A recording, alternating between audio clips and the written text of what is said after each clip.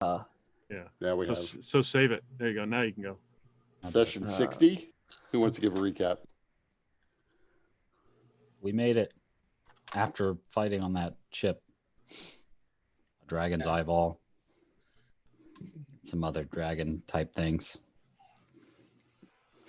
Yeah, Did so anybody, we, by the good way, right there was the brass sword. Did anybody keep that?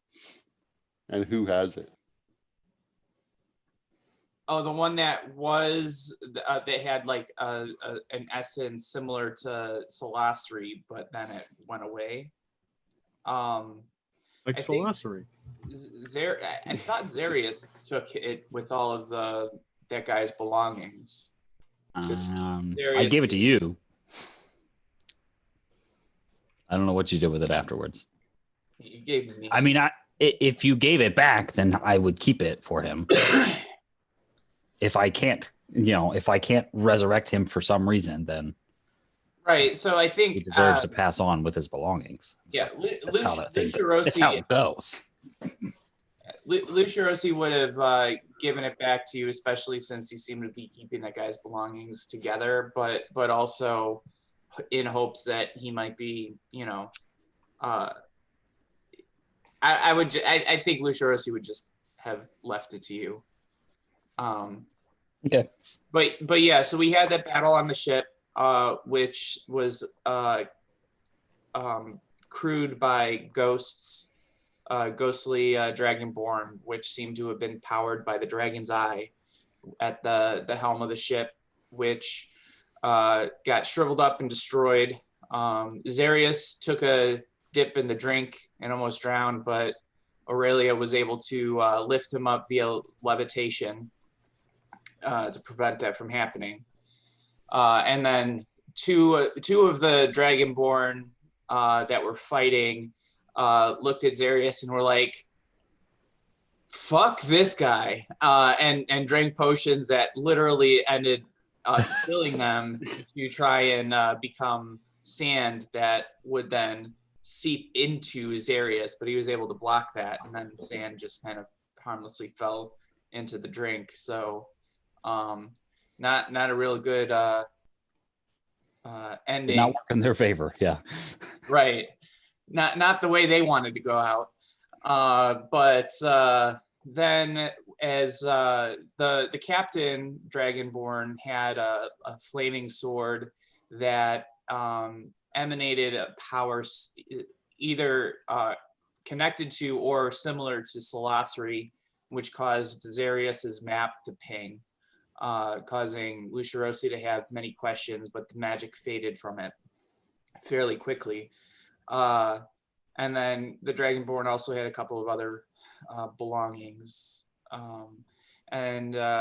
So using the materials from that ship, we were able to repair the initial one and sail and finally successfully get to Cartha. We were waiting in line and we were told to go fuck ourselves because we had so many corrupted in our party, but then revealed that, hey, we're the Colossus and the Deadpools, we got comics and everything based on us. So, and they're like, oh, okay. Let me go get our leader because he probably has work for you. And Lokey was like, yeah, bye. And she teleported back to her place. And then, so we went in, the leader, what is his title, counselor or Duke? He's Duke a Duke. Aurelius. Huh? Duke? Yeah, he's a Duke. That's he's right. also governor is another title he could go by because he's governor of this province. Right. So he informed us about the stuff that had been going on in Cartha with a storm similar to what seemed to have been manifested over the prison, but that eventually the storm went away, but there was still some kind of rot contaminating the river downstream that was impacting fresh water. And also there were a lot of people who were sick, both from the previous storm as well as from the water. He also revealed to us that, according to his sources, there were reports of a city that had been literally scooped out of the ground, and other cities that had similar catastrophic things happening to them without much explanation as to what's going on. So he suggested that we take a rest, and then once we're ready to, he would appreciate our investigating of the river, and also let us know that waiting a while for their scouts to return with more information would be beneficial before we headed out. So then once we were done in his court, we went back to the place where the Colossus and the Deadpools had their office. And I can't remember the dude's name. Shinjo. Shinjo, that's right. And Shinjo had turned it into a museum and restaurant. And so we were able to convince him to let us stay in the other quarters that he had, and we paid him the rent up front. And he's providing us with the lodging and also free meals, but then is also definitely taking advantage of the fact that we are now staying there to boost his sales. And then from there, we had some downtime stuff going on. Lucirosi was using a lot of time to heal the sick and provide free water to those who needed it. Nimrod was selling water on the black market and getting some information. Aurelia, I think you were connecting with the horn. No, Well, I'd that already already done happened. Huh? She already did that back in Trioti. I was doing Oh, research with T-hole, I think. What Yeah. were you researching? No, you were attuning to the thing. For which thing? Well, I mean, there was a few hours, I guess, that you spent attuning to the horn. to the I was wall. back in Trioti. Yeah. Oh, that was there. Before you fought the doppelgangers. I think they were looking Okay. at the old Emperor weapons or something along those lines. Yeah, that T-hole did do that. I do remember that. Right. He didn't do too well on that particular one. He did find a shortcut, essentially, between if you want to go to the Wormlands, a somewhat That's right. potentially quicker way that would cut like 6 months off the travel time. And then at one point, Nimrod discovered information that we had assassins after us, and in particular, Daggerface seemed to be after us, which seems strange. And then so Zarius, he used some of his abilities to scry, to attempt scrying on Daggerface, who we saw reading a book in a room. We also saw the Praetor's daughter, Nerva. And she was apparently grabbing some dude from a battlefield and ripping his face off and adding it to her collection. A hobgoblin. Yeah. Which you know, She turned some of you would realize that suggests she's still basically out in the West, engaged in this war.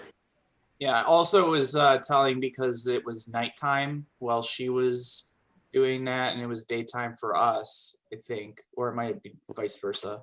No, it was nighttime where she was, or at least it was dark. Right.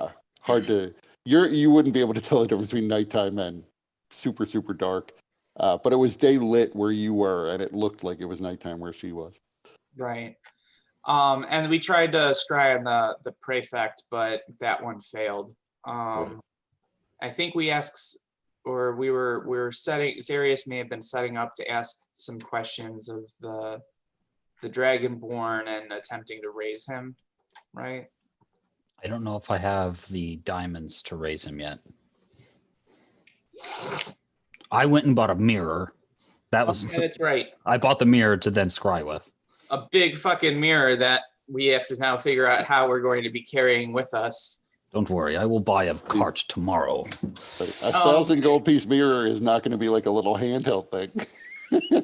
It could be very ornately carved, for all I See, know. you're right. I just figure that it can't just be like a 1 copper piece mirror with a giant ass ruby set above it. Very made out of very intricate other things too. Right. Right, but I mean that just gets to the if I ever Bunch of needed gems. a 1,000 gold piece mirror, I really just have to get 1,000 gold pieces worth of gems Gems and and get put 'em somebody all to around. set it in a shitty mirror. I have a decent quality mirror at least. I see no reason. It's the ceremony of it, obviously. In my game, you need a very good surface in order to be able to form the image, and so that's why it's 1,000 gold pieces. But that also gets you like people don't take that much time to make tiny little mirrors that are worth that much. An So interesting it thing is would be, 3 Should've- feet by 4 feet, should've- and potentially fragile because it's silver coated glass. Should have gone for the crystal ball. or an interesting thing would be to find somebody that with some skill with not just as a artisan but also as a transmuter and turn ruby dust into a slick surface on the mirror, so then it's not just a mirror but it's also a red tinted mirror that's made of ruby. That would be cool. Ooh. So Yep, you definitely probably could find a smaller version that was itself somehow magical. I hadn't considered that, but that might make it worth 1,000 gold pieces and be more compact. What would a 1,000 gold piece a crystal ball look like? Well, I mean, if it was made of crystal, it would depend on really what kind of crystal it was. Again, because I know the because of the size, nature, right? Because of the nature of the spell, I would say that it would have to be kind of like close to perfectly round, like a good, nearly perfect crystal ball. Otherwise, though, crystal orbs are in the player's handbook, so it would probably be around like a pound or 2 pounds, and at least relatively compact. But those aren't 1,000 gold pieces. so Right, the ones in the player's handbook aren't. This would be like a much more precious sort of crystal. And typically, you could find 1,000 gold piece mirrors in a town that has rich people. Most people don't buy 1,000 gold piece crystal balls, so there's not going to be like a store to go to. Crystal Right. balls are us. In fact, anybody who makes a crystal ball that's that valuable probably intends to turn it into the magic item at some point. Or they're super rich and this is just decoration. yeah. Yeah, Well, next step is Lucerosi to was get, so Nimrod didn't actually sell water on the black market. That was discussed, but it hasn't happened yet.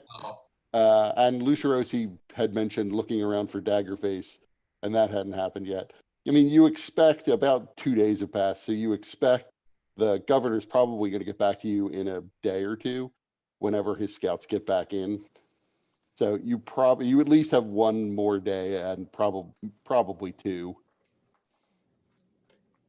yeah. So the day after Nimrod mentioned the that Daggerface was looking for us, Lucerosi definitely would have been out trying to find Daggerface. So how are you going about trying to find Daggerface?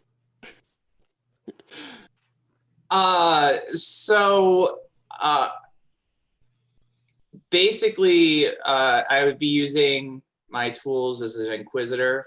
So I figure because this is Kartha and Lucerosi's pretty familiar with Kartha, he would probably use his resources with the local guard or constable or whatever serves as like a police force. He'd also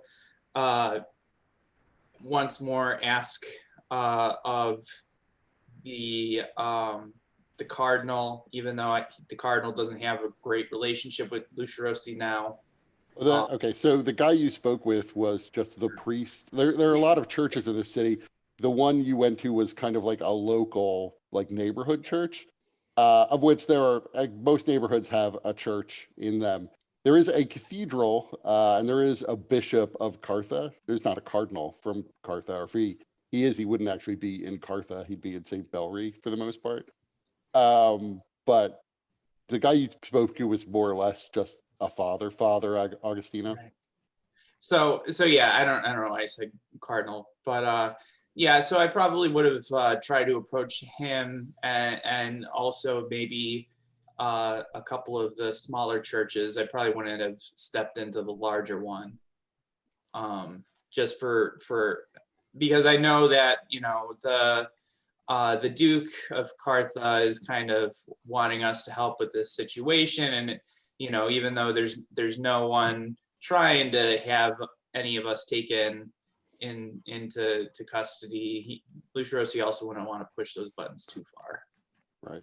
So yeah, so none of those, the guards or the people in the church would know Daggerface off the top of their head.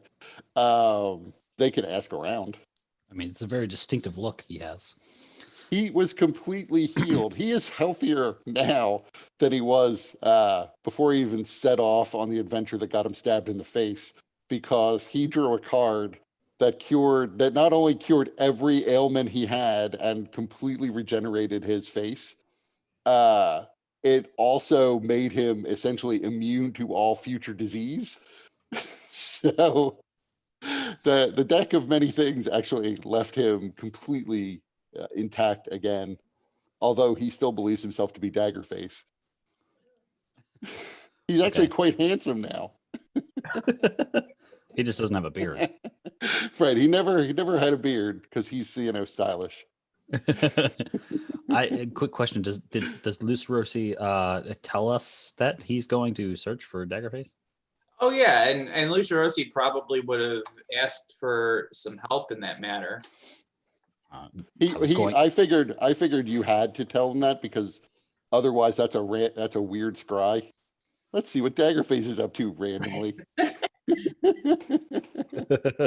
Yeah, I thought that Nimrod had discussed that openly with the group, and Yeah, he would have. made it pretty clear. Yeah, that, and we scried on him, yeah, but I'm just asking if you let us know in the morning that you're going to search for him. yeah, I definitely, Lucia Rossi definitely would have let you guys know. I had Go for intended to company, send him a but message. he would accept not having company. I Nimrod intended looks to at you. send him a message. Wait, You sent a sorry, what? message. Darius guy, yeah. I had intended to send him a message. Oh, well, if you can send that message, then I'll wait for that if you're able to do that soon. I could do it now. That'd be helpful. I think it would be important for us to figure out what is going on. It can only be a short message. Is there anything you wish to convey? Maybe don't assassinate us. He is an assassin after all. So Lucia Rossi would take a moment to think, and he would suggest perhaps setting up a place where we could meet and letting him know that we would be interested in meeting with him.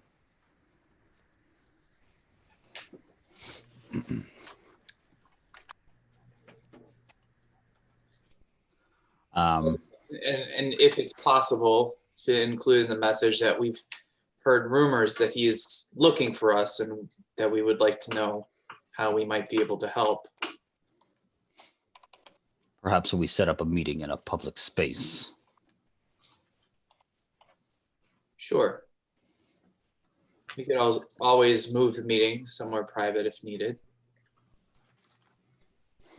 I only mention this because it is difficult to convey many things in a message. Well, you are the one casting the spells, Arius. I would,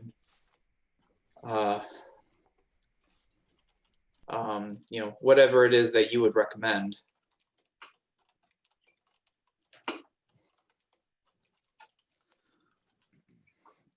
Do I know of a place that we could just meet? Like I don't know, like a town square or some shit. There are plenty. I mean, there are plenty of places in the city where you could that are public that you could meet. There are several different like marketplaces within the city. There are public parks and gardens that you could meet in. All right. I mean, the restaurant in below even does a pretty brisk business. So Well, I don't want to bring them here where we are.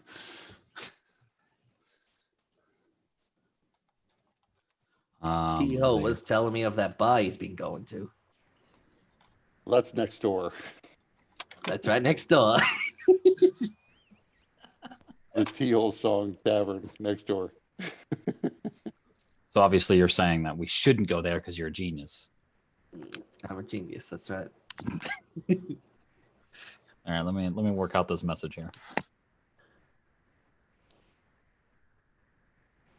So, Loosh,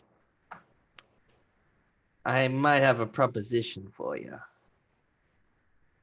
Is that so, Nimrod? Yeah, we should talk privately. If you wish. So, yeah, so I'd walk you to like another room out of earshot. I'd be like, so I've been collecting some information on like, the water and all this kind of stuff. Now, you've been pressing a lot of buttons, at least with like the local crime syndicates around here. But I've got something which might help. But there is a certain stipulation that I'm interested in, which will which will be to the benefit of a lot of people. I'm listening. Okay, so when I was captured, I collected some artifacts, I guess, and this one, and I pull out a vase and start pouring it, and it just doesn't stop running out of water. I'm like, oh, it doesn't run out. And there's a lot of people who are interested in the city about it. That could greatly alleviate the problems that the city is dealing with, at least until we can address the problem with the water. Yeah, so the thing is, I've talked to my contacts, and I don't want to go into the local crime here. I don't want to go into the Duke either. How about it goes directly to the people, right? Okay. And then we get them to be charged, reasonable prices to sell the water off to like, the richer families. We got to make them rich. Wait.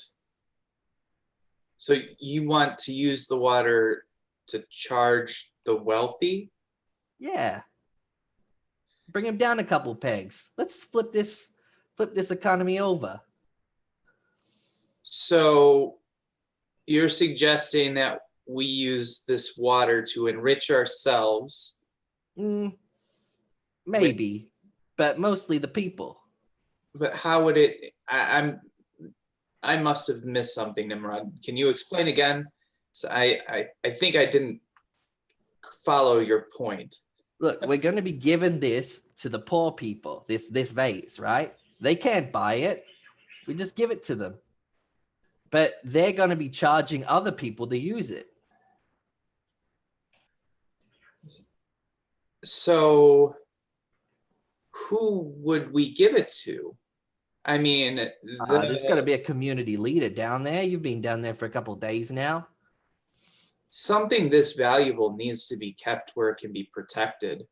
If if any, whether it's the city leaders or the crime syndicates that you referenced earlier, if they learn about this, they're going to try to take it by force. That's true, but we can't give it to the Duke because he's in cahoots with everyone. And we can't give it to the crime syndicate because they're just going to be selling it off to the richest player. My suggestion then would be, because Don't you say it. Don't you say the churches, Lush. I am concerned, as you are, that in the wrong hands, this would be used as a tool to further oppress those who really need the water. But if we can keep it safe, perhaps we can make sure that the water gets to where it needs to go. So How exactly does this work? How much water can it produce? How quickly? Well, when I was doing my research, I could have made, well, upwards of a couple 100,000 gold. Let's just say that. So a lot of water. I mean, do you want me to Yeah, Nimrod yeah. would have worked this out. So technically would you- speaking, a theoretical limit, the decanter could make 432,000 gallons of water a day. Now, that requires containers to hold 432,000 gallons of water. And it would require somebody to keep reactivating the geyser function every 6 seconds for 24 hours. So probably less than that in practice. But that is, essentially to live, the 250,000 or so people in the city each need a gallon of water a day. Typically they use more than that, and that's not counting like agricultural uses. But it could almost solve the immediate crisis of some people are forced to drink the shitty water. So what I'm wondering, and this is Lucirosi talking to Nimrod, what I'm wondering, Nimrod, perhaps we can find, I mean, there must be some kind of container big enough that we can go to the different sections of the city where the container would be large enough where it couldn't really be moved, and so people couldn't take it out of that area. But then the people in that area would be able to access the water freely. So yeah, I thought about this, Lush, but that makes it hard for business because the Duke's going to be coming down hard on these areas. You got the fountains, right? You got the public baths. Both of these can be filled, but as soon as like the Duke and his people start coming in, or at least the crime syndicates hear about it, it's going to be bad news. But I mean, the Duke, my understanding is that he's rationing the water. He's not charging people. So the fresh water that they have. Well, after they keep a fair bit for themselves.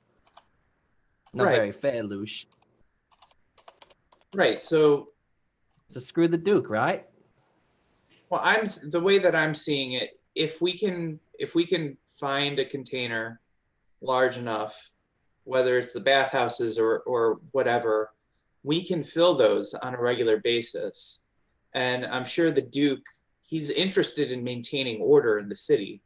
He can set up his guards and the militia to make sure that these places are protected so that those in those communities can access the water. The other option that I see is refilling the reserves that the Duke has on a regular basis, and just having the Duke continue the way that he's rationing the water to the citizens, but in a way that's more generous, because if the water doesn't need to be rationed so strictly, then people will have more access to it. I get you, Lush, but this doesn't help the people in the long run. It's just going to keep them alive. We want to make them some money.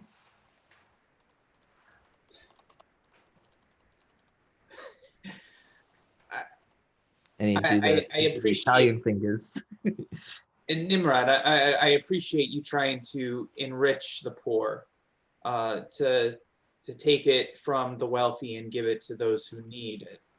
I'm not sure if there's a realistic way we can do that, though. And I think more importantly, right now, we just have to make sure that people's needs are being met to keep them healthy enough for us to address the main cause of the water shortage, which is whatever is rotting the water upstream. I don't know, Lush. I would just interject to Zarius. So you get this response back from Daggerface. But keep in mind, if Daggerface is looking to assassinate you all, he might be lying. He doesn't necessarily have to reveal where he is.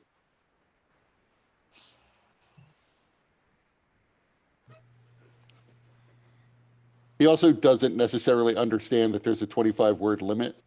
So his message went a little over long, and I just deleted a couple words at the end.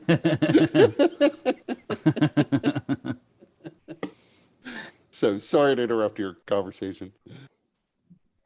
So, so Nimrod, I think your heart is in the right place. I'm just not sure how we can do that in a way that's realistic. The only way that I could see that happening is if we ourselves were using the water and charging the wealthy for its access to this, and then giving the money from the proceeds to those in need. But those in need don't need money so much as they need water. Well, they're gonna need money after this. And Sure. And for that, we can donate whatever we find along the way, any treasure or anything that may find its way into our purses as we address the circumstances upstream. We can also, or Zarius, did you ever reveal to Lucia Rossi a giant bag of gems and gold that you are carrying around? I mean, I'm sure Lucia Rossi has seen it, but Which ones? from the that monster where I was not able to be there.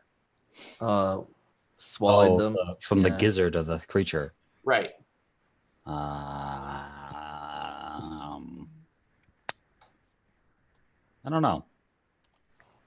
I mean, how would you have hid it from Lucia Rossi? I don't know if he would necessarily have hidden it.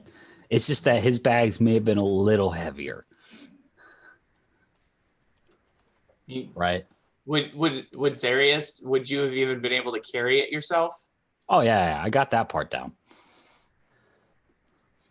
Okay. We all know he's got it though. Well, at least Nimrod does. It's he wanted to cut straight away. I guess it's kind of obvious that I have it. Right. But I've not talked about it. Okay. So mine. So Lucia Rossi would just say, you know, we have our own wealth that we can donate to the people. No, but look, this water is the greatest wealth.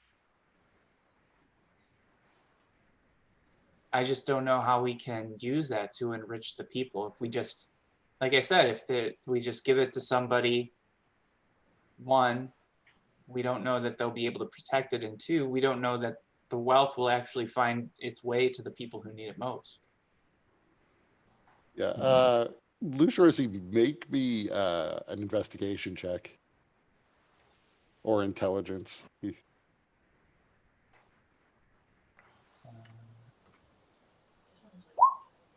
It's a disadvantage.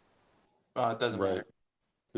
But you would, in thinking about it as you're having this discussion, you would also realize that if you could provide, say, 400,000 gallons of water, that would significantly impact the price that the black market is charging.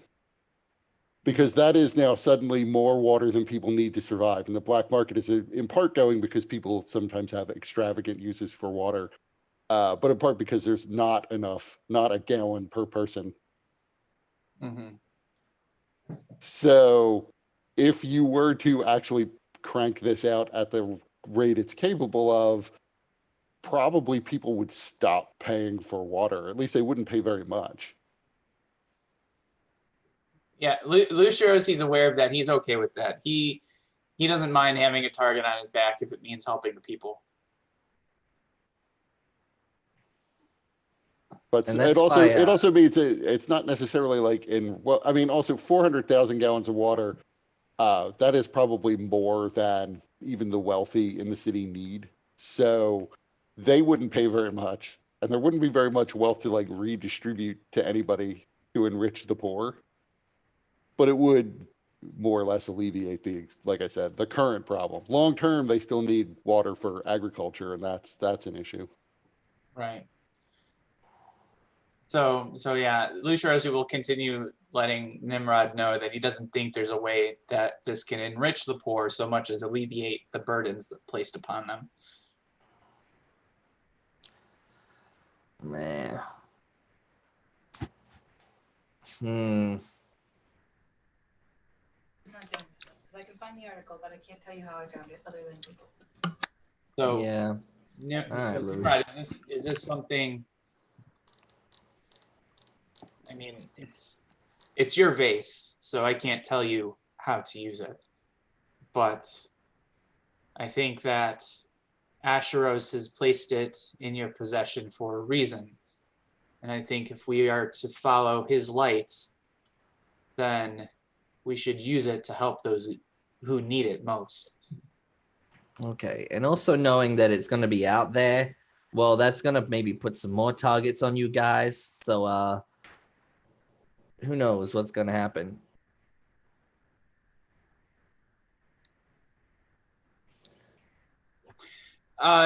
Kurt, Luciosi's sense of the Duke, is he one that if we were to loan this to him, would he, one, honor its use to help alleviate the people, and two, be willing to return it to us once this issue has been dealt with?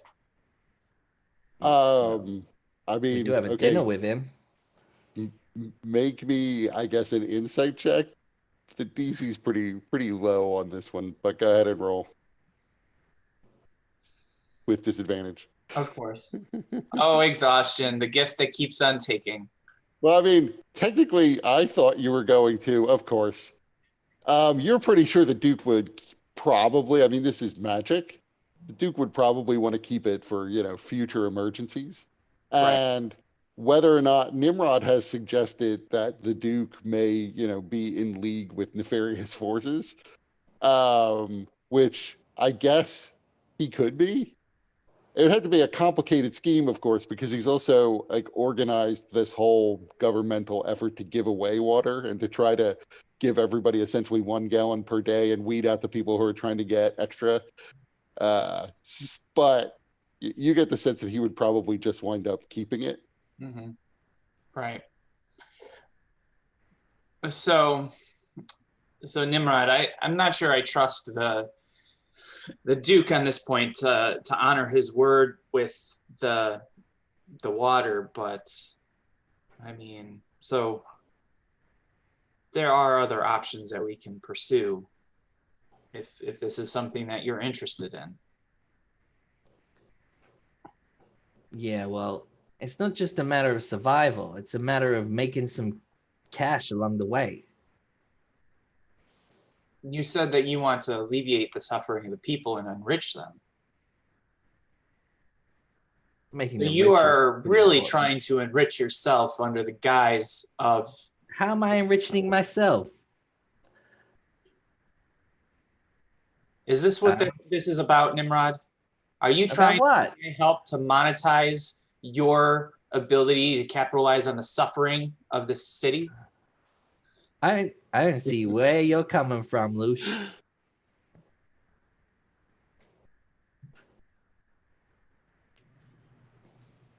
I just know that I've got something which can help, and I don't, bringing down those wealthy peeps down a couple pegs. Well, that'll be helpful for everyone. Yes, well, they will be brought down a couple of pegs by not having a monopoly on the water and not charging those who need it from them.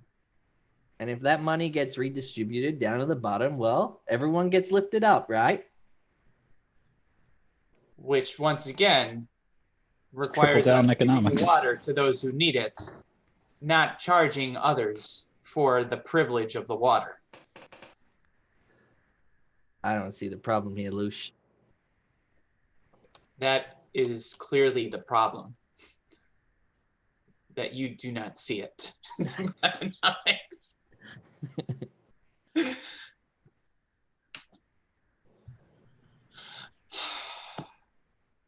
I can't force you to use your vase in a way to in the best interest of the people. But if you wish my help on this, we're not going to be charging those who need the water. What if they don't need it and they're just trying to sell it again? Well, if we provide And we get into the enough same water, problems that the Duke's gonna get. Great. if we provide the people with enough water, then they won't need to purchase it. So what you're saying is you want to flood the market?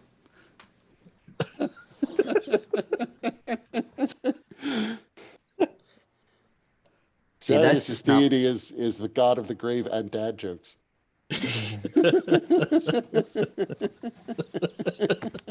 See, that's just not profitable, Lush. We need to work on No, some it's way to not. make But that's not money the out of point. this. That's not the point of this. That is the point of this, Lush. Nimrod, You make the most out of these situations by helping those who need it greatest. and making money for them. No, there's no, like I Ah. said, we if that is truly your end game, then we make them money by having them not have to spend it on water. One less expense enriches their purse.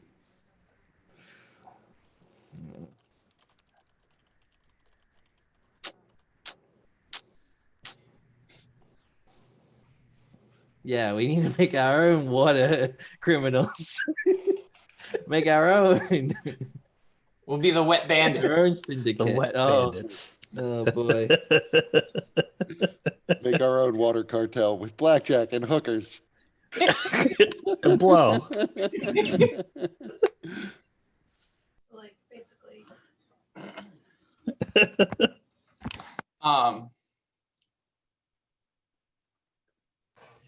Nimrod, how So you two are arguing over there, and just Zara's is like, "Are you two finished?" Yeah. I think at this point it's like like getting louder and louder. So you guys Yeah. are starting to catch on what is going on. Now. Right. I mean, I at this point I would say Nimrod is aware that Zarius is sharp-eared enough to go a significant distance away before having this conversation. But if the volume escalated, it might not have been far enough. yeah, and I mean, As- even as if, it- and I'll as say it- this: it going has nailed- across the room, it does not matter. I could just watch you talk and know what you're saying. But 'Cause I can read he lips. did say in a different room, although this is mostly one big room.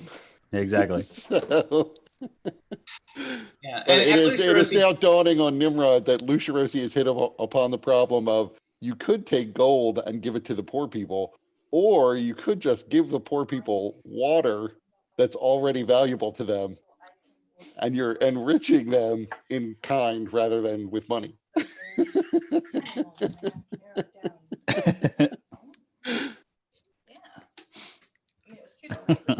we'll discuss this later, Nimrod. There This is, conversation but not- it would also eventually, there is still the problem of containers. Like while there are public baths, most of those are fouled too. Okay, I understand. So you'd have to like drain. I mean, actually, you'd have to. There's probably no place in the city you could go that would take 400,000 gallons of water, unless there's like a cistern or something that you're unaware of. So you probably at some point you would have to find somebody with enough resources to get you access to some containers big enough, or probably a series of containers big enough. Yeah. See, I've been discussing this with Yeah. Brendan for a while. Like, what are the practical problems as opposed to just assuming that this will work for 400,000 gallons of water? Yeah. So you got either have to stumped go to on the that. Duke, of the people you know, the Evanclad Brotherhood probably has resources that could help you solve this problem. Yeah, but as soon as you say, "Hey, I need lots of water barrels," they're gonna be like, "What?" Right. No, absolutely. They are going to say, let's do, hold on, we'll get out our like local guild econometrician to figure out Mhm. what is the revenue maximizing volume of water, which is probably going to be significantly less than the 400,000. If you go to that. the Duke, who knows who he's in league with, or how he'd use the water. This isn't really Lokexicus' sort of thing, although she does know a lot of people. So maybe she would know somebody. She certainly knows rich people who may have things like swimming pools that could be filled. Conjure barrel. Conjure barrel. Special so spell. that would definitely. So Lush Rossi would enjoy the opportunity to ask Lokexicus about if there's any local philanthropists or among the wealthy people or anybody who has any of those tendencies to try and help the poor. Are there any people that we would know of that seem to be of that caliber, at least from back when we were here last? I mean, nobody who's engaged in pure philanthropy, like a possibility Lucia Rossi might know is to actually go and talk to the bishop, who, like I said, there are people who do have private swimming pools, which is probably the largest single container you're going to find here.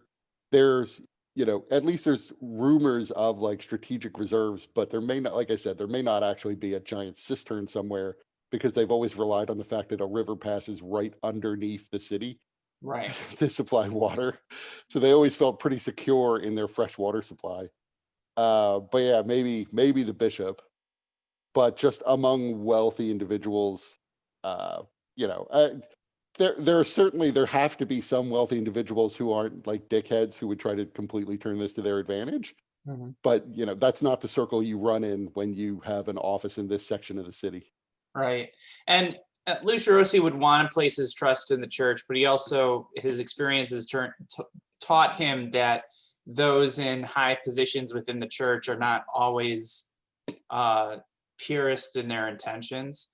So would Lucia Rossi, from his knowledge of the Bishop of Cartha, believe that the bishop is has a caliber of character to help with this situation, given the decanter? I mean, give me another insight check. Okay.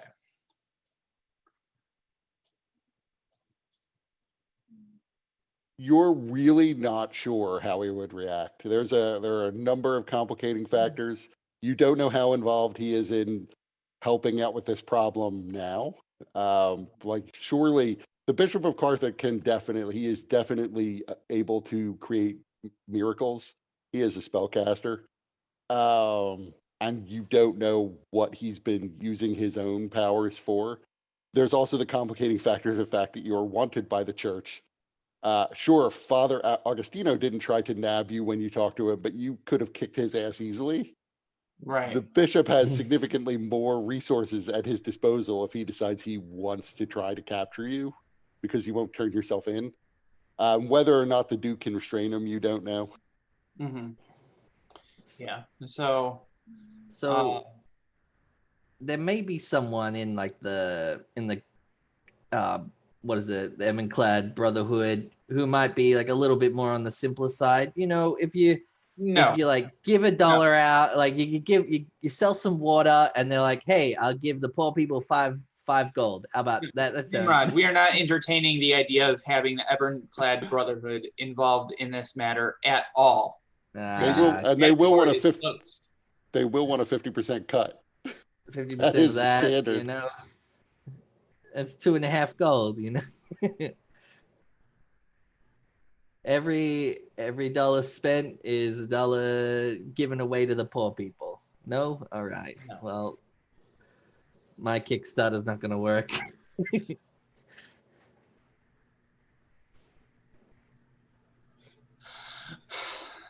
Zarius, I apologize for you've been so patient as I've dealt with Nimrod. Yeah, he's already talked to Daggerface. Yeah. He did Have not you wait. gotten a response from Daggerface? Yes, some time ago.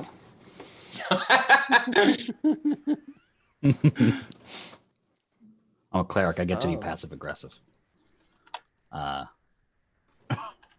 Whenever I'm not So- aggressive, I get to be passive aggressive. But So what does your would-be assassin say? I do not believe he is in the city. But he said he would take efforts to meet us at the Plaza of Saint Something. I mentioned Deneva. one. I Right, mentioned. Yeah, I would say I assumed you picked a place. Yeah. Nearby, there is there's a fountain in the center of a place called the Plaza of Saint Deneva. So I assume that's what you named, and he probably was responding that that's where he was going to meet you, but Deneva got cut off. So Right. it's just the Plaza of Saint. But you don't think that he's here? I did not get that sense. What gave you that sense that he is not here? We traveled with him for some time. This is the way he spoke. I'm not thirsty. Just gave me that sense. Okay. I was not aware that your spell allows for that kind of direct contact. I always imagined that it was just the person receiving the message would hear the words and you would hear the words respond. I wasn't aware that you would hear his voice as well. Look, with a nose like that, he could probably smell him from here. Hey, Zah. Huh? No? All right. What do you mean? I mean, I would say this: Perfectly interpreting, proportionate for his race. as I said to Zarius, with sending, I assume that you could do like an insight check, but it's a disadvantage because it's like getting a text. Right. You're trying to read things into the text potentially. Oh, okay. It's a great Key and Peele bit about that. Well, if he said he would try to meet us there, I think it's worth going. Did you indicate a time in this exchange? No, but neither did he. But again, I Yeah, do well, not believe he is in the city. and but his message we got would likely cut have off. time. If this evening I have not used another of my spells, I will contact him again.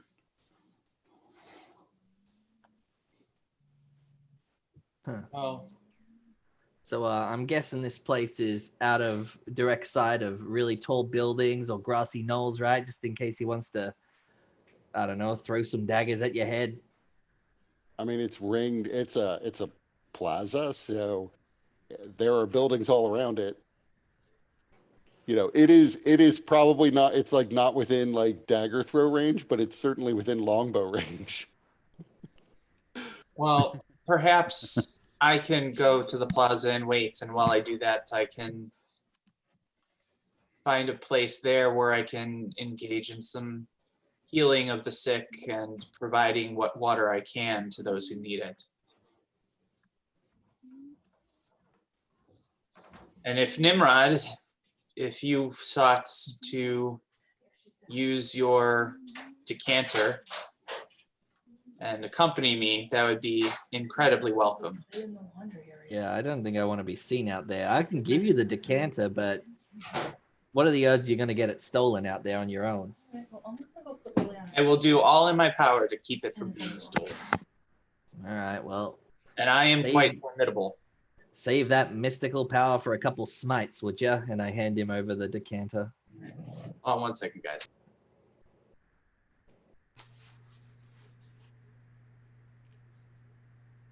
Did you just hand him the decanter? Yeah, Yeah, you'll never Uh, see that again. I know.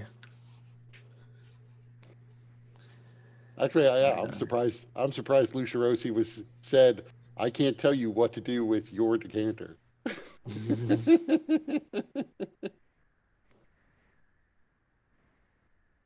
So, what is Aurelia doing while all this is going on? I'm gonna follow T Hole to. He was studying somewhere. I think it was near Browall He Keep. was studying, right? He was studying in the what is the library of the University of Cartha, which is Yep. in Browell Keep, or just outside Browell Keep. And I'm going to send you a message of what I'm going to be studying.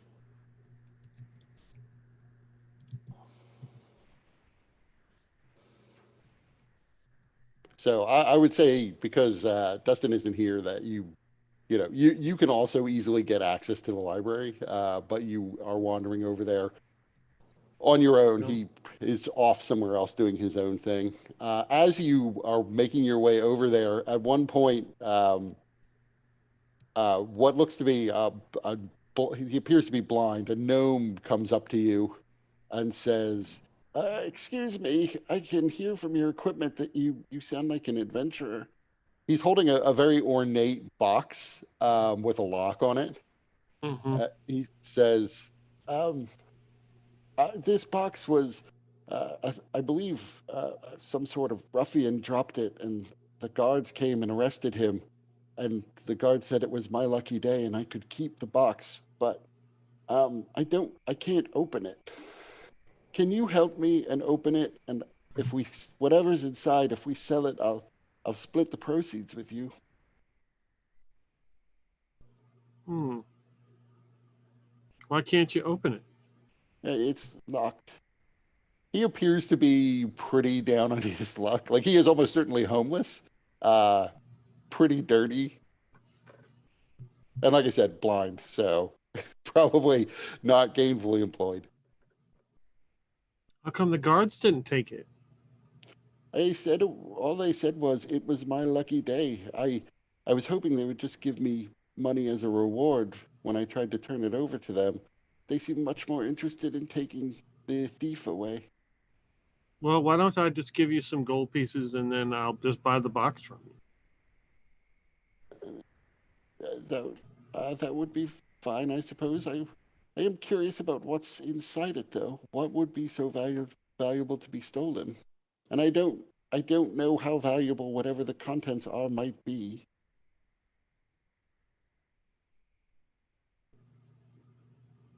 Can I insight this guy? Sure. See if he's telling the truth here. Yeah, look into his blind eyes. That's not bad. Well, they give a lot away. He seems like he's telling the truth.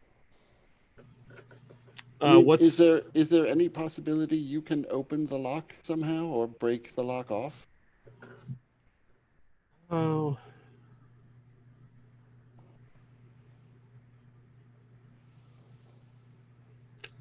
I don't have thieves' tools, do I? Nope. What's the lock look like? Does it look? I mean, it's not. The box is relatively small, so it's not incredibly thick. You probably breaking off the lock would probably be very hard without simply snapping the hinges off of the mechanisms that's holding the box shut.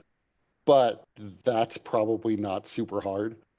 Like with a dagger and a little bit of elbow grease, you could probably pry up the locking mechanism from the box, the latch essentially that this lock is securing. Okay. What about the box itself? Does the box itself look nice? It looks reasonably nice. The box itself is probably on the order of it probably cost somebody like a gold piece or three. It doesn't look like it's like a strong box to keep thieves out necessarily, not determined thieves certainly. But it's nice. It looks a little bit like a jewelry box. You don't say.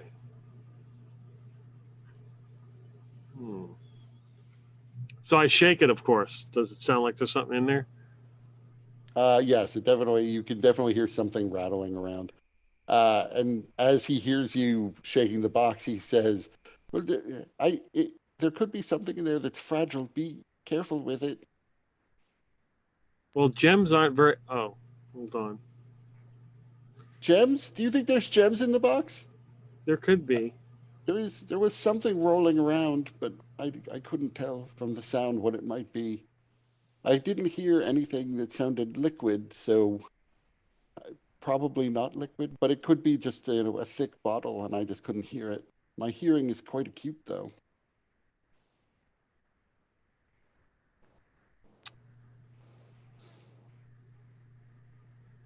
All right, so I'll take out my dagger and start to open the lock. So are you going to try to pick the lock with your dagger, or are you trying to just force the box open? I guess I could try to pick the lock with my dagger. I don't know how well I could do that. Are you proficient with thieves' tools? No. Okay. So then the DC is going to be super high. Yeah. but give me a dexterity check. Yeah. Close enough. Don't do its job. Yeah, you're not able to spring the lock. So if to force the lock open, give me an athletics check.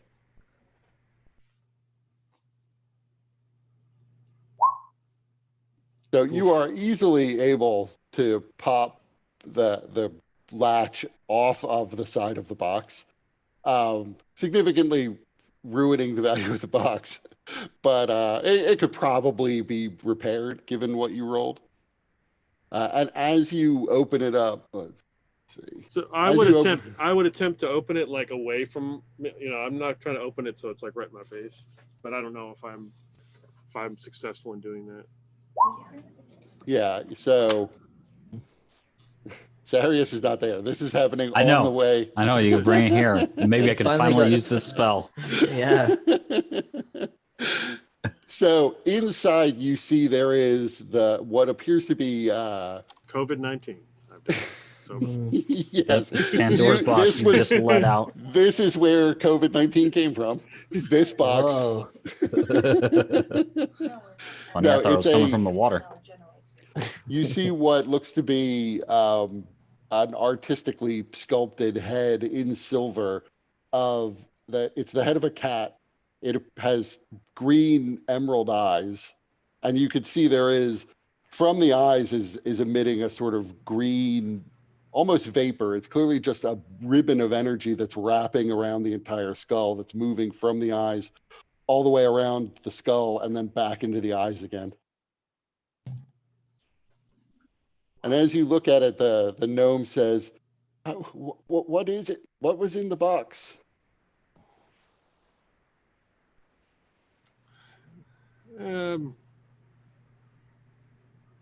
It's not very interesting. Well, at least we can see what someone will pay for it. And then I will split the money with you. And as he's talking, a woman comes up and says, "Oh, that's very fascinating." She seems to be an older human woman. Oh my! Do you know what that is? Of course I do, don't you? I mean, I believe it's the crest of a cat lord. She turns to her. She has a half orc who's accompanying her. She's like, "I need my purse. I'll buy this from you. Are you willing to sell it?" And the gnome is immediately, of course, like, yes, I'm willing to sell it. She's like, I close the box. She takes her purse.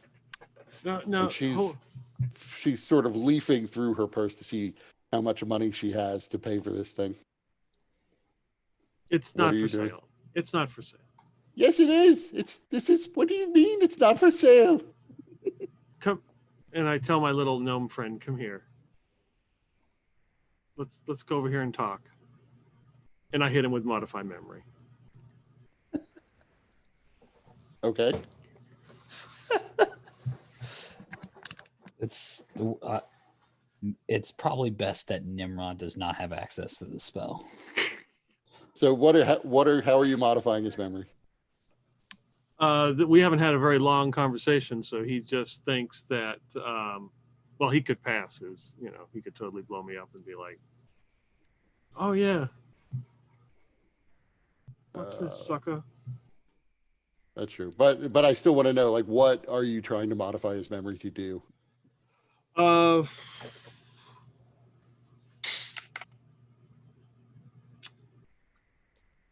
That we have that whatever is in the box is just a mundane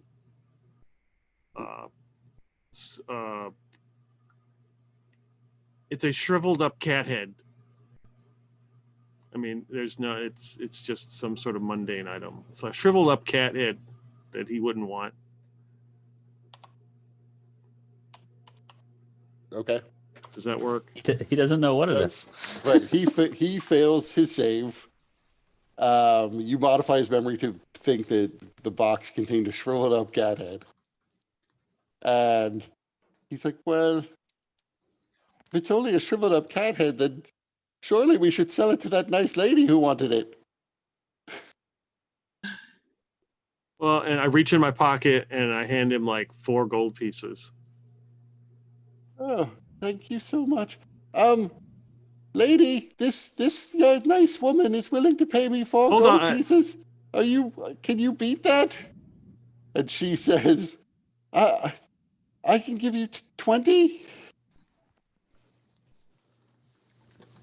And I say, oh, and I point behind her and I'm like, but that other person over there, I think, is willing to pay more. Oh, well then we should. He's like reaching out, fumbling to take the box from you. We should go find that other person then. Oh. We should get as much as we can. I'm trying to get the lady to turn around. Over there, why don't you ask that person how much they'll pay?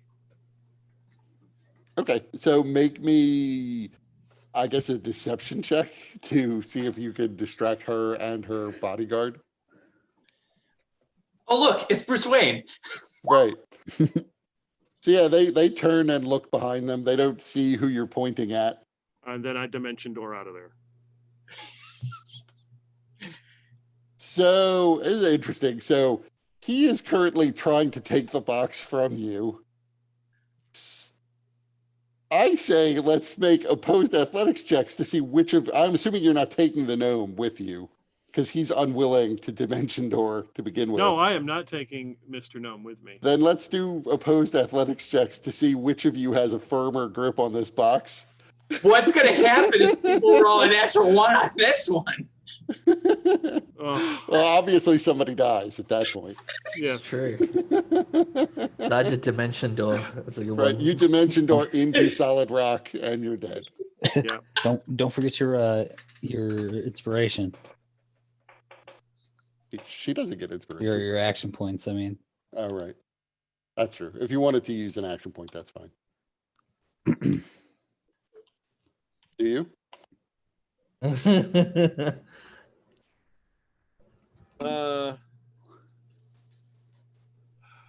don't know. What are the chances you're gonna roll again this session? Well, who knows? What's the only time you burn through all your spells? The time I was trying to get that damn box. Yeah, we're gonna be here for at least another day. Zarius is just off buying a cart, like maybe a donkey. Okay. All right, I'm going to use an action point. Let's see if I can get something higher than that. Yeah. All right. So this little gnome is way more athletic than you would have thought.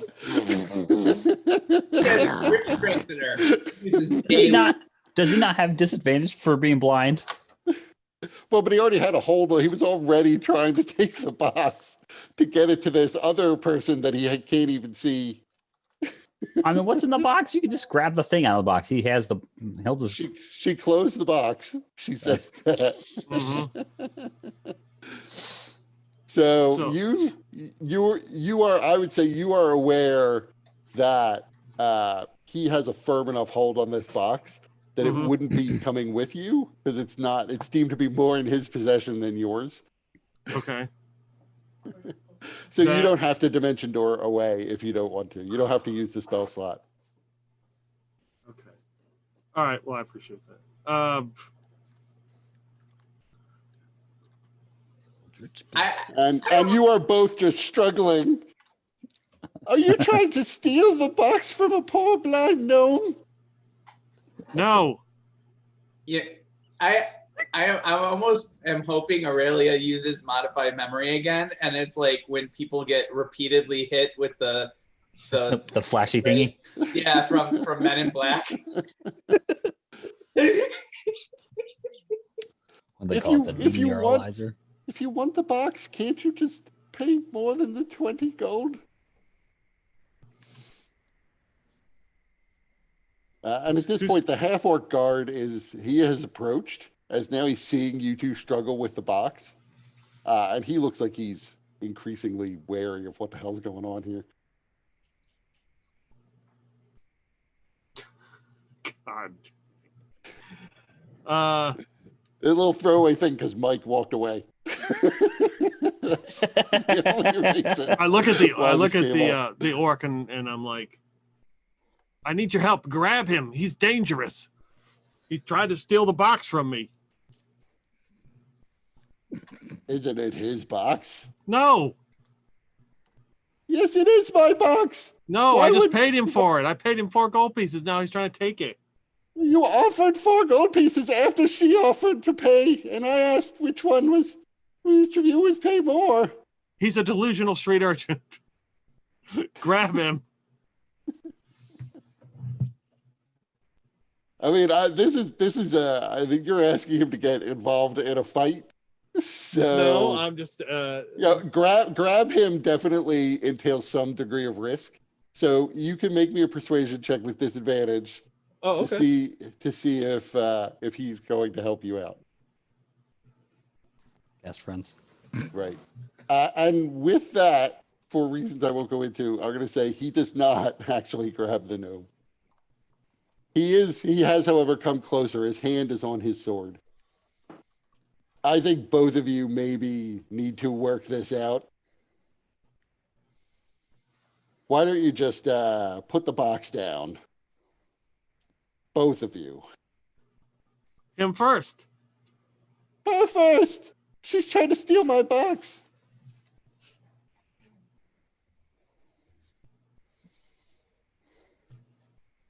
And the woman who offered comes up and says, I'd be willing to give you as much as 50 gold for the box. And the half-orc says, that seems like a pretty fair offer, I think. You'll get your 4 gold back. Actually, he never really took the 4 gold. You offered it. But the half-orc says, you'll get your 4 gold back. The gnome will get his 50. I don't know how you two, were you splitting it or what? You'll get whatever part of that you were supposed to get. We get the box. Everybody walks away happy.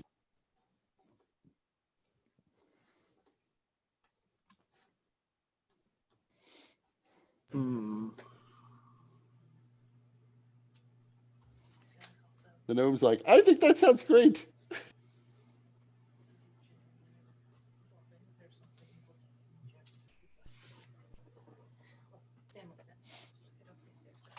Unless, if you would give me just the 20 gold she originally offered, I'll let you have the box.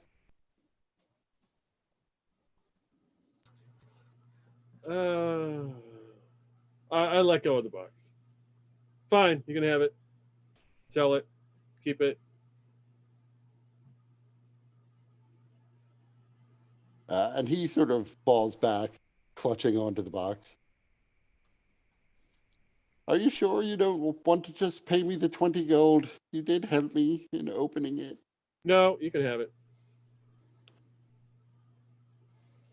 Thank you for your help, then. Don't know how this became so complicated. And he goes up to the woman and says, you said you'd pay 50 gold. She's like, well, that's when I thought I had a counter offer on the table. But I'll give you 25. And the gnome accepts that. Money's exchanged and she takes the box. Okay. The gnome goes wandering off with his money. At this point, he's, you've all attracted a lot of attention. And so everybody's sort of watching the gnome scuttle off. He goes down an alley. The woman and her bodyguard, she hands the box to the bodyguard who puts it into his backpack. What's your passive insight? Probably I'll have pretty that terrible. open. Passive insight, not very good. No, that doesn't help. Oh, there it is. 12. So yeah, I mean, you see, they look more or less relieved that this is over with, and the pair of them then wander off down the street. Okay. I think for a moment about thunder waving them, and then I walk away.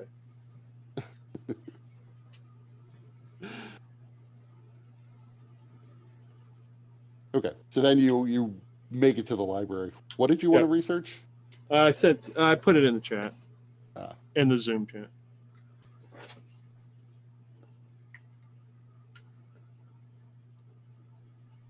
Okay, so make me 3. Well, the shadow plane you can definitely find things on. Yeah. But make me 3 investigation checks.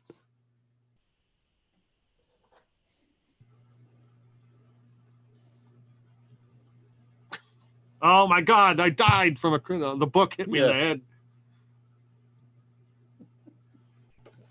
So I will send you information on those things privately, except not that much on the shadow plane. Yeah, I'm completely lost on that.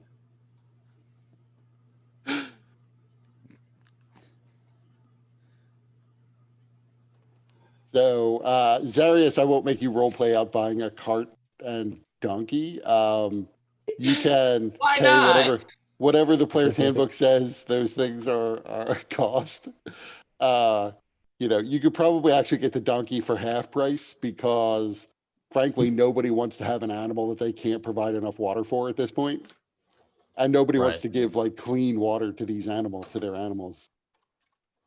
It's not a problem for me. Right, you're not wasting it on the poor. So you get a half price donkey and a cart at the normal price.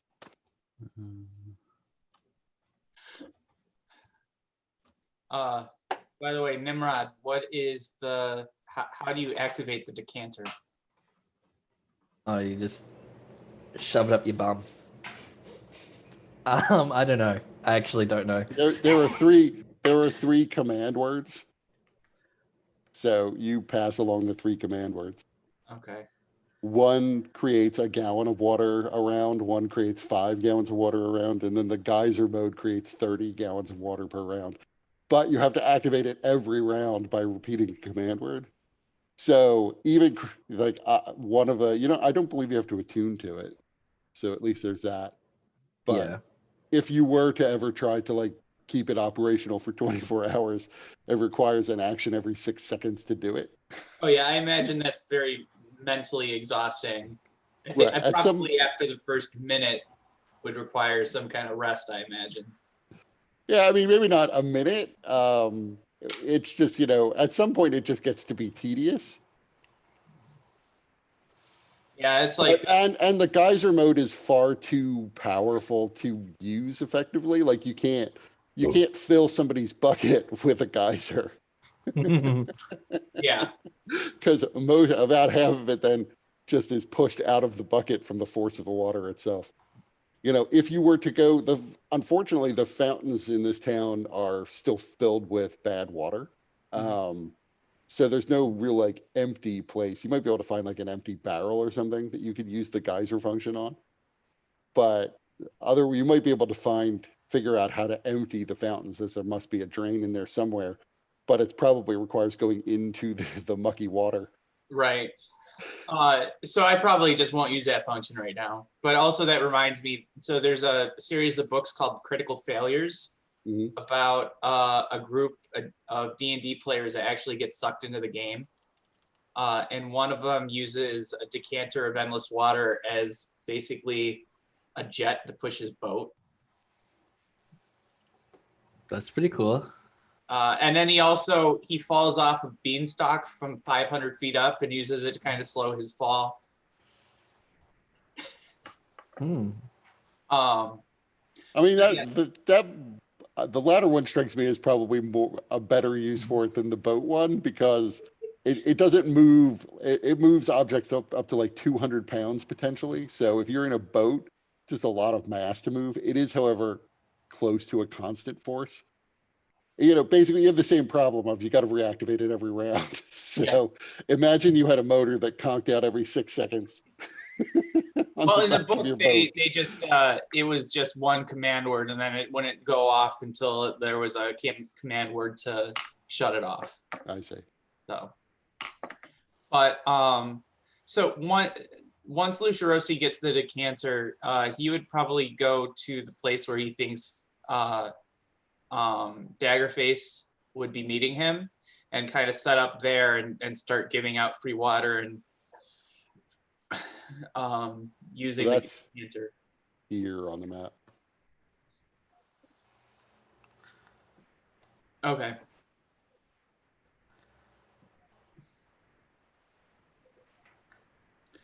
So that's probably how I would be going about doing it. Nimrod would be interested, but not interested enough to like be participating. I think he'd be like on the outside, probably more so scouting where an assassin would probably try and take Lucirosi out from, and I'd be like walking around those areas. And that would be very appreciated. Lucirosi would much appreciate that, especially since he knows he's going to be a target, but also feels like the works merit the risk. And Nimrod doesn't want to publicly show that the Ebon Brotherhood that he's got a mess like a water decanter which has endless water. Right. So I mean, this plaza is fairly big. It doesn't look that big on the map, but it's because of the scale of the map. There are plenty of places that, unfortunately, that assassins could hide. There is enough of a crowd here to get potentially free water from Lucirosi. All of whom seem to be just in awe of this sort of miracle of the jug that won't stop pouring. And Lucirosi, you get the sense like you don't have I assume you're not taking a lot of time to explain how this is happening. Right. So they are kind of just attributing this miracle to you individually, not just to the jug. So I'm not gonna. I mean, Lucirosi, he's just trying to get it out there. If people want to form their own opinions on how it happens, I mean, That's right. This is the first time it ever occurred to me. What if Jesus just had magic items, and that's all of it? He was just a guy with a bunch of magic items. A basket that kept producing bread and fish, and everybody's like, "It's a miracle from him." Candles of water walking. Just a ring of water walking. It's a common item. Well, it's an uncommon item, so he could have easily found that.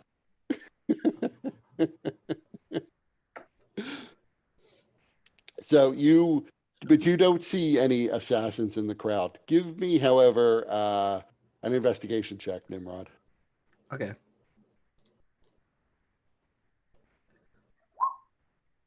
At disadvantage, but it doesn't. 13 is the first one anyway. So yeah, I mean, there are plenty of everyone who is there, who isn't like walking away with water they've just been provided with him. Kind of seems like they're just milling about.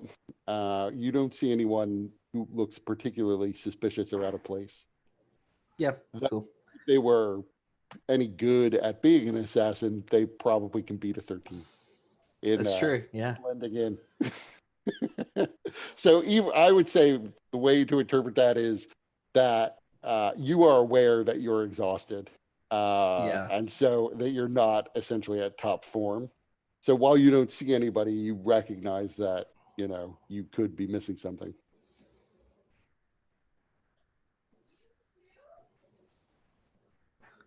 So Zarius, you get your cart and donkey. The donkey appears to be pretty dehydrated, but he was cheap. Yeah, that's fine. I'll get it back and then I'll give it some water. Capri will have been keeping up, I think, just because, well, maybe not, but she will now. When you get back to your base with the donkey and cart, you have to like park them outside. There's no place there's not like a stable attached to this particular building. It's in the middle of a block. There might be, you could probably rent out stable space nearby, or you could like hitch this thing to a post. Most people aren't gonna, like I said, most people aren't looking to steal animals at this point, and nobody's gonna steal like an empty cart. Right. But you can't take it like up the stairs. It wouldn't fit. No, I understand. So I guess, I'll find a stable. Does the stable require some sort of payment? Yeah, they definitely would require some sort of payment. I mean, they will. The stable hand tells you like they're at the moment he can't promise clean water for the animals. The animals will drink dirty water because that's all they have for them. But they will provide feed for it. Then the cost is like $1 a day. Then is this the person who's in charge of the stable, or? He's probably not the owner. He seems to be in charge of it like right now, but he's probably working for the guy who actually owns the stable. I would ask to speak to the person who owns the place. He should be back here in a few hours. By around sunset, I would expect him to be here, but I can't leave here to go and fetch him now.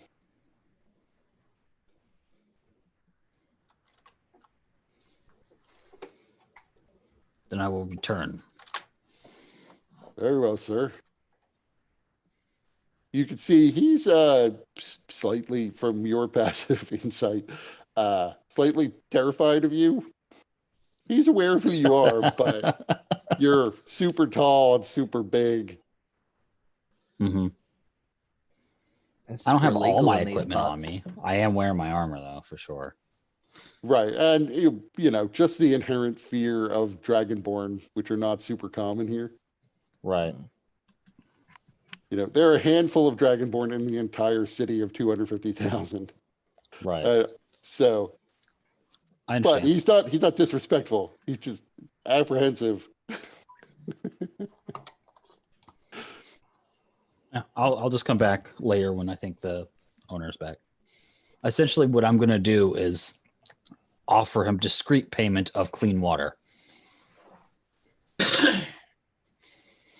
Because Kefri can create or destroy water, so Right.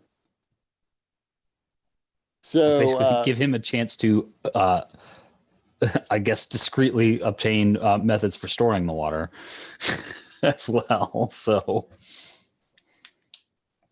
up to him how he wants to do it.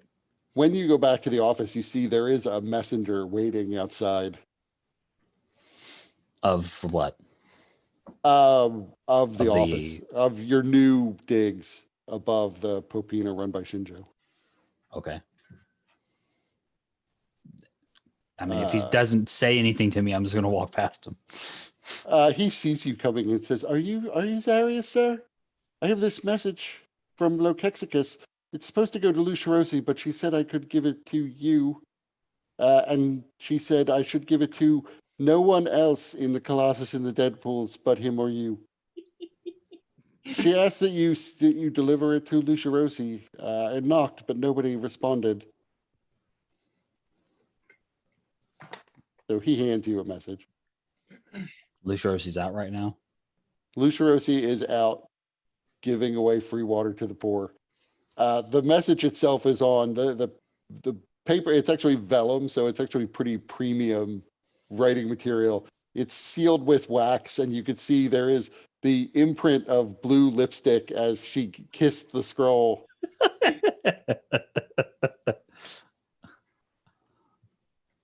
I don't know how many letter correspondences we've received. Well, we've done with her. Is this a common theme? Not the kiss. I mean, not even the quality of the paper. Actually, she would usually use. Got it. She would usually use standard parchment paper. Well, different inside pocket than the map. Go take care of the stable business. So when you go back, the owner is there, and he is, I mean, blown away at the offer of like, how much water are you offering? More than enough. I Throw this out here right quick. Up to 10 gallons, it says. right. I grudgingly accept your offer. It's like, I can provide you with, can bring in a barrel. We could store the water there. Obviously, your donkey would receive whatever ration of it wants. And Very he good.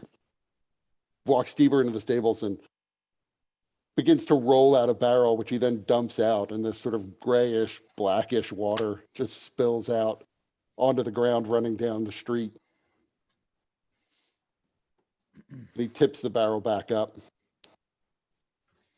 And I'll just I'll have Kefri like invisible the whole time, and still perform the spell.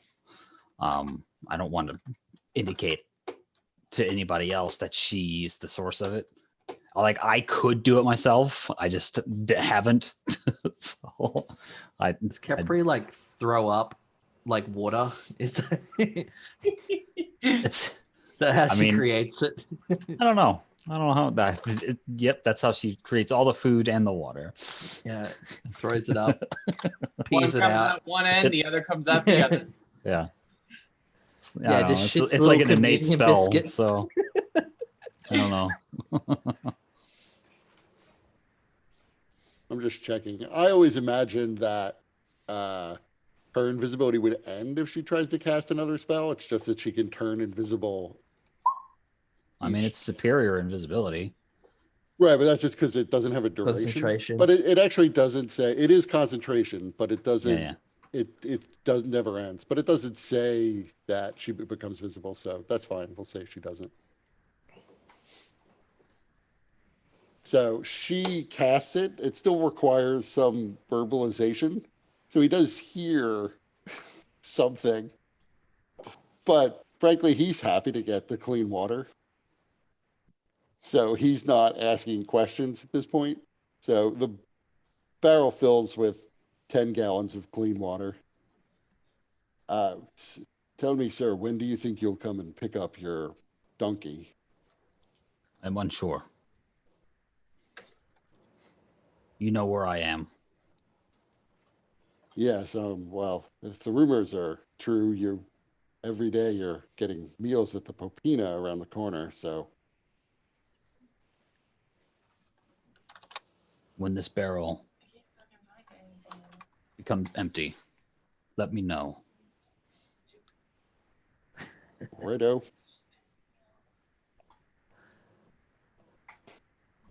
Yeah, so because there's a black market for water, the barrel may become empty pretty quickly. Yeah, you turn around and he says, "It's empty."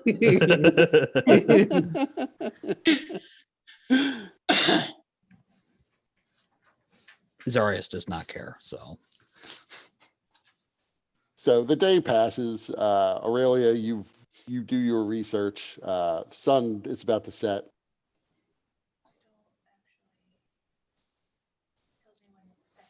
Okay. You notice, by the way, Zarius, when you go back, like obviously the Colossi and the Deadpools just sort of come and go. They have their own things going on in town. So you see them sort of sometimes in the office. Some of them you never see at all. They just don't come by.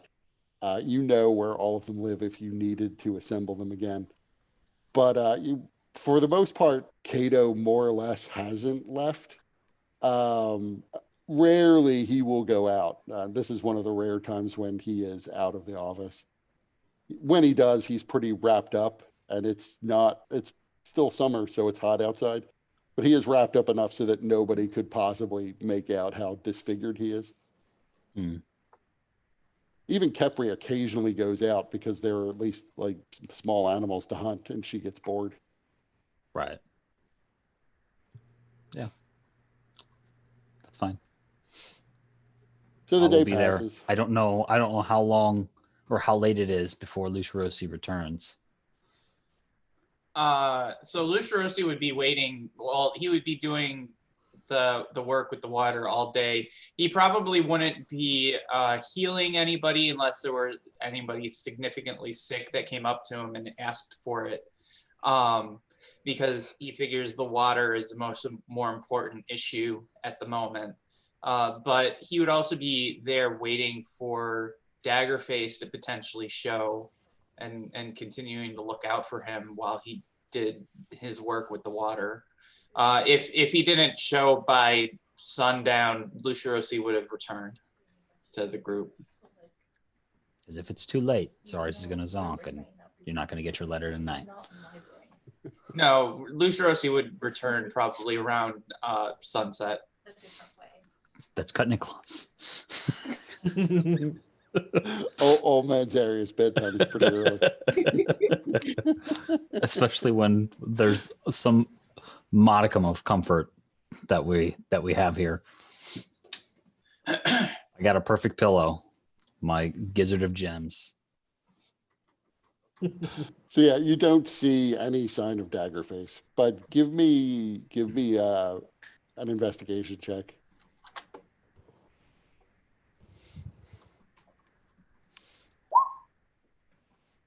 So yeah, you very much like Nimrod. You see a lot of people who are sort of milling about. A lot of people are disappointed at come sunset when you're getting ready to leave, as the crowd size is more or less constant after the first few minutes of you getting there. The first 30 minutes to an hour of you getting there, I mean. So when you leave, people are significantly disappointed and are coming up saying, are you coming back? Yes, I will be returning tomorrow. And there's a groan goes up among some of the people. Other people sort of like look nervously at each other. And you head off. So I would be like, as I'm walking, I would probably continue filling like containers as I walk by. Okay, so as you do that, you're filling containers.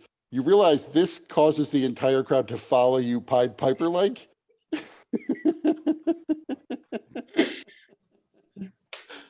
And because you're filling containers that are essentially sort of happen to be on like the side of the roads that you're taking.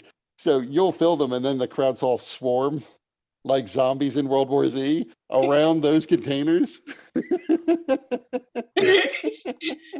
Yeah, Lucerosi would take a minute before he realized his mistake, and then he would call out, "I'm sorry, I will be back tomorrow to fill water as much as I can," and then he will leave. So you make your way back to the office, as does Aurelia. And because the decanter is such a valuable resource, along the way, I would probably try to stop at some kind of vendor where I can grab a pair of manacles and manacle it to myself, if possible, because I definitely don't want the possibility of losing it. Yeah, I mean, so you obviously couldn't lose it in the course of like all day making water because it's in your hand and it's like the focus of what you're doing. I would just say I think getting manacles is probably not something you're going to wander by like a manacle shop. Like most, even blacksmiths don't tend to have manacles on hand. somebody must make them somewhere, but you're not entirely sure. You would given what you did, you would probably know where there's someone who might have manacles on hand, a smith, but it's not exactly like right on the path. Okay, so I would probably head there then before I went back to the Shinjo's. So I might actually get back after Zarius's bedtime. So it takes you about half an hour to make your way there. You can buy manacles from him again at whatever the PHP price is. I did forget that I was going to great. message.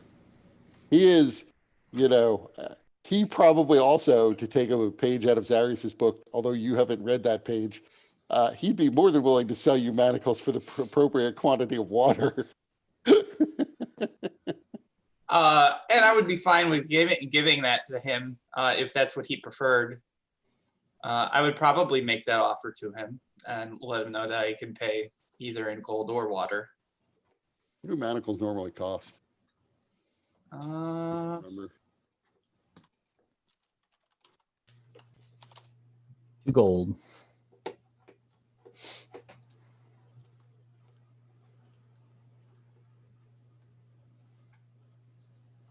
How much did you say? 2 gold pieces. I had manacles once upon a time, but I lost them at some point. So yeah, if you'd give him a gallon of water, he'd give you manacles for that. Okay, I would do that then. And then I would immediately manacle it to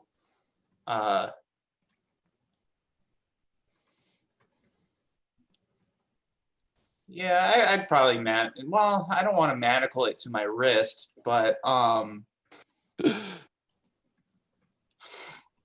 just picturing like one of those briefcases filled with cash.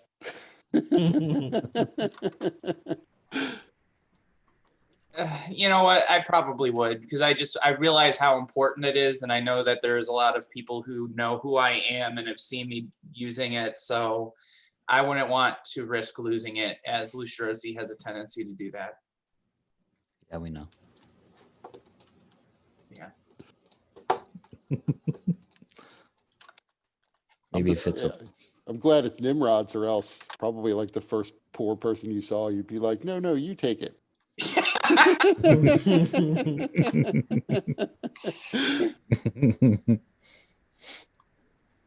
So you see Lucerosi returns back. It is now probably like an hour after sunset. He has Nimrod's decanter firmly manacled to his wrist. So I remembered I was gonna send a message to fucking Daggerface.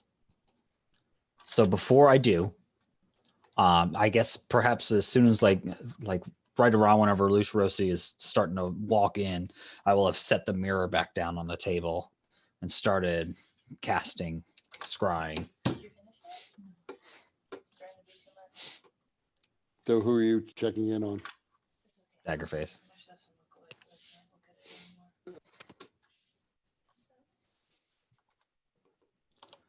DC 16. What is it, a wisdom save, I think? I think so. Yes, wisdom save. So he failed. Cool. You see him. He appears to be. He's not in the same room you saw him in before. It appears to be dark again wherever he is. But the area he's in, it seems to be made. It's made pretty much of stone. It's pretty garishly decorated.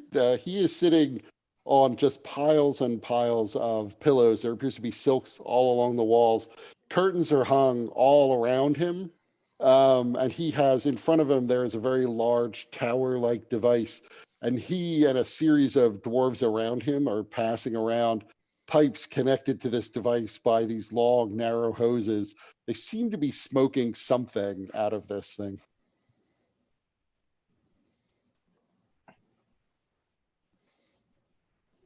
So, is hookah smoking a common thing around here? No, not. I mean, you would be. That's true. You would be aware of it because you're from so far south. You would have come across hookahs before.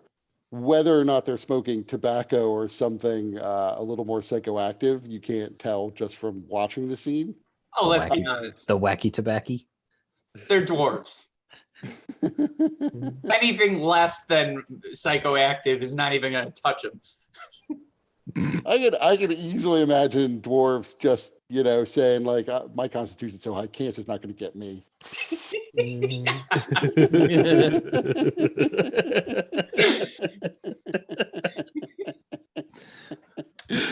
You know what?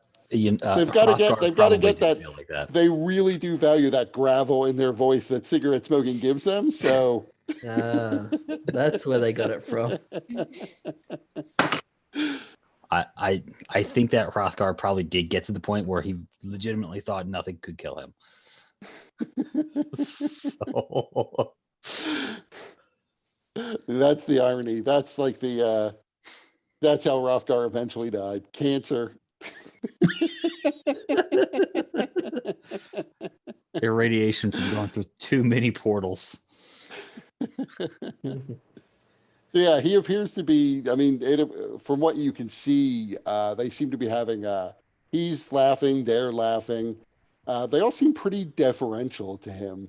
So you gather that he is higher status than them, or possibly they all look to be fairly rough. So maybe he actually did form an adventuring company, which he talked about. He talked about joining an adventuring company, but maybe he's the leader of this company of dwarves.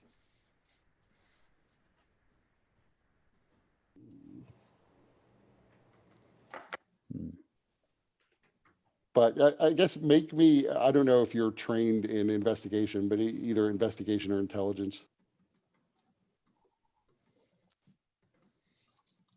No. So yeah, that's pretty much all you can make out from the scene. Where it is hard to say. Lucerosi's there. What He could see it. Right. Oh, I imagine I walked in after you started all this casting. Or did you wait till I kind of just pictured like as you're walking in, I'm putting the mirror down. Oh, okay. So you can also make me an investigation check. 10 minutes of me casting, so Lucerosi still looks like bleary-eyed and unrecovered from all that traveling.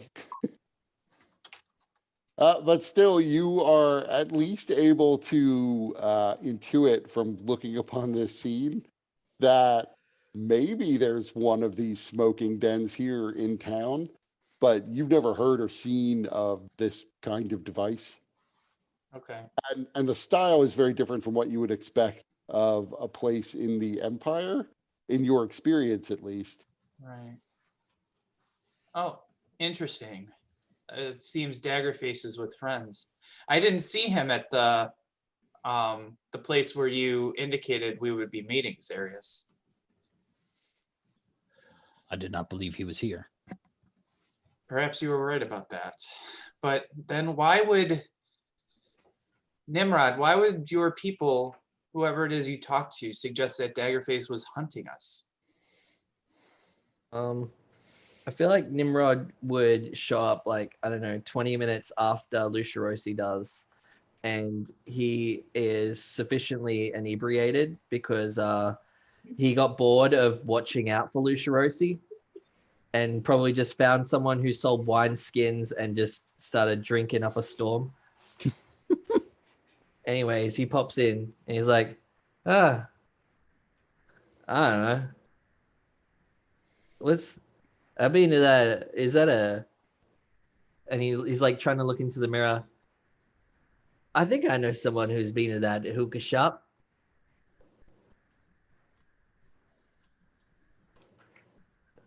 Or maybe I haven't. I don't know. What are we talking about? Right. So, anyways, so Zarius, so if Nimrod isn't here in the city, and it seems Nimrod, or if Daggerface isn't here in the city, and if Nimrod, we'll ask him later about his sources, but I guess I'm a little confused as to what's going on. I do not believe we have anything to fear from him. No, I didn't have anything to fear from him, but I was concerned. I mean, Daggerface is a friend, and so I can't imagine what circumstances would lead him to want to hunt us. If T-hole excluded. Well, If he I mean, seeks us, I as believe for it the would be for circumstances, T-hole. there are. So what Nimrod conveyed is that there are contracts out to assassinate you. And several people have let it be known that they are looking at collecting on those contracts, including Daggerface. So the reason would be presumably maybe partly the grudge against T-Hole, but at least partly to collect whatever bounties are being offered. So that makes sense, more sense to Lucirosi, but he still wouldn't understand Daggerface taking money or had that a contract being lucrative enough to override, their friendship, or at least being comrades in arms. T-hole excluded. But I forgot what else I was going to say. Oh, I'm sorry. I also forgot. Sarius and Lucirosi, make me perception checks. That I'm good at. Are you? We'll yeah. Hey. I mean, there is something about when you're watching Daggerface, there is an odd sort of something about the connection that this scrying spell has made is causing like the whole scene to sort of subtly shift from like side to side and up and down. It's a slightly different effect than you saw the last time you look at Daggerface. It's almost as if the entire room he's in is rocking back and forth. Someone has to fix the tracking. Right. I believe he is on a ship. Ship? I mean, that would explain the rocking. Oh. Is Aurelia here? Has Aurelia gotten back yet? Are we not supposed to? We're not supposed to be out after nightfall, or There's no rule saying you have to. There's no curfew if that's what you're asking.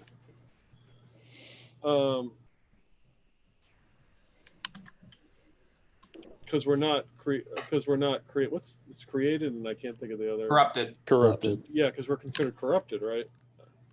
Yeah, but there's still there's no legal curfew that requires you to be inside. It might be unwise to wander the streets, particularly as a corrupted at night.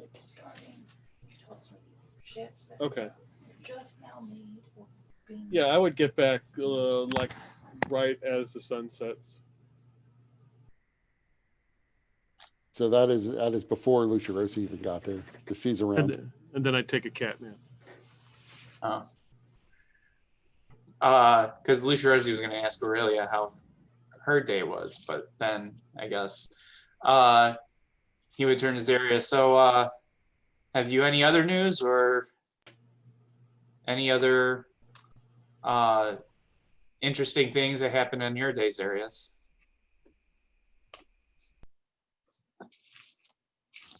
So Zarius would be sort of just watching and making sure nothing else shifts in the scrying, since it lasts for 10 minutes. But without looking, he will pull the letter out and hand it over.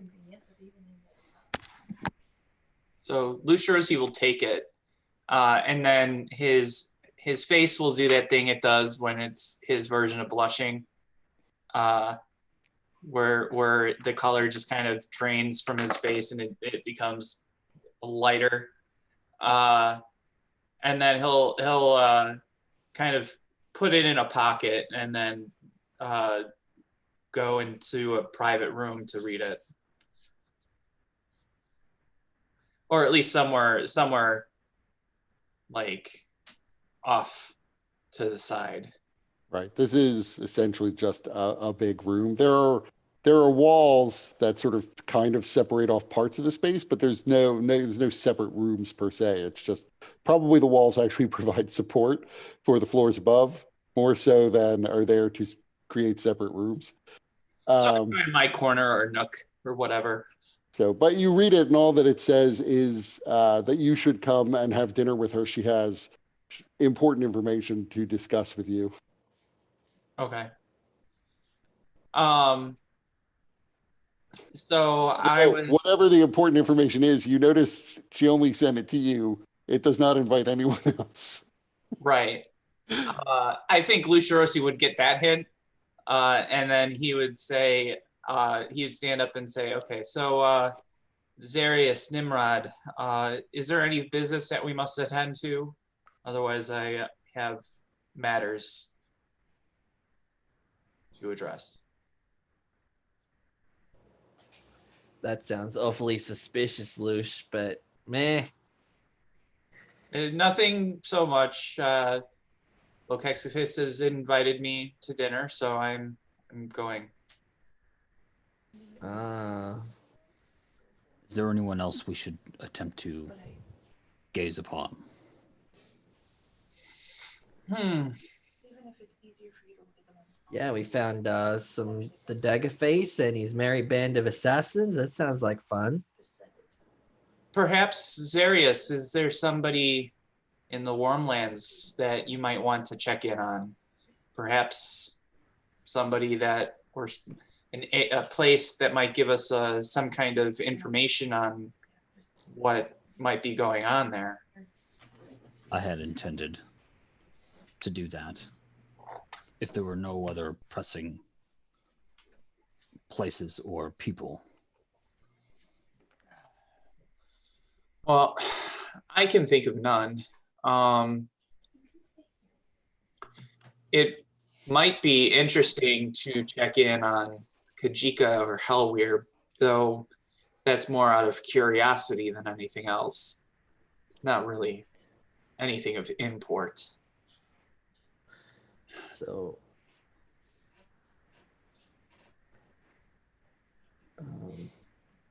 So, In yeah, due time. I would just say, Tony, I think it's a good suggestion. You definitely would know some people who are still in the Warmlands. I don't know how many years you've actually been away.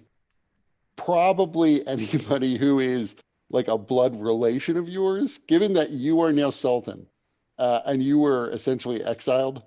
That Mhm. must mean that like a lot of your relatives must have died off, that they didn't become Sultan before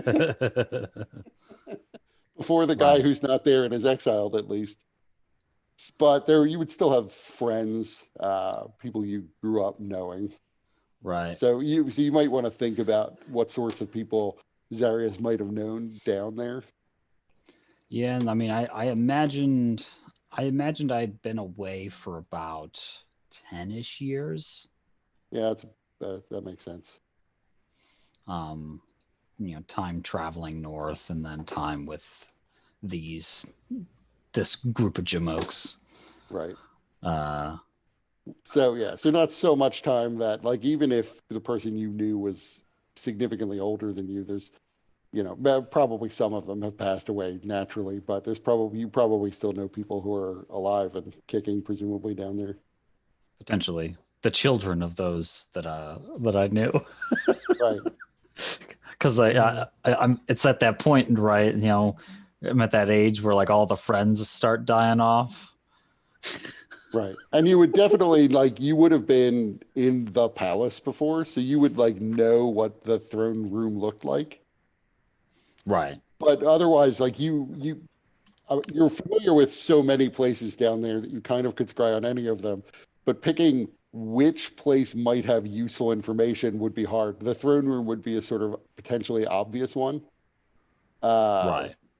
Because at least you could see who was in the room at any given time. Outside the palace, you might be able to see something from outside the palace. Maybe, if there's something going on near the palace.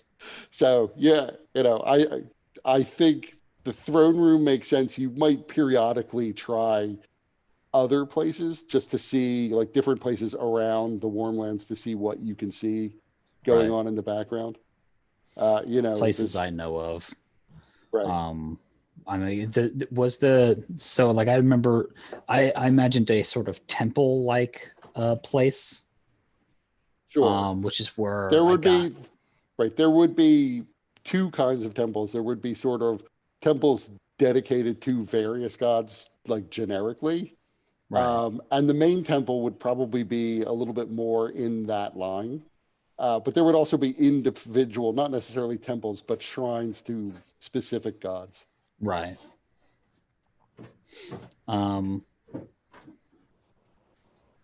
Yeah, because like my staff came from the temple. I thought it was good, but I didn't. Also, Ophelia really loves her tower. Yeah, so like I guess those would be the two places I would check first. Would be the palace area and the temple. And then I guess let's see, how many spell slots do I have left? So one scrying was done. I only have 2 left, so those are I only have yeah. That's it for tonight. Okay, so you wanted to check the temple first? Yeah, I think I'd go to the temple first. So there are various rooms in the temple as well, but assuming you're in the sort of the big central area where most people would gather, you realize almost immediately that there doesn't seem to be anyone alive in there, and it is completely dark, pitch black. Mm. Okay. And that in and of itself would be unusual, it's all inside and there's no windows in this giant stone edifice, but normally there are fires that are kept lit. Right. Just because we can't see in the dark, so. Right.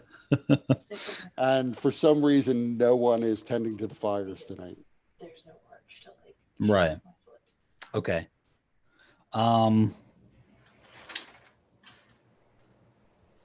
Okay, what would I do? I'll flip a coin because I figured I imagined there was probably a person because because I had been sort of getting a little more advanced in age.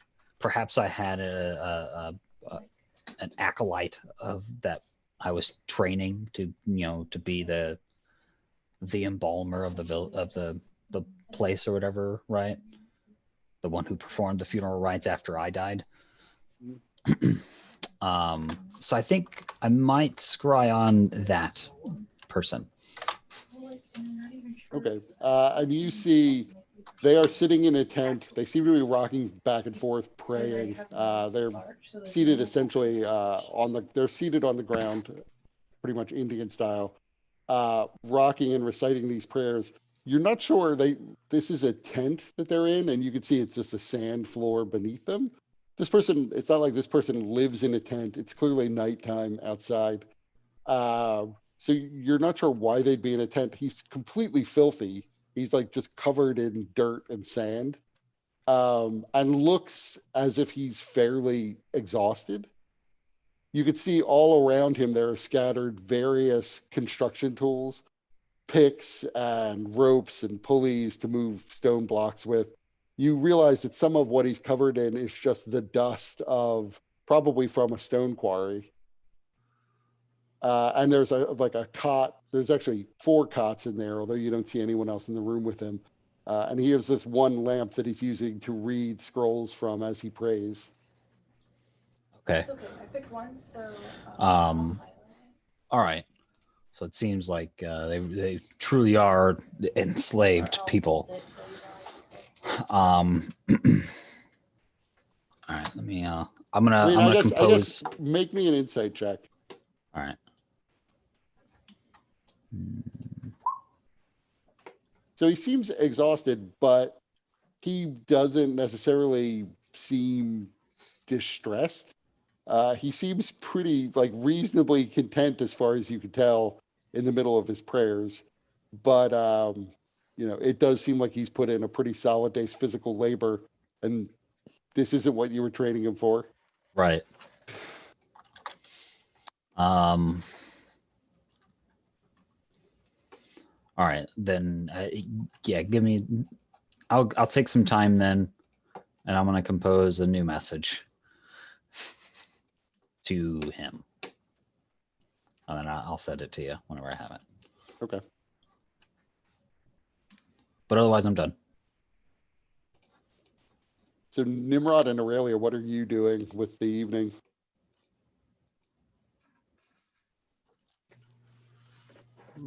Sleeping. Or one. And I'll go for Pretty much it. Yep. Nimrod doesn't have any thoughts about the decanter that's handcuffed to Lucharosi. Nah, he's too drunk to worry about it. And what does Aurelia want to do? That doesn't explain everything. I guess I'd probably just go over the research that I got. Yeah, I mean, that would be, so one of the things about like Imperial libraries, like you might have hand copied some notes, but it's not like you can't check out books. Right. Yeah, I figured that. I figured I would have like some kind of notes. Okay. Just reviewing them so I wouldn't, while they were still fresh in my memory. Okay, that makes sense. And just keeping an eye on what's going on, just because this is an unfamiliar place and I'm in an also unfamiliar time. So it's I'm just trying to figure out what's happening. Like, is there going to be assassins coming after us and trying to kill us? I mean, I have no idea. Okay. Yep. They're coming. And what's Lucharosi doing? Heading over to Lokexicus. So you make your way through the streets. Lokexicus is essentially like, she's almost on the furthest possible place in this city from where your office is. She's over on High Hill, which is the other end of the city entirely. The houses get progressively better and also have fewer stories to them as you get over into High Hill. These are more in the nature, like single families live there. It's usually pretty extended families. It's not just the nuclear family by itself. And on almost everyone over here would have house slaves. So the houses are big and all surrounded by walls for the most part. So you can't just like look in, but you know where her home is. Most of her business is done out of this home. So it actually, unusually for High Hill, doesn't have solid walls around it, but rather has wrought iron fencing around it. The fencing is pretty high to keep people out, but you go and knock on the door. A servant, an elf, so probably a slave, answers and recognizes you immediately and invites you in and says, "The mistress is in the back room. I'll take you there," and leads you through the house, which you've been in before. So you go through the sitting room and through past the office where she normally does business, and you're led to a back room. You've never actually been in this portion of the house before. This is more living quarters. But she says, you may go in. She is waiting for you inside. Thank you. And so I'll go in. Also, because it will be a bit strange to walk in with a decanter of endless water handcuffed to me, I'll probably uncuff it from my hand and just kind of put it on my belt while I'm here. I'm going to say, this is how it gets stolen in this Yeah. moment. I was gonna say, and that could still come off. So as the door opens, you're almost like, first thing you notice is when the door opens is that you're hit by like a wall of extra humid air, and water vapor, steam comes sort of pouring out of the room as it opens. Lokey is inside along with an elven servant. She's sitting in what is clearly relatively hot, sudsy bath. The bathtub's about 7 feet long. The servant is pouring clean hot water from a ewer at the far end of the bathroom where she's sitting. A shapely blue leg rises up out of the water as you come in, and her ankle comes to rest on the side of the curved rim of the tub nearest to you. Oh, Lucharosi, I'm so glad you're here. The water is so nice and warm, and this tub is big enough for 2 people, you know, in case you want to get inside. And as she says this, her other leg comes up and extends over on the other side of the tub as she leans back and turns to the slave and says, I feel like my friend may be uncomfortable if you're here watching us, so feel free to take the night off. I will talk to you in the morning. Night, night, Marina. And the elven slave leaves. Yeah, Luciarosi's face is definitely blushing in that way where he loses some of the luster from his fur. But he also kind of has a smile on his face, and so he will accept her invitation to join her. Okay, so there is a long interlude we'll fade to black on. Probably for the best. She is definitely going to have to deal with hair clogs in this tub later.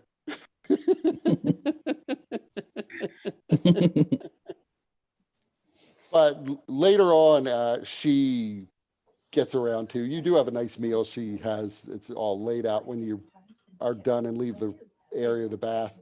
The reason why she was interested in speaking to you is she's heard rumors that you're going to be going and looking for the source of the corruption that hit the city.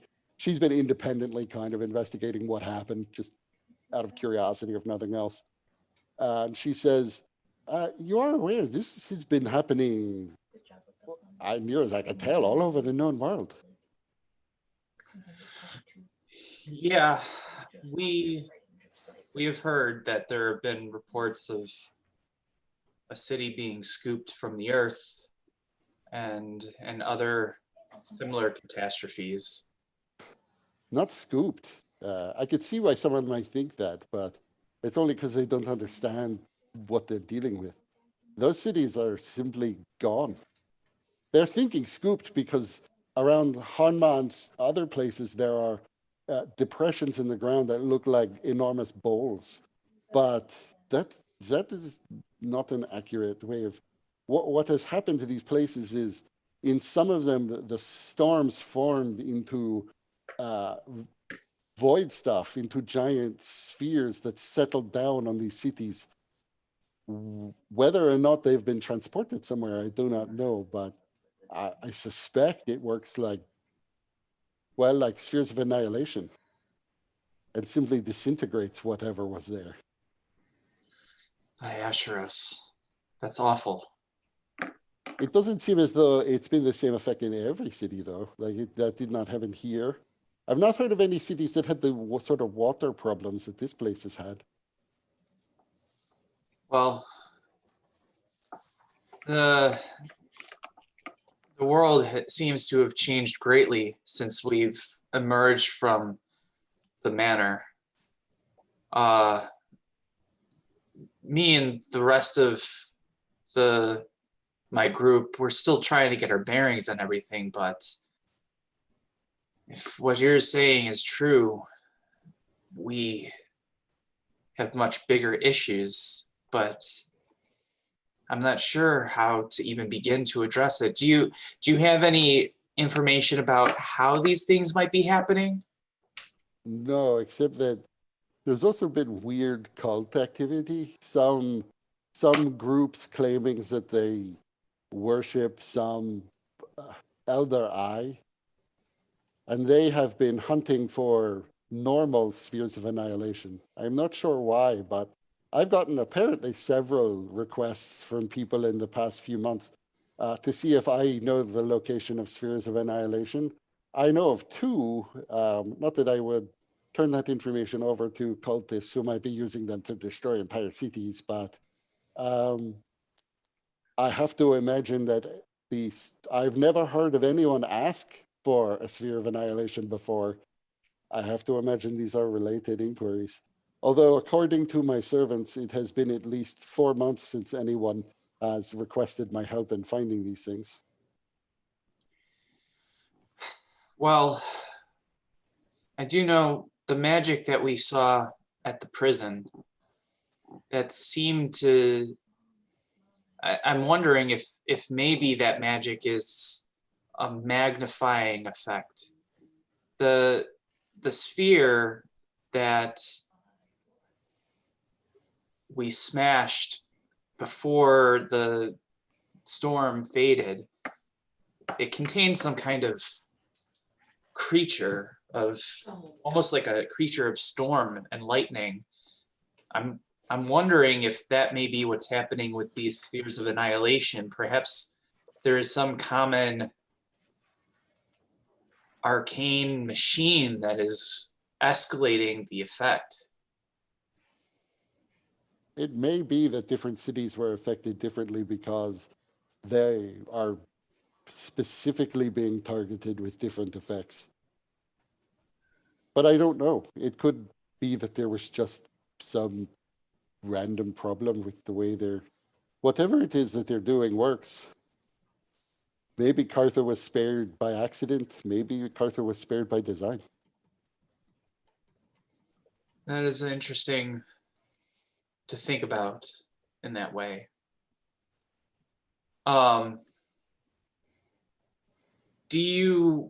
Would you be willing to share the information regarding the spheres of annihilation? I think that it is important for us to investigate what's going on with the river, and it might lead to more information about what's going on in general, but perhaps that is something that we can follow up on as well. Well, one of the spheres of annihilation is in the city of Il-Shabazz. It is the focus of a local religion there that may be related to the cult, but I don't know why. Presumably they have access to that one if it's the same religious organization. The other one would be in, or at least the legend is that there is one that is contained in the old research, really, tower of Oteluk. I don't know whether or not his tower has been plundered, as it is almost 1,000 years old, and probably many have tried. But there is supposedly a sphere of annihilation in there as well. He studied them quite extensively, actually. There are many books by Oteluk about spheres of annihilation and similar phenomenon. I'm wondering because the only thing that I can think that may have changed since we left the manor is that shit, what is that guy's name? Barnaby. Bucknerd. Is that Bucknerd was freed from the manor, and then there was also some issue involving Paradana as well. I'm wondering if those two things may have caused or led to the devastation that we're seeing now. Well, Paradana, I did a lot of research on Paradana before you went into the manor because I had heard that Vecna was potentially involved. And then that led me to other research which showed that Eregia Valaswarne had contact with Silke von Gasselberg, who also is known as Paradana in some circles. I believe Paradana is more of like the name she uses in connection with the cult of Vecna. But exactly what it signifies, I don't know. But yes, she was involved with the cult of Vecna. Vecna's cult seems to be very different than this cult of the Elder Eye, in that Vecna's cult is very secretive. Vecna would not actually probably gather in large numbers of people admitting that they are members of this cult. It could be some sort of grander plot where Vecna is using this cult for something, that I don't know, but they do seem different, at least on the surface. Yeah.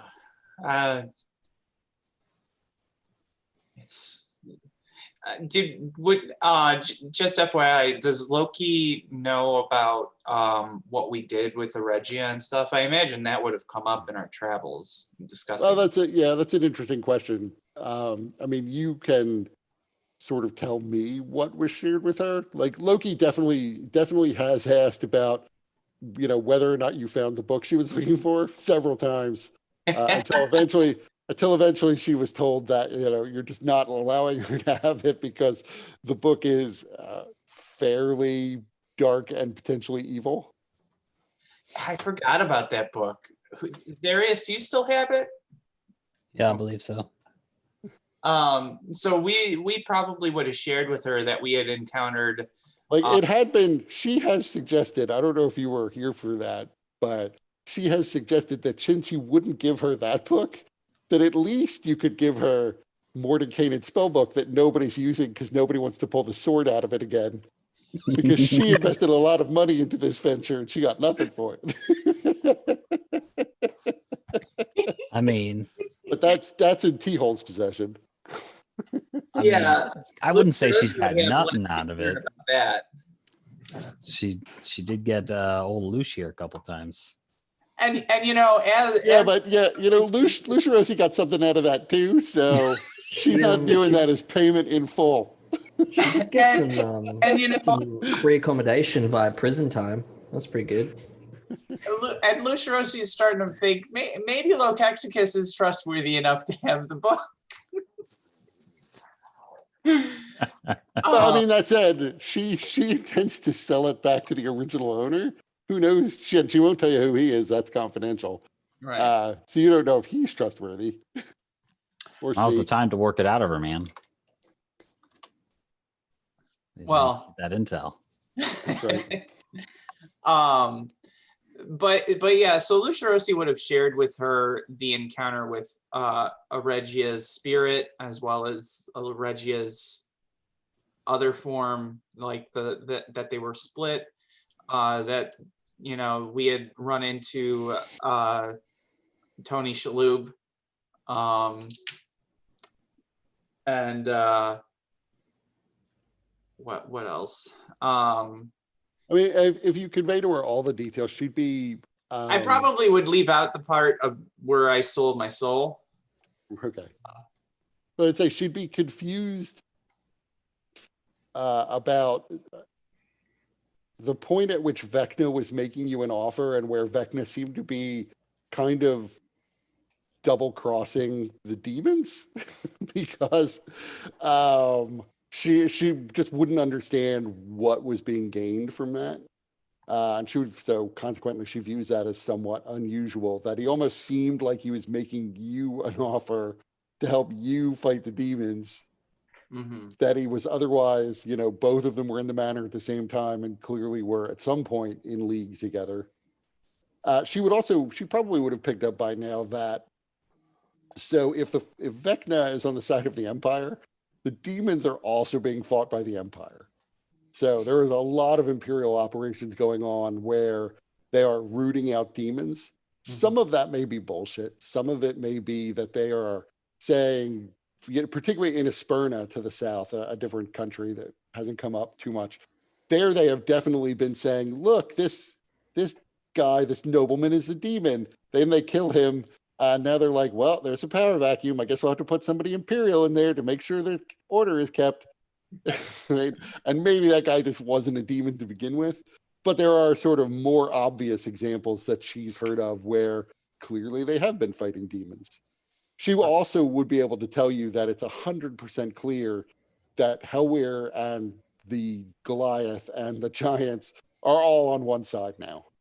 And originally the Goliath really weren't on that side, but Helwyr somehow brokered a deal to, not only is Helwyr essentially in charge of an army of Goliath, at least the northern groups of Goliath, but somehow he has allied himself with the demons.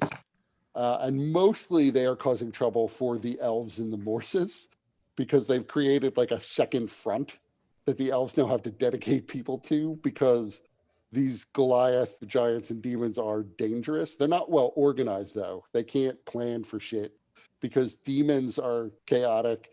Hellwere's pretty chaotic. The giants are increasingly frustrated that they can't mount an effective attack because their allies keep doing whatever the hell they want to do in the moment. And so a lot is going on with that particular alliance and their fight against the elves. But they are definitely not allied with Longspear, the churches, or the Empire. Again, unless this is just some insanely complex plan where they appear to be in conflict and it's all a ruse, but she can't see how that would work. So it seems like these are just completely different factions, all of whom are fighting for their own reasons. And so all of whom are periodically in conflict with one another. Yeah.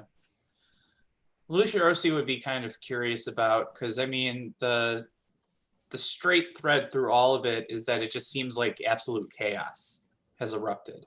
Whether, these various groups are aligned with one another or their reasons for engaging in the conflict are their own. That's the thing that kind of is striking Lucia Orsi, that it's just chaos and mayhem. It's funny you should say that. I don't want to say anything that you might think is heresy, but let me throw something out there and you could just consider it. So the Elder Eye, I've done a little bit of research and have a lot more research to do, but the Elder Eye is a god who is actually pretty ancient, but I don't think he's had a following until relatively recently, at least in modern times. He's had a lot of different names, but he is supposedly is a god of chaos and corruption. He is associated with necromancy and necrotic magic, and at least as near as the legends say, he resides in some sort of permanent palace that somehow exists in the void, in the realm of chaos. But I don't know if that's possible because the realm of chaos tends to destroy everything in it, as far as I know. I am not an expert on matters outside our world. But as you say, it seems like the world is increasingly in chaos that may, if these gods happen to be real, be to his advantage. Lokexicus, I don't think anything that you said was heretical. It's a merited thought that should be considered. I mean, I've come to realize that there's much more out there than what we are brought up to believe. I've had a lot of things that have made me question myself and my faith, but also just creatures of power can often appear as gods. It's hard for us mortals to really tell the difference. So whether this is a god of chaos or just something with incredible power, I think it doesn't really matter. The effect is the same if its influence is growing. And also the spheres of annihilation, at least again, according to the legend, I'm not a wizard, are supposedly little pockets of the void of chaos that somehow manifest inside our world. And that's why they just destroy everything they touch. But that would also be, it certainly makes sense why those who worship the Elder Eye would revere these things. That does make more sense. It would be like having a little piece of heaven, like right in the middle of the world. Of course, if people who worship the great churches had that, of course, they would go and build churches around it and pray to it. Yes. Look, Lokey, I have another question.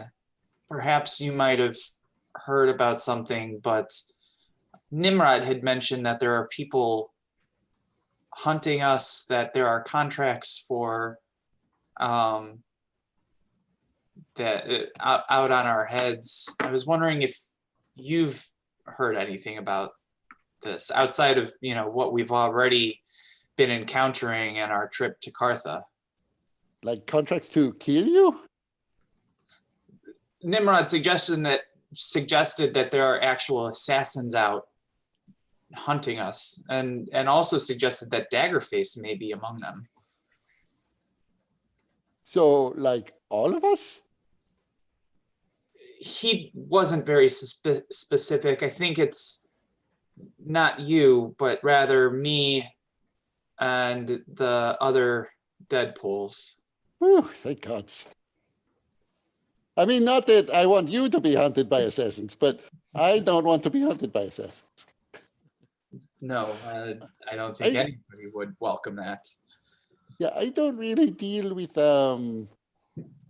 assassins or people who would hire well, maybe there are people who would hire assassins and I just don't know, but nobody would come to me with contracts like that. I can ask and see what people know, but I am more of a merchant.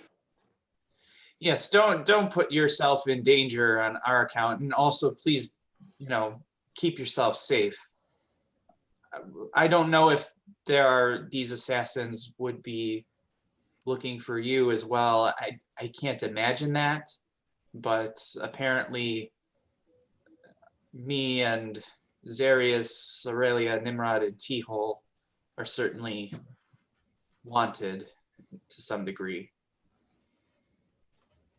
Well, I suppose I should still ask around, see what I can find out. I don't know that my contacts, I don't even know how my contacts would react to me asking about assassin and contracts to assassinate. But I must know somebody who knows somebody who could find out more information. I mean, I would appreciate it certainly, but please do not put yourself in harm's way.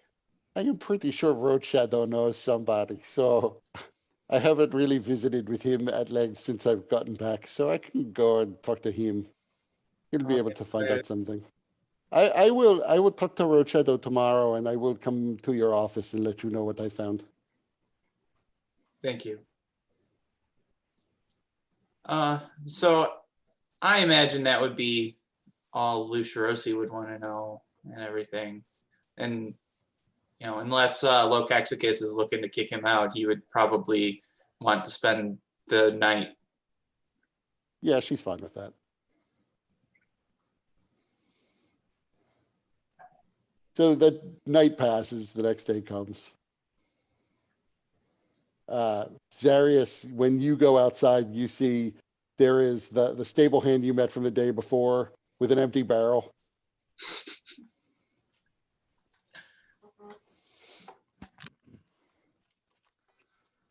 I'll look to him and say, do not get greedy.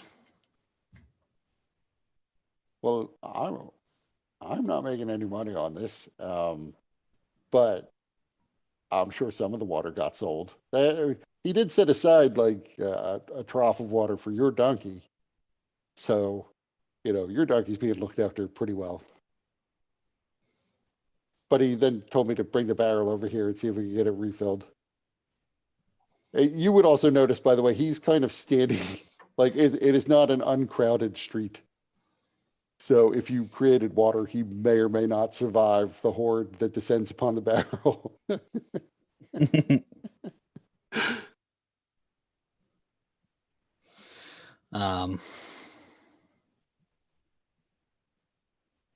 I mean, you could certainly pull the barrel like inside the stairwell that leads upstairs. There's enough room for that, and that would essentially block it off so that people couldn't see what you were doing. No, so I'll say, I'll just tell him, bring your barrel back. It is not ready. Okay. So he starts rolling the barrel away. Bring your barrel back over there. Keep the lid off.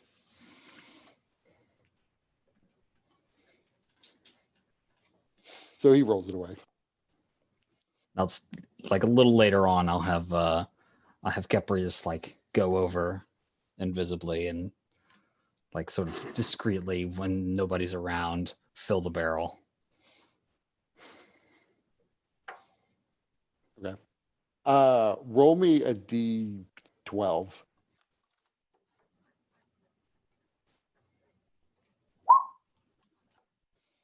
Okay. So Kebri goes off, refills the barrel, and returns. Did you see my message, by the way? Oh, no, I did not. That would have been from the previous night, and they would have been able to respond. That would have been in Draconic too, of course.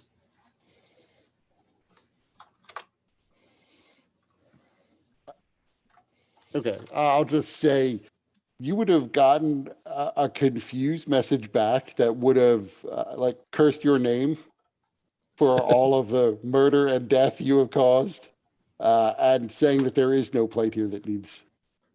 Well, I didn't give my name though. Right, but doesn't sending say that they would recognize? Oh, I guess they might know who. Recognizes you as the sender if Yeah. it knows you. Yeah, okay.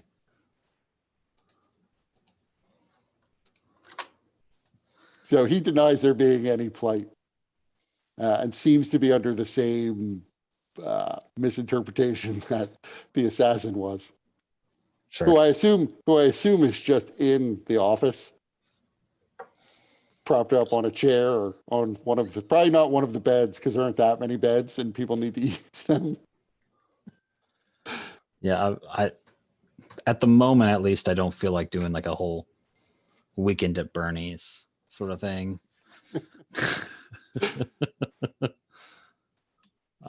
So now I will keep him over off towards the side, I guess nearby where I sleep. And then a couple of days, I guess, I'll need to recast the spell. I forgot how many days it's been, so. It has been. This is about the 4th day since you cast it. Yeah, so I Oh, still no, have, that's 4 days. That's right. I was trying to. I still have 6 days. So Right, so he's fine. Nonetheless, there are probably even fewer Deadpools here than there might otherwise be, because there's just like a corpse in the corner. it doesn't smell. Right, but it's creepy nonetheless. It's also like wrapped up tight like a mummy. Okay, that's not creepy at all. It's not like it's not like a loose body just like lying around, Right, ragdown all over the place. it's a mummy who could rise up at any moment and inflict magical diseases upon them. Nope, that's not how the spell works. It is. That's nonetheless how their imaginations might work. That's fair. What do they know of mummies? I mean, actually, right. The odd thing about the Empire is that they really do know a lot about Thult. There are a lot of museums in the Empire. Even Cartha has a museum that has artifacts from ancient Thult. The Empire has been sort of weirdly fascinated with the history of Thult since close to its inception. And so there have been a lot over the centuries, many excavations of areas of Thult, and like not magical undead mummies, but mundane mummies have been pulled out of their tombs, carted back up to the Empire, and like put on display. So I doubt that this meets with the Zarius seal of approval, but you could be pretty sure. They used to have like mummy unwrapping parties where people would come and watch as they unwrap these ancient mummies. They don't do that so much anymore, but that was once a tradition. Now most of the artifacts are kind of relatively well tended in museums. Is Mummy Brown a thing in your world? I don't know what that is. Oh, that's an actual practice in the real world where they would grind mummies up into pigment, and it was a paint called Mummy Brown. That certainly that would make sense, and certainly parts of mummies would be ground up and used by alchemists and in various attempts at potions or medicines. I mean, if that were to ever have happened in Zarius's 10-ish years up here, then he probably got arrested. I mean, they're not necessarily doing it in front of you, but Well, I you mean, if I deal- had just caught word, I heard of it happening, like a museum event sort of thing. yeah, museums wouldn't be. I mean, there are definitely even like I said here in Carthage, there is a museum. It doubtlessly has on display or not artifacts from Tholt. Whether or not there are mummies, you probably wouldn't know, but they must have things from Tholt, and mummies are pretty common because there are a lot of them that were buried over the many years. Yeah. Yeah.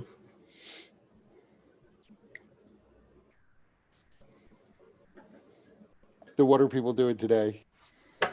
Actually, before you answer though, everybody give me an insight check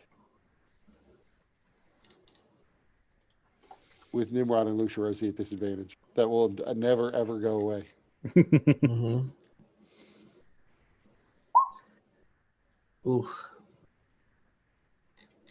God damn it. I've rolled Well, I mean, 3 criticals. They wouldn't have mattered, but still, it's like. Right. I'm gonna die. yeah, That's how it works. right. You have such a lack of notice that you sort of fade out of this world. Oh no, into the void. Oh, is that annihilation orb? I'm just gonna touch it. So, as you're getting sort of preparing for the day, Zarius, you notice that again, you don't see Cato anywhere. Maybe he was around last night and you didn't notice him then either, but he's apparently left pretty early because you go to bed early. So that means you get up at like 5 a.m. and he's not there. So he's still not there. Right. And you haven't seen him since the day before. Okay. And it's one room, so he really would have had to have come in when you were asleep and then left before you got up.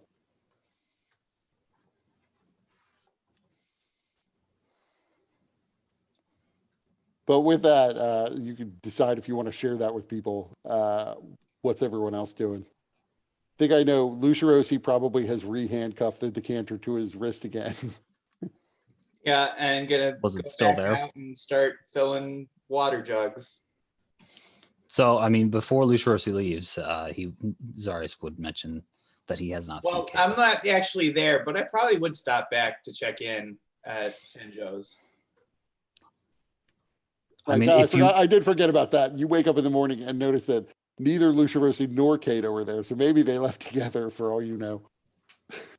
But you know Lucirosi like went out right at the time any sensible person would be going to bed. Right. Probably fell asleep out there. Got robbed.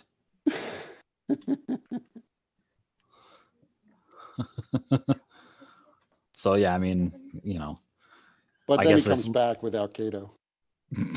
Yeah. And I look clean. Except for Yeah, that like one little really blue- strangely clean for an adventurer. Like even his hair appears to be clean. There's that little bit of lipstick though, right on the cheek. Oh, this is the Hard to spot. get out of fur. yeah.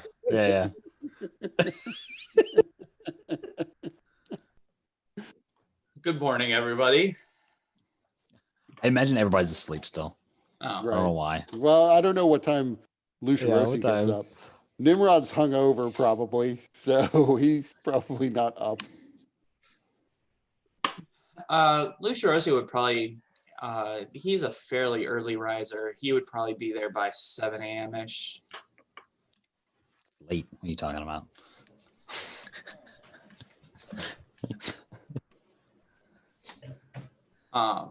Wake up at 5:30 like a normal person. So before Lucia Rossi goes out to begin, filling people's water jugs and everything, he would stop in and see how things are going at the Shinjo's with the rest of you guys. Did you not bring Kato back? What do you mean? I wasn't with Kato last night. He has not been here. Well, Unless he has come and gone while I was asleep. well, perhaps he's gone out somewhere. I'm sure he has people that he may need to see or business that he needs to address. Does he know anyone here in this city? I'm sure he knows some people. I didn't think he was from here. He's not. No, but he used to be an adventurer and also with the church. So he may have. Well, that's a good question. So Kurt, would Lucia Rossi would Kato have any contacts here? Or any I would say you probably would have discussed this town being your destination and all. One of the things he liked about relocating here is that he didn't know anyone here. He still has to like go downstairs to eat. There's no actual bathroom here, so sometimes he will have to go out to empty the pot that is used for waste. He had to go find a messenger so that he could send a message to his family, letting him know that he's here and that if at all possible that they should look into relocating here. So he did have some things outside the confines of the office, but he has been mostly inside because he's still deeply uncomfortable with being out in crowds given the way he looks now. Also, it's physically uncomfortable to be bound up as tightly as he feels he needs to be and wandering around in the heat. Right. So, this is unusual. He doesn't have friends to visit here, and he's wanted by Longspear. He's not notorious, so, it's unlikely Longspear is going to find him here immediately. But, yeah, you can't really think of a convincing reason he'd be gone overnight. So with that, Lucia Rossi would kind of stop and say, well, Zarius, can you send him a message? Perhaps you can ask him where he is.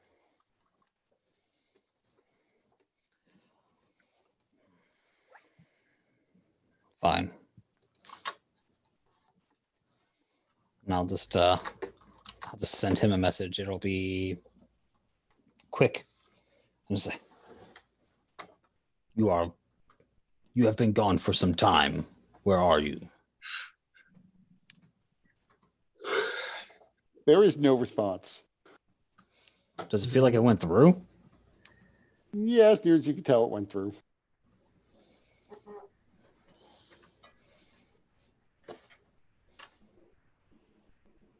He does not reply. That's strange. He doesn't know anyone here. He may be in danger.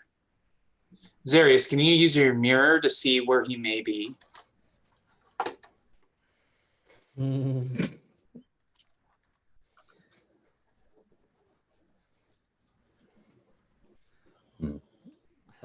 Cesarius will tell everyone to move all the stuff off the table because he's got to put the mirror down. Lucia Rossi would help because he's getting very worried about Kato. He'll take 10 minutes. Casting, I guess. So you do get an image of Kato. He is fairly securely bound.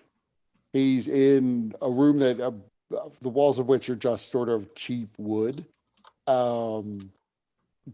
It's hard to tell from what you're seeing whether or not this is like the walls of a shack or just the walls of a fairly poor house. but there's no sort of window or anything that gives you context of where this place might be. You see that a door opens. That's true. You can't really hear anything. So, but you see a door opens. There's an elaborate large lock on the other side of it. The area outside the door appears to be fairly nicer wood construction than this particular area here. And in comes a fairly scantily clad drow who walks up to him, says something, and essentially throws a plate of food down in front of him, some of which splatters off the plate. He sort of maneuvers around in his bindings to kind of get to the food and flips the plate over so that the food sort of scatters over, gets on her foot, causing her to jump back. And she seems to be sort of yelling at him now and kicks the plate at him before turning and walking out, slamming the door behind her. He didn't say anything? Because He I did not say can anything. see and hear him as part of the spell. Oh, I thought scrying only let you see. No, it says you can see and hear a particular creature you choose that is on the same plane of existence Okay, as you. I'm probably, maybe it's clairvoyance I'm thinking of then. Yeah. But Yeah, clairvoyance, you have to swap between the two. okay, so Yeah. she essentially came in just to give him his food, and she essentially woke him up in the process of doing this, but he defiantly sort of turned the plate over, specifically trying to sort of get it on her, which upset her greatly. So Sure. she cursed at him although she cursed at him in Elven, you could tell whatever she was saying was not nice. And then left. If he was saying that if he wants to eat, he can lick up the scraps off the floor. And you then hear the sound of the lock being engaged again.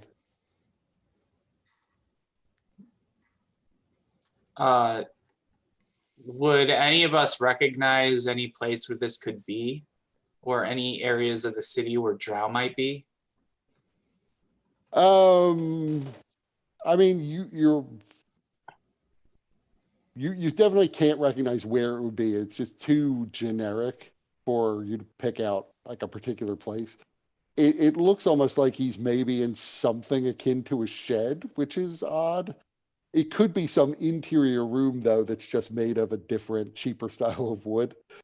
Possibly because they keep like prisoners in here. There is no furniture in this room.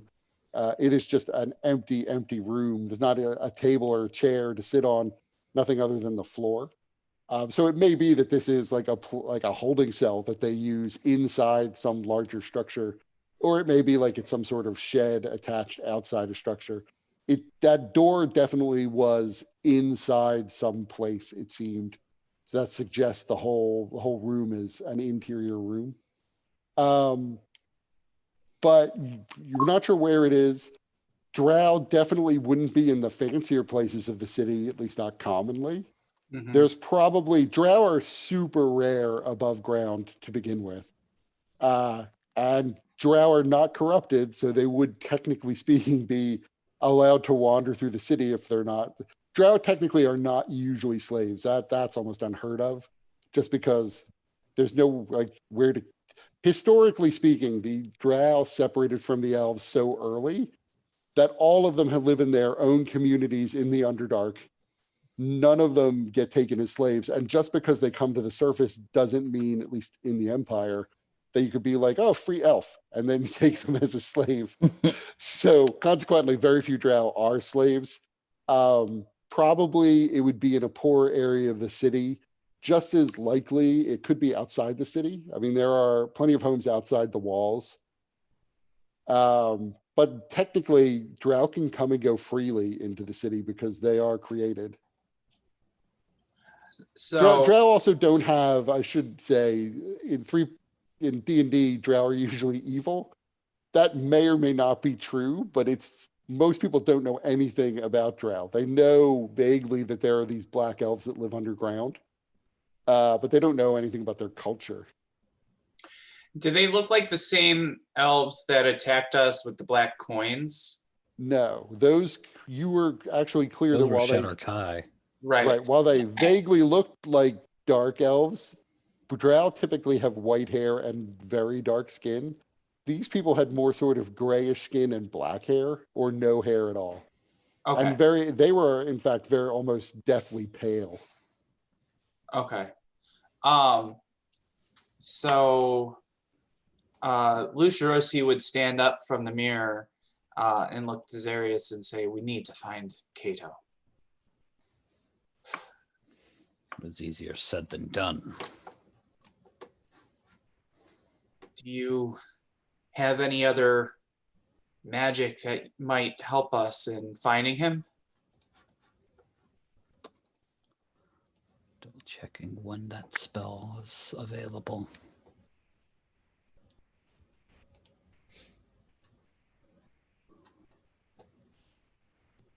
And you hear there's a knock on the door to the office. While Zarius is considering that, Lucia Rossi would walk over and open the door. There's a boy there. He's probably about 12 years old. Says, "I have a message for you, sir."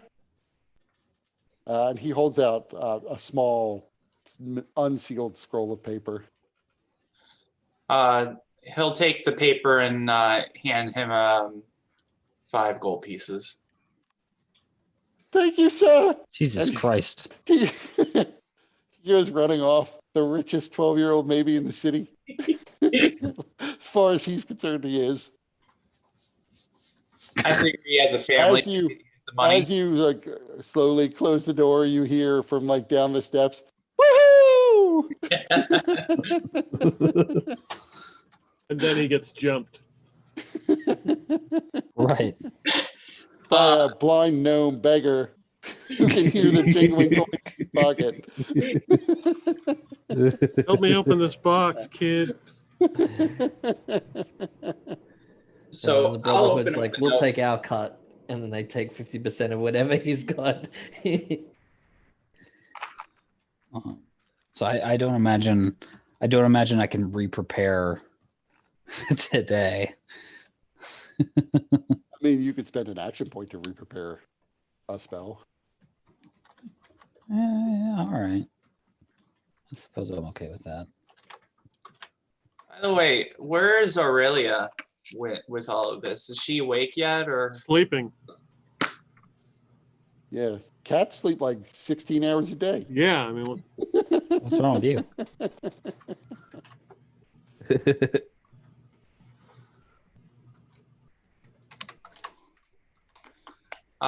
So what does the note say? The note says, actually, I'll write it out to you.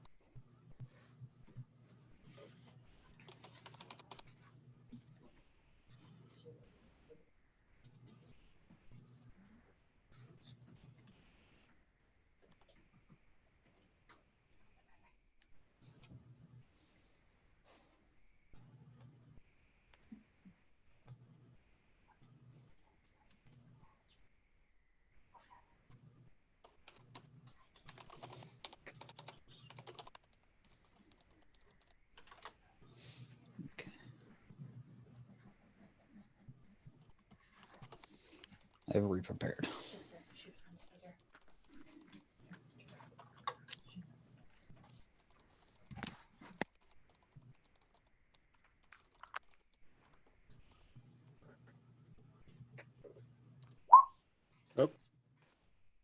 apparently control enter does not include the last two lines in the same whisper. Okay. Love Daggerface.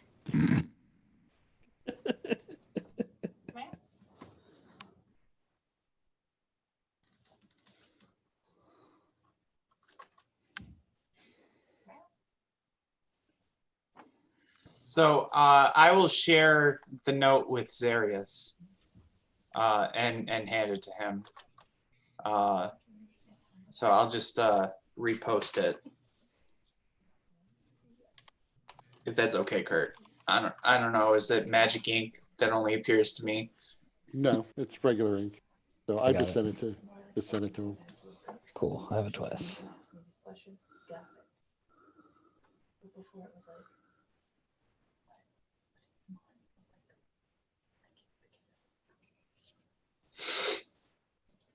I know that might seem really silly, but like. But this doesn't make sense. Zarius, you're sending your spell work. Doesn't indicate that Daggerface is around. Doesn't seem like he was around. And those drow, I don't recall Daggerface ever having any association with them, but I mean, we don't really know Daggerface all that well, so I guess things could have changed. I like that it's a bump. What's that? Why is it bumping there? Yeah. He may have been on the ship. One of the ships at the dock. Perhaps. I feel like we should go down there. I can search for a person. I think we should do that then. I'll wake Aurelia. By the way, you would know the Pulpitius is outside of town. It is a theater. It's a pretty famous theater. It's considered to be, at least the seating capacity is not super high, but it's considered to be fairly high quality, if somewhat lowbrow is probably the wrong term. But it's, it's accessible theater as opposed to stuff that maybe only wealthier people would go and see. So it is fairly popular. You almost certainly, unless you just, hate going outside, would have gone there at some point to see something. But like any theater in this world, usually the plays are during the day. So asking you to come at midnight is essentially saying come when there's nobody here. Right. Right.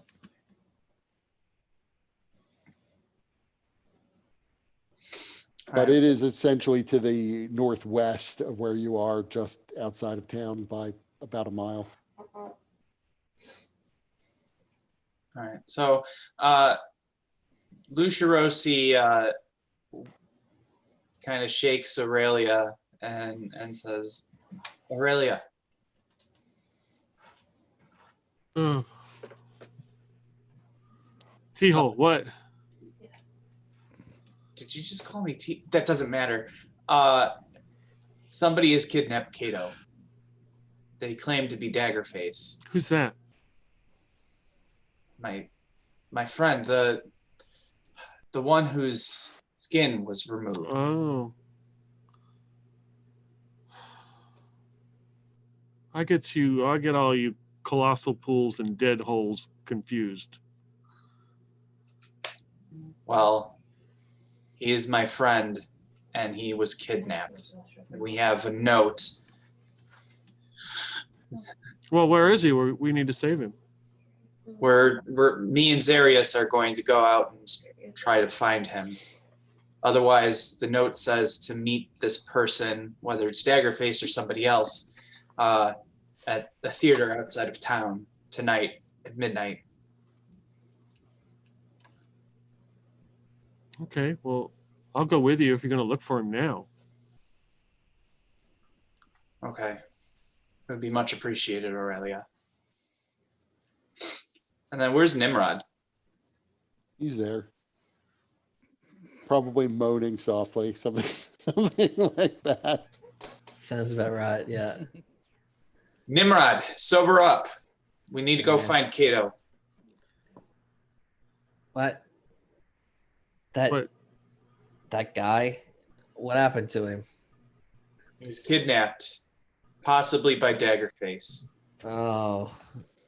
See, this could be your problem, Lush. You messaging assassins? What do you expect?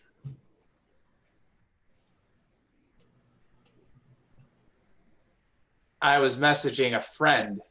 A friend who wants to kill you. Didn't you listen? There's something that we're missing to this. That's not the whole story. Anyways, that doesn't matter right now. We need to find Kato and make sure that he's safe. Oh boy. I don't know, Nimrod, Lush. you use your resources, maybe speak with your people to see if they know anything. My people know that Daggerface is looking to collect a bounty on your head.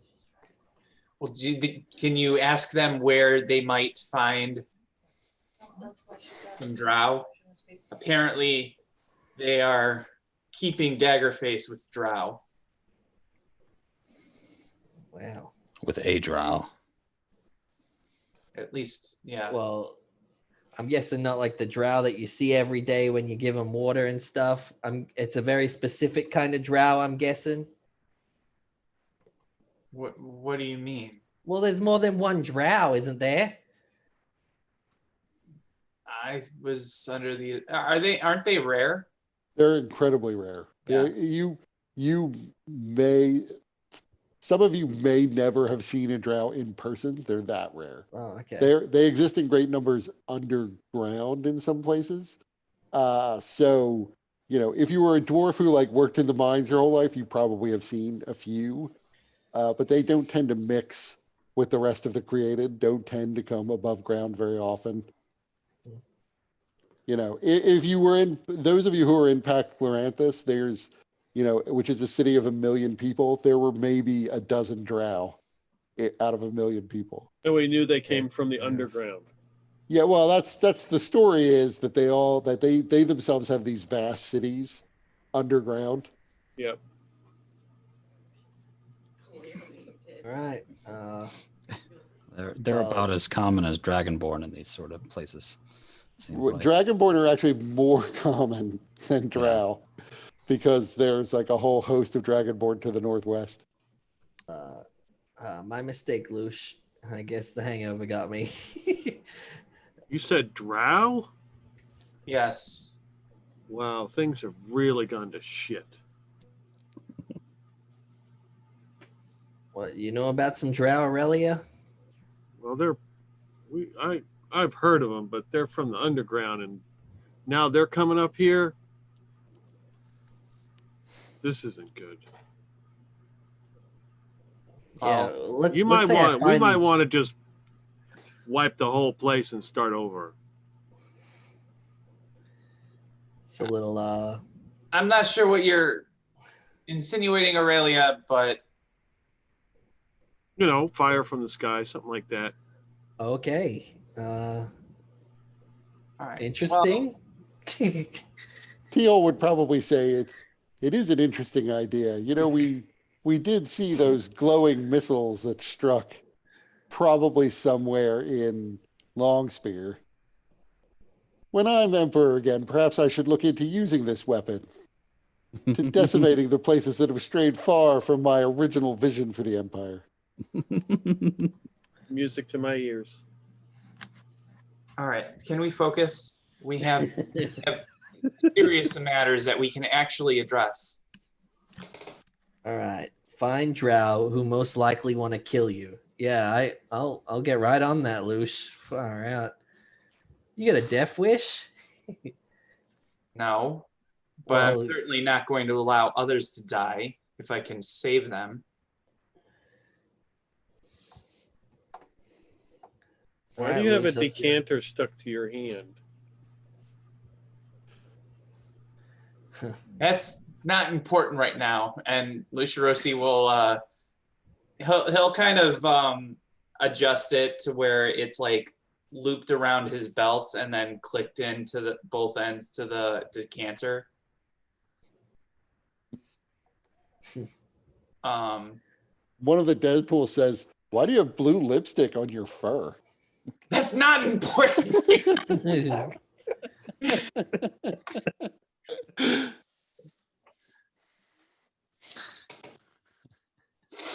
All right, Zarius, are you ready? Yes. Aurelia, are you accompanying us? Is Nimrod coming?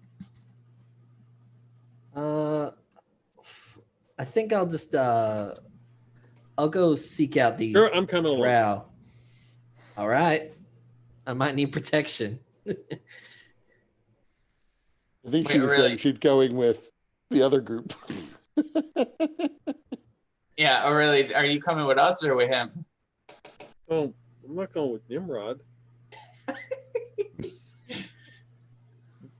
right, Cough, you're with me today.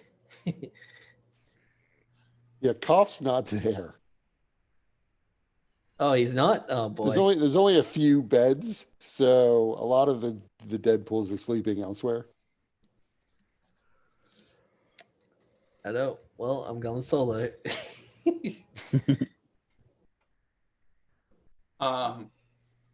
Does Nimrod need people to go with him to talk to his underworld contacts and yada yada? Well, I think I'm good for the time being. They're going to ask questions about that bloody decanter now that they've seen it, most likely. But I don't have it, so we're good. Yeah, you better not crit fail a deception check. That's all Yeah, I'm saying. Ferrant is there. He's one of the Deadpool. He's the one who asked about the lipstick. So he could go with you if you wanted him to. He's not exactly as sturdy, but he's good with a bow. He's very accurate with a bow. Where's he in the? Hang on. Would you say Ferrant? Yeah. Oh, there he is. Yeah, okay. Oh, yeah, all right. Yeah, that's cool. Yeah, let's go.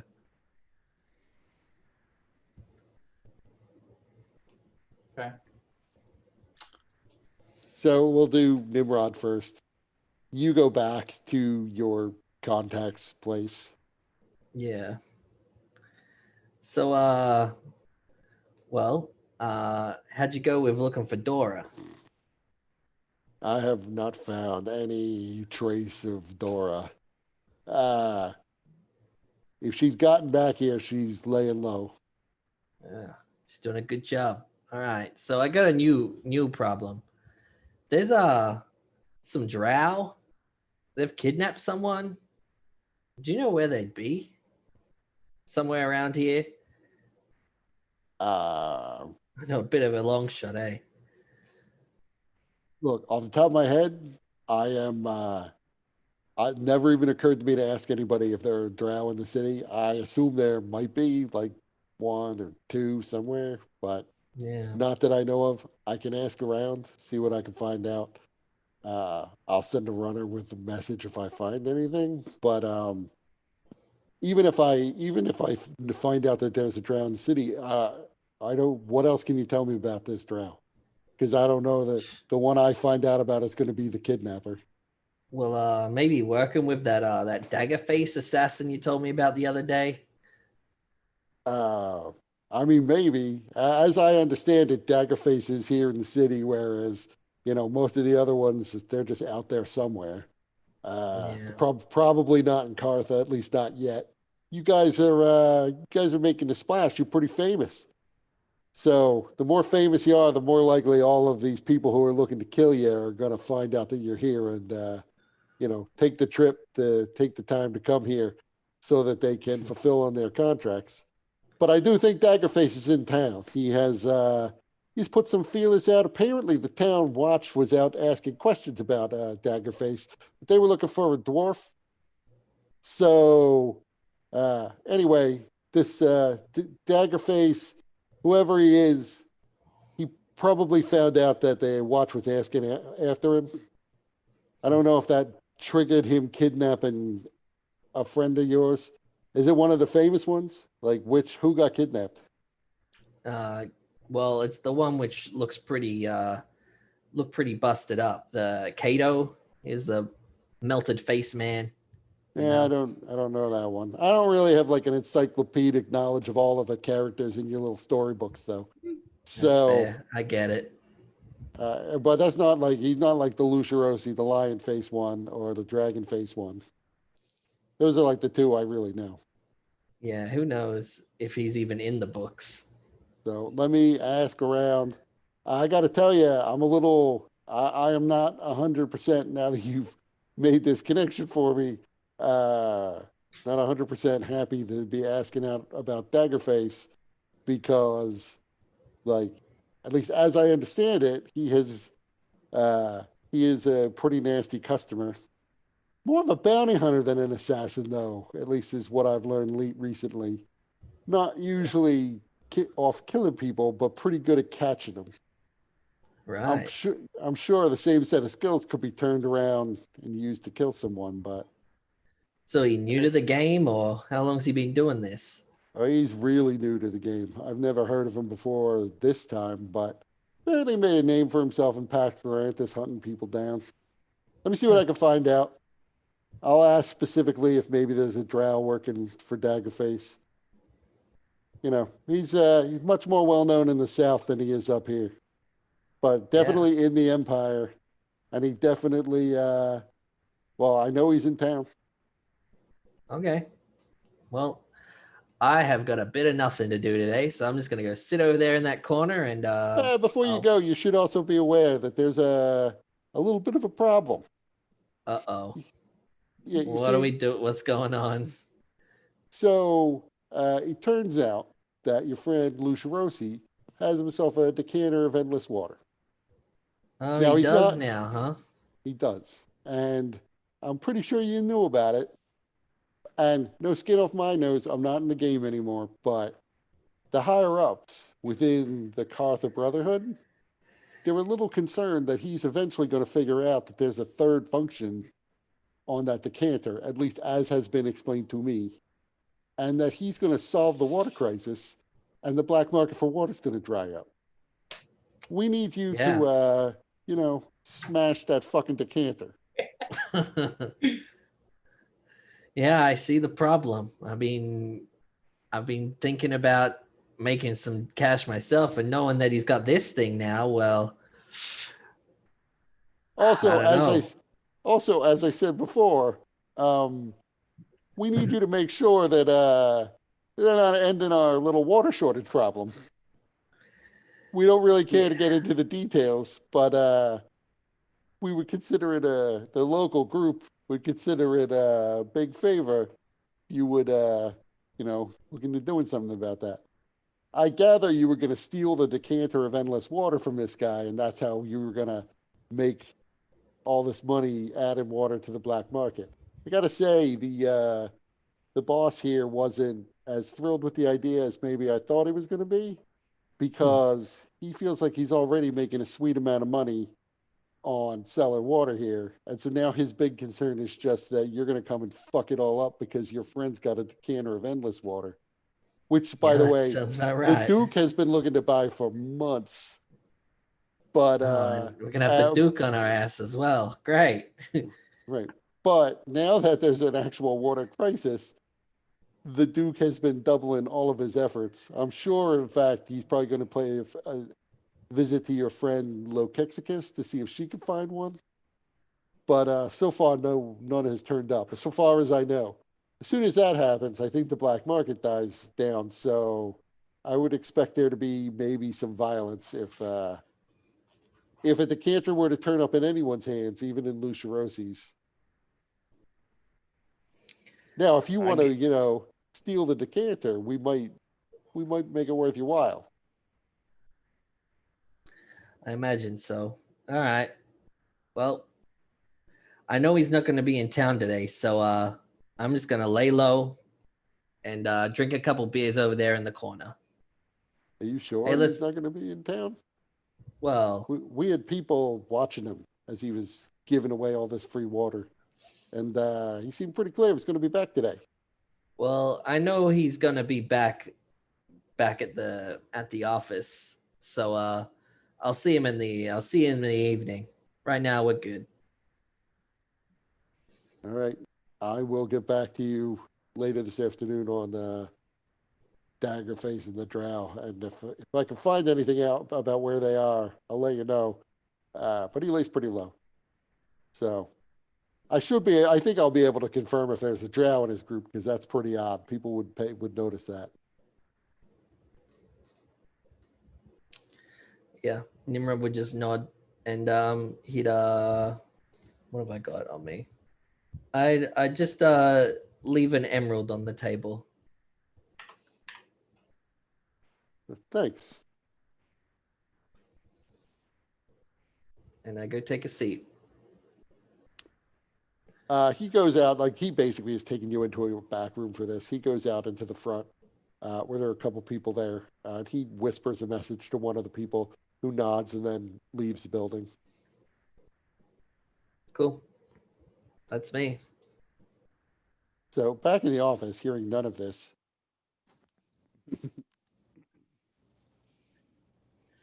I mean, hey, it should be pretty easy to steal the decanter. Got to give him that. An easy job. I'm pretty sure Luciosi's not going to not give it back.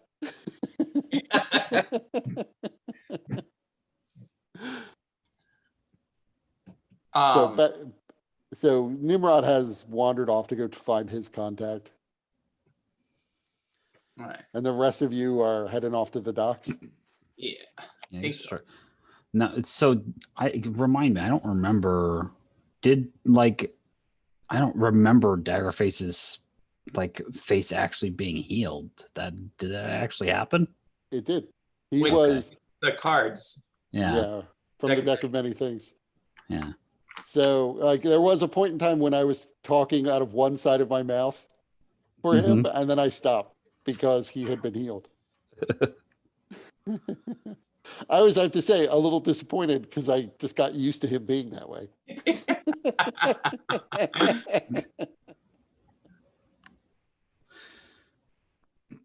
All right. Even still, Cyrus would be a little confused because now I guess he can discuss this kind of quietly as we start moving, but Daggerface was with us the whole time. He should know that we do not have this wand. Yeah. Unless he expects that we have acquired it since we left, which it has been some time. Yes, but Daggerface was there with Bucknerd, and he knows that Bucknerd was seeking out the wand, and that it was mentioned by the prefect when we were at the prison, but I mean, that's a rather good point, those areas, that, well, we haven't traveled together in some time. Daggerface couldn't possibly believe that we actually have the wand now, would he? Daggerface, just to be clear, Daggerface left you before you went to the prison. Oh, So he wouldn't be right. aware of the prefect. Right. Mm-hmm. But he was aware of Bucknerd. And I don't know.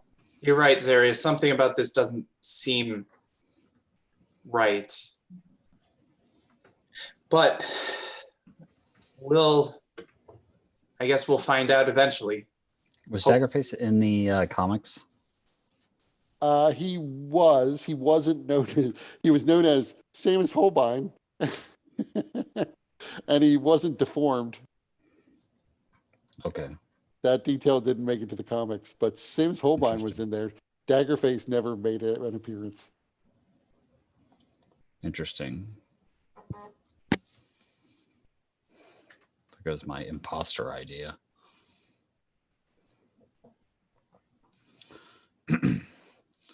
He may not be at the docks Where else would he be? where he asked us to meet him.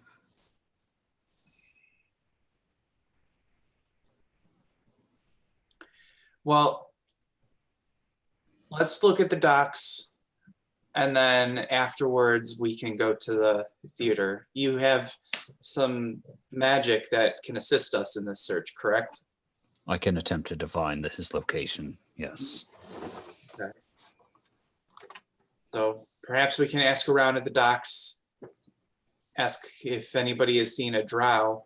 I'm sure that will be much more, that'll be a lot easier than trying to find a dwarf.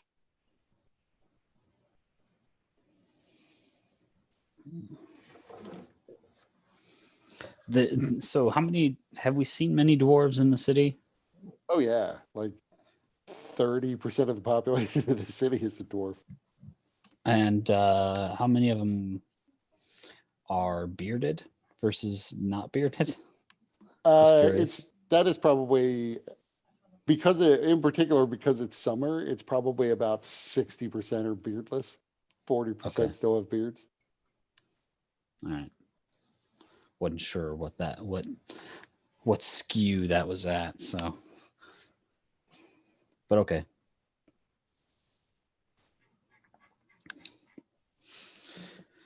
So, Tony, what kind of range does that spell have? 1,000 feet. But it is concentration, so I don't know how you make it work. Like if you make it where if I concentrate on it the whole time, if they come into range at any point during that hour. Right, because it's concentration, I have to imagine that if you move or if they move into range, that it must change, or else there's no reason to concentrate on it.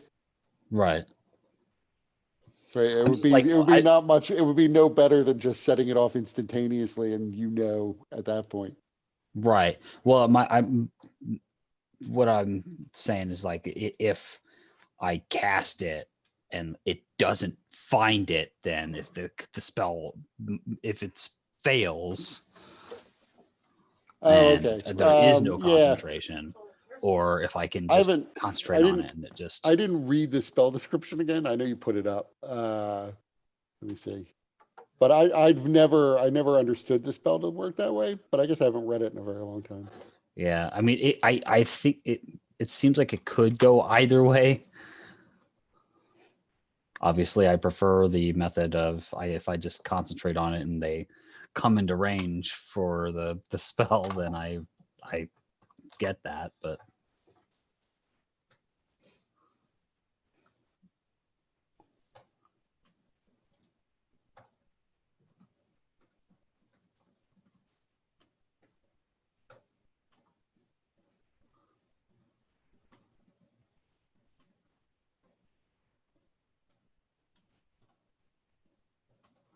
And there's the whole running water business that might. Right. Well, I mean, I guess it's a question of like, what's running water? Right. Why like a stationary moat wouldn't be enough because it's not running? But what if he's on a ship? Right. I actually would say, that running water probably really means any significant body of water, like a river or a lake, a giant lake or sea. Does that work? I mean, does that mean that a vampire can't cross that? I mean, I would think that a vampire would have trouble. Crossing usually means for a vampire, like a vampire can take a boat, but he couldn't like walk through it. I would think a vampire would have trouble crossing like an inland sea. I like the way that it's described in the Dresden Files, because there's at one point where somebody's holding Dresden captive, and one of the ways that they're reducing his power is by basically dousing him in a shower of cold water, because it's like the water is cleansing, and because it's moving, it kind of washes away the magic. So it's kind of like a similar effect with like the running stream, is that it kind of diffuses the water, the magic.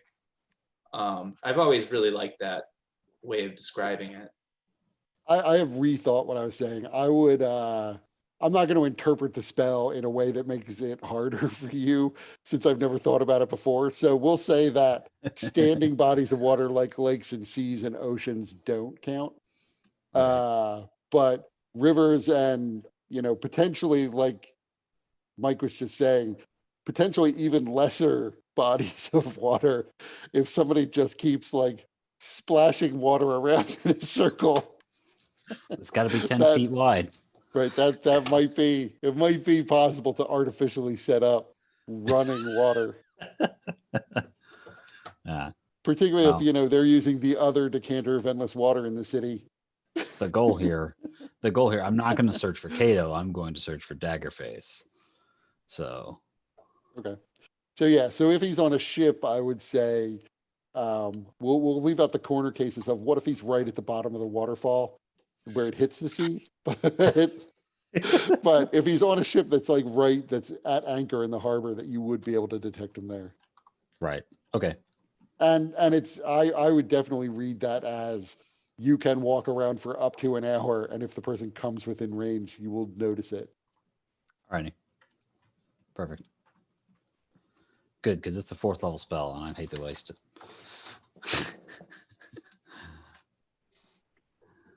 All right. So we begin walking around the. Yeah, that said, so you're aware, once you're at the docks, it almost certainly is going to take you more than an hour to make your way through the city and get to the Pulpitium, just because that's already a distance outside the city. And on the, again, these are like almost opposite corners. It's to the northwest, and the dock is in the southeast of the city. Yeah, I just figured we'll take some time walking the dock area. Right. So, but you make your way down to the docks. You go through the sea gate into Fishhead. And you see the docks again. Are we going to have a hard time getting back up?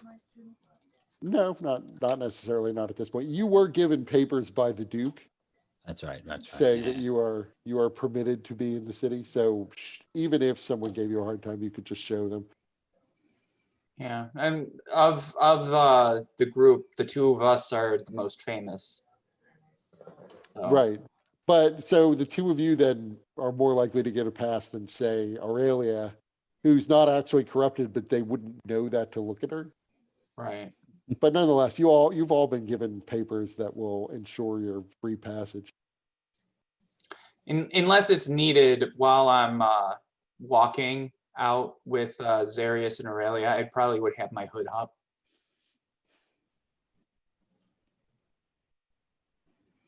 So you're searching for Daggerface?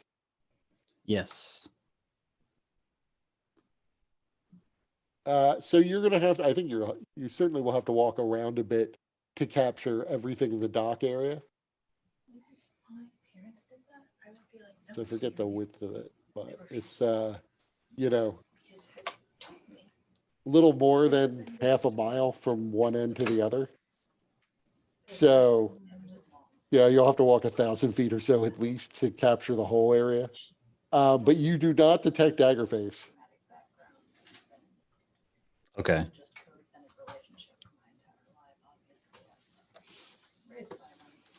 All right. Well, all right. So let's then start walking towards this other thing, I guess. The theater. Yeah. And just while we're walking, I'll keep it active, the whole time. Right. Wait You a minute. wind. Wait, so do you share with us that you cast a spell to look for Daggerface? Sure. Okay. Well, so Lucius would say, but wait, Zarius, you yourself said that it's strange that Daggerface would assume that we have the wand. What if this person is just saying they're Daggerface? Would that affect your magic if it's not actually Daggerface? Mm-hmm. But it's 1 o'clock here. It's 1 o'clock here too. Yeah, exactly.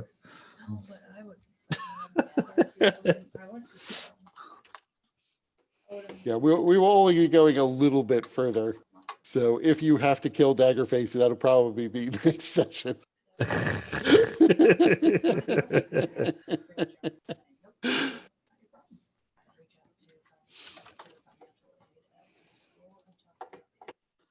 Um, But yeah, I would interpret it that I think it's pretty clear you're looking for a specific person. Like you could look for the guy named Steve that you know. It would not pick up every Steve. right. So you have to look for the one you know, and you don't detect Daggerface. Right. Winding your way through the city as well, you make it to the far gate, or at least close to the far gate before the spell gives out. Still not detecting Daggerface anywhere along the path. Right. Do you want to cast the spell again, like right as this one goes off? You definitely could reach the theater in another hour. I guess Lucia Rossi would be wondering why you're not looking for Kato, because that's the only person we all actually know. I mean, you could look for another drow, which seems like it would be logical, because you can also look for general creatures, and it'll identify them. But we don't know that this is Daggerface. Yeah, I know. I should be looking for Kato. Zarius So, is just I mean- being obstinate. No, that's who I should be looking for. I just didn't think about that at first. So, and now we're out here. So for the second casting, you're going to look for Kato instead.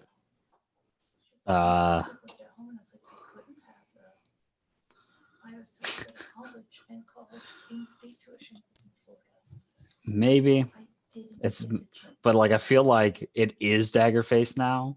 This is the feeling I get. And like if I look for Kato, he's not going to be out there. Kato's probably going to be in the town somewhere. It would be pretty foolish to bring your hostage to the theater Yeah. early in the day. Yeah. He's not going to be there right now. It's the morning. Yeah. So maybe let's walk back through the town, and I'll be looking for Kato. How about that? You're staying in the town then. You're not going to the theater. Yeah, it seems a bit early still. Okay, I mean, like I imagine this messenger arrived at like 8 in the morning, so still relatively early. So you Thoughts? you were probably at the dock like before 9. You know, assuming that Aurelia had to take a little bit of time to get up and get ready and get her stuff together. So now it's about 10 in the morning. So you wander around the city with a second casting of this spell on. You don't detect Kato, however. Back towards the The docks. docks. Yeah. Right, that's what I assumed. So, but no, you don't detect Kato at the docks either.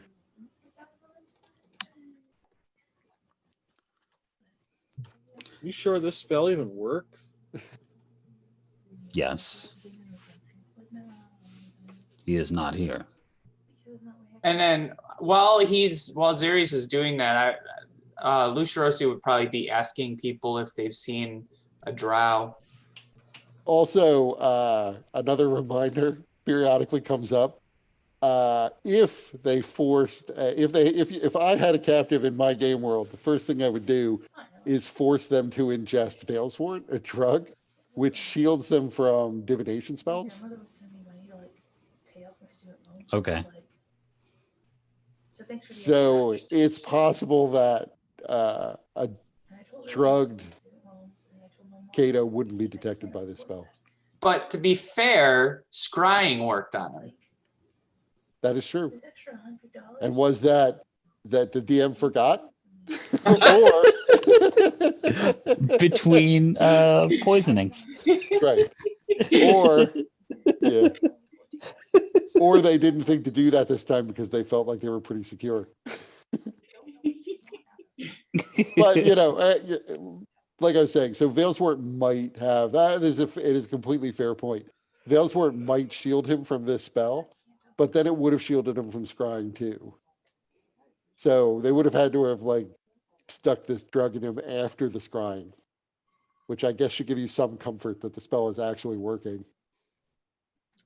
And also, you tried to detect both Daggerface, who they probably wouldn't have drugged, and Kato, and neither of them came up. What about us asking around if anybody's seen a drow at the dock? At the docks, you would have gotten a no. Nobody's seen a drow. Okay. All right.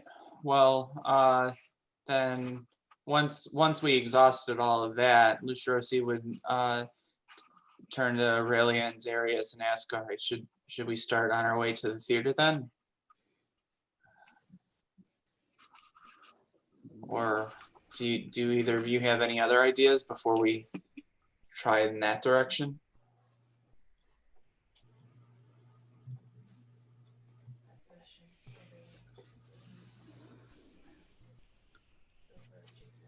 Oh, I do not wish to consume more of my magic before we meet him.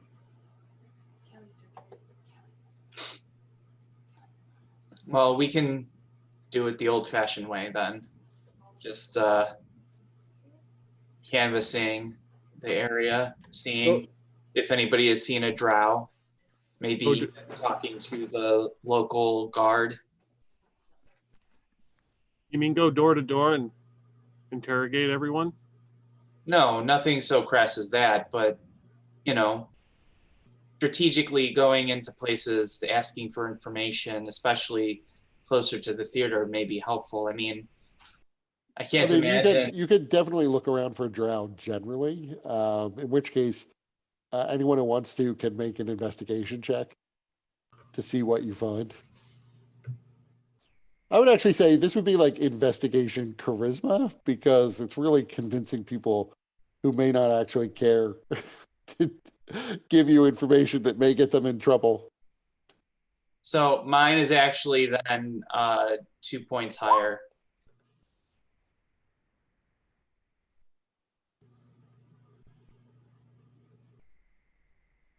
So it'd be, I rolled a 15. That would not be helpful. So I would say both you and Aurelia do find a few drow. All of them seem to not know what you're talking about. None of them look like the one you saw before. I mean, some of them are female. They're all sort of dark-skinned, white-haired. But do they all look the same? They're sufficiently, you over the years, you've eventually developed the ability to discern the differences between elves. And so once you adjust for the fact that they are all the same skin color, you're able to discern subtle differences that allow you to tell them apart. But no, none of them seem to be the one that was in the scry. Okay.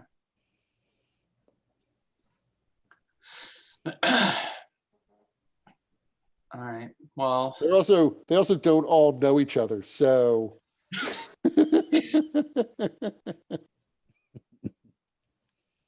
but doing a search like this, asking people to sort of direct you to drow takes it's more time than just sort of wandering around waiting for the magic spell to ping. So this takes up a good portion of the afternoon. You find 3 or 4 possible drow, all of whom seem to be, 2 of them are together, but the other, so there's a group of 2 and then 2 independent ones. None of them seem to have anything to do with the disappearance of Kato or anything. They've never heard of Daggerface.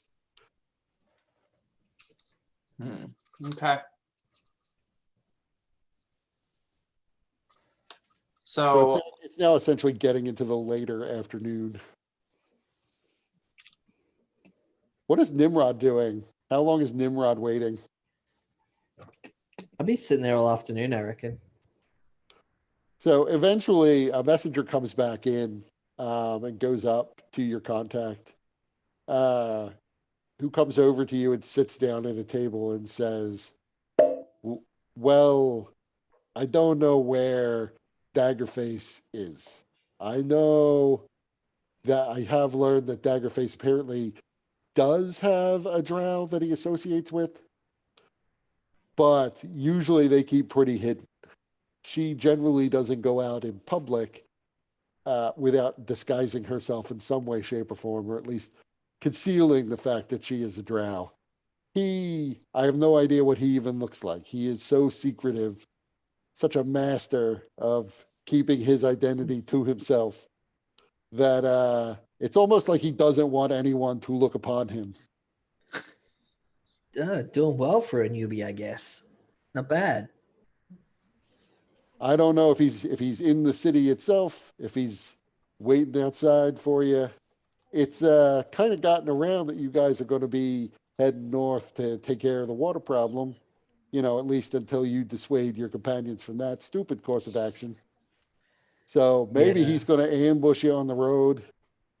Maybe he's planning on using this kidnapped friend of yours as leverage. Yeah, it could be any of those. So, nice to know, I guess.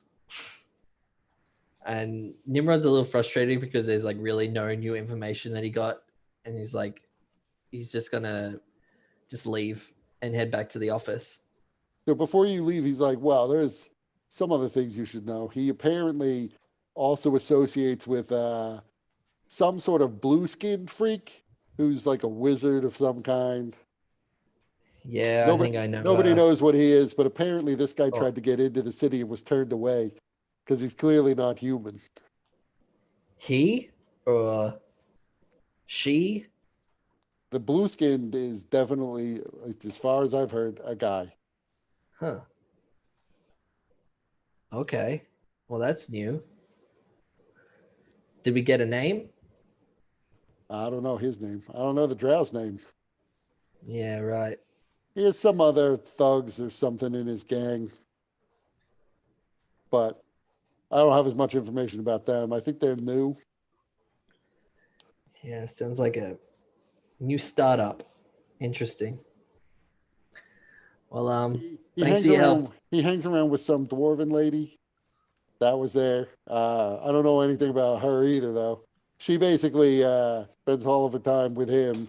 So does the drow, I think. Although the drow will occasionally go and run like little missions on her own. Mostly we know about her because she has stolen things from people and so has had to pay her cut to the Brotherhood. Well, there you go. Got a useful little outfit. Got a whole little adventuring group going for him there. Yeah. They seem pretty profitable as well, by the sounds of it, especially if they get this Lucirosi guy. Well, I think they're trying to kill the whole group. I don't know. There's several contracts out. Not all of them want you all dead. Some of them just want somebody to obtain some item from you, some sort of wand, like I was saying before. Other ones just say, no, just kill him.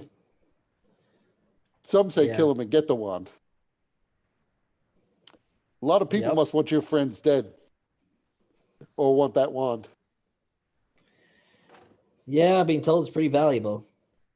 I haven't seen it yet, but you know.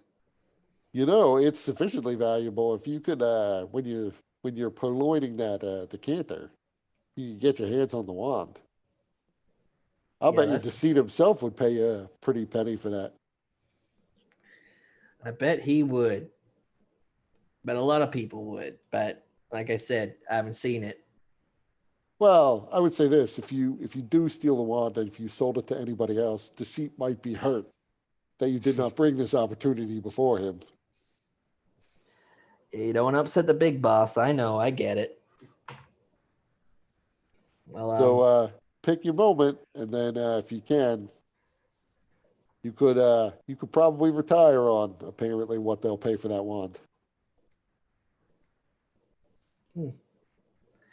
yeah, well, I'll keep my eyes open. And I just nod and walk away.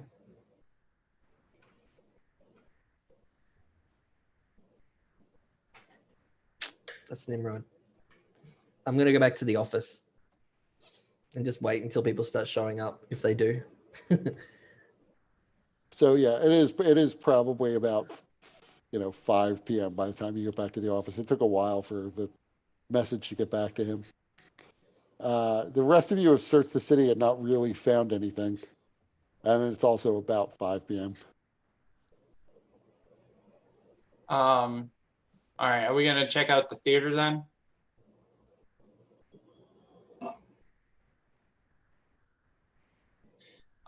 So something Lucia Rossi would be like struggling with is how to address what the note said, because it said that Lucia Rossi should come alone, or that Cato dies. He wouldn't want to risk Cato being killed, but he also knows that that's typically, you know,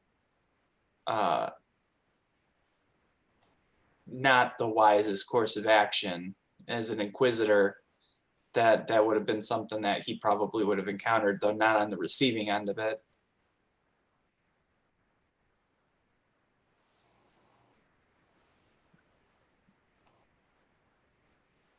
Hmm.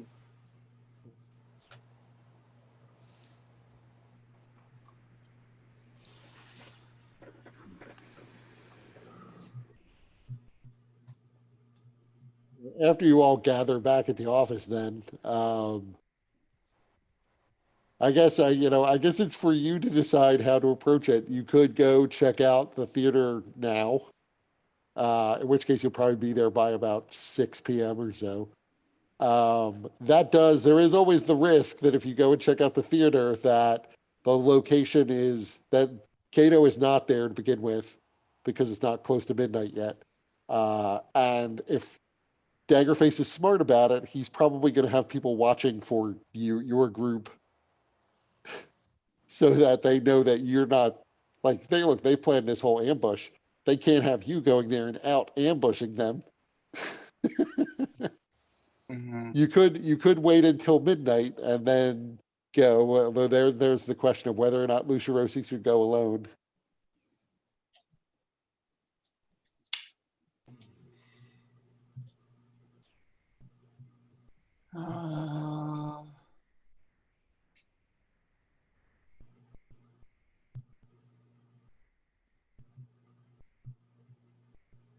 Hmm. Guess we're gonna sleep Now, on it, yeah. I would say, yeah, I probably can't sleep on it because then midnight will come and go. I will add, just because maybe you wouldn't think of it, but Daggerface has never, ever, ever met Nimrod. So if Nimrod were to go out to the theater, he could at least sort of reconnoiter the place. And there's no reason to believe Daggerface would have any idea that he was at all related to you. But if he's in cahoots with Daggerface, Yeah, well, that would be a problem. yeah. So one thing that we could do in planning, so we're almost to the end. Kurt, can I use an action point to change up my spells prepared? Yes. Okay. So I'm exchanging. I'm trying to remember when Daggerface left. Did he He leave? left. He left He after you got out of the manor. You traveled south from where the Was it- Floatstone Palace was, which was Did toppled he over. separate before T-Hole died? No, he was there when T-Hole died. He was super thrilled. Oh, and that's then right. he was very reveling. And then he comes unthrilled back. at the Yeah, yeah. possibility that the gods allowed him to come back to life. But he separated essentially right as there was a road that went to Monver, there was a road that went south, and a road that went off in the direction of the prison. Yeah. And then he threw a stone at New T-Hole, who used his monk powers to catch it.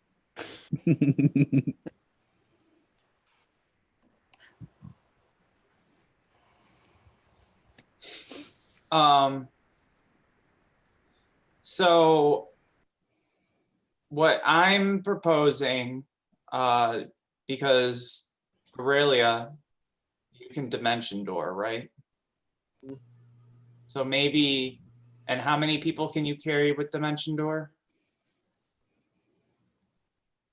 One. One other person.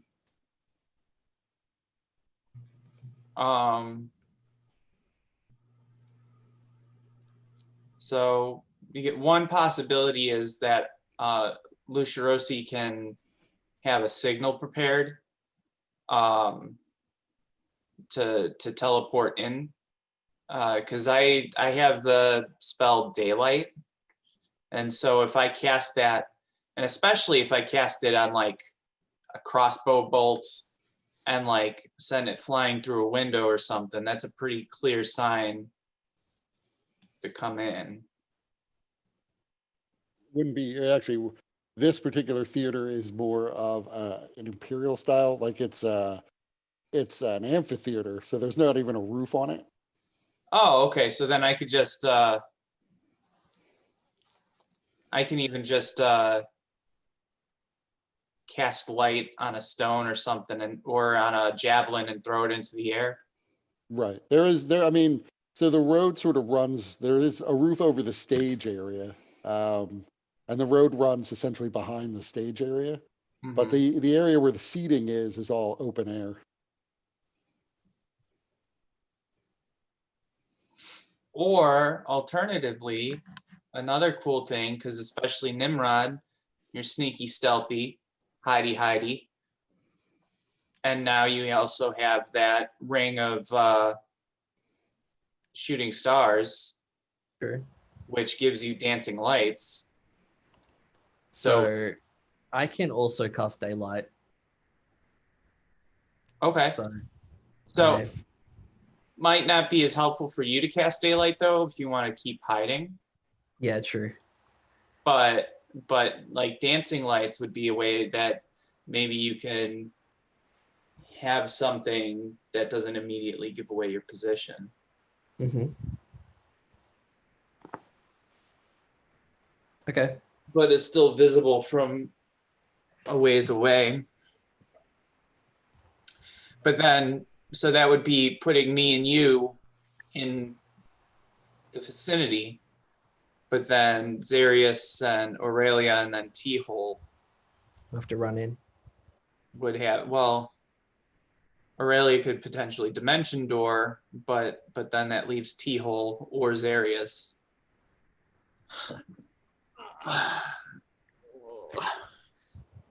Is Zarius behind again? Like with the tower?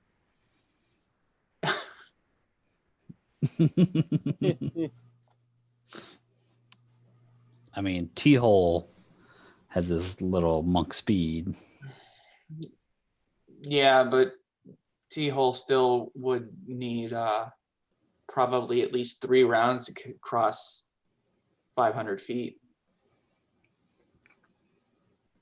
But then I guess he could be not like the full 500 feet. He could try and get closer and stealth, but I don't know if he has a very good stealth score. I mean, he's got the natural dexterity for it, but Yeah, I don't know. But he can also teleport because he's got that Cape of the Mountain back. Right. Right. How far can he teleport with that? It's dimension It's door. a It's in dimension door. effect. Oh, it's Dimension Door. Okay. So Takes- then that would be it right there. But he can only take himself. Yeah. Right, but then Aurelia could take Zarius and he could take himself. Just don't teleport to the same spot. Yeah. So that's actually that's a really cool idea, this plan, I think. It all is also after 1, so I don't know if it's actually good or if it just sounds good to my fatigue-addled brain. Sounds So very, because very explain the Harry plan. Potter. Explain the plan to my fatigue addled brain. Basically, Lucirosi makes it appear like he's going alone. Nimrod hides relatively close. He should go early. Right. It doesn't Uh, really find a and hiding just spot. hang around in the building or whatever for a little while. Yeah. And then if things get hairy, either Nimrod or myself could signal using, he could do it with dancing lights from his ring of shooting stars, or I can do it with casting light on a javelin and tossing it in the air. And then Aurelia, Zarius, and T-Hole would teleport in. from 500 feet away. It's perfect. It'll never go awry. No chance at all. Not at all. Yeah, I mean, okay, so from 500 feet away, dancing lights might be hard to see. Zarius would certainly have the best chance of seeing dancing lights, but like a daylight spell certainly would be easy to see. Yeah. So, and actually daylight may be just as good to cast as, because with that spell, You don't have to cast that on an object. no, you have a range of 60 feet, so he could just put that up in the air. Yeah, it's like Yeah, a I'm flare. feeling- Yeah. And then that'll fuck with their drow. But daylight casts bright light, drow sunlight is sunlight specific sensitivity. Yeah. But daylight replicates sunlight, I thought. No. No, it's just bright light. It's bright light sheds dim light. Yeah. An additional 60 feet. There's this higher level spell, Dawn, I think, Oh, is a that's- sunlight. Okay. But it's easily visible was the point. Yeah. Well, so we got our plan. This will be the first ever plan to survive contact with the enemy. Right. I think in preparation, because we still have a couple hours to kill, I think. Right? Yep. So Lucerosi would use that time because, work needs to continue. He'd start filling up people's glasses again. Hmm. That does remind me. I'm gonna go see if that fucking stable master is around. Yeah, he would be back there towards the end of the day. I honestly thought that this session was going to end up with Daggerface jumping Lucerosi and He's Lucerosi. trying to, but you guys won't go there to the actual meeting. That's why he sent you the letter. He should have sent it later in the day. Yeah, he's got to try harder. He needs to send the Japanese Power Rangers. Yeah, we won't do the actual combat, but I would like to get up to the point where at least you get there so that you'll see what the situation is. Okay. So yeah, you go and the stable owner is there. Oh yeah. And he is actually, you see your donkey is like shiny and clean. They've used some of the water to actually bathe it. It seems like it's doing a little bit better. It's better hydrated now.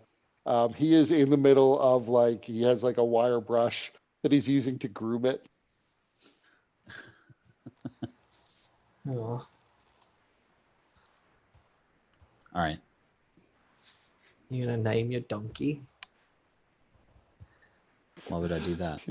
Because of the last donkey that got named and then got eaten Yeah. by a Wendigo in a snowstorm. That was Helga's donkey, though. Yeah. I think its name was Sally. Yes, it was. Is the barrel around? Yeah, it's still there. The top is off as you instructed. Oh, that's right. You sent Capri to refill it. Yeah, I was gonna do that at some point, but then I got distracted with walking around the fucking city. So, I will just kind of go. If there's nobody else around, then I will get it filled up now. Yeah, you're able to do that without being seen. So I assume everyone will, to the extent it's helpful for people, short rest. There's not enough time to get another long rest in, and it wouldn't have been 24 hours anyway. Yeah. Also, it is also good that hopefully Dustin will be here next time for the fight, if there is a fight. If Daggerface can't be talked out of this.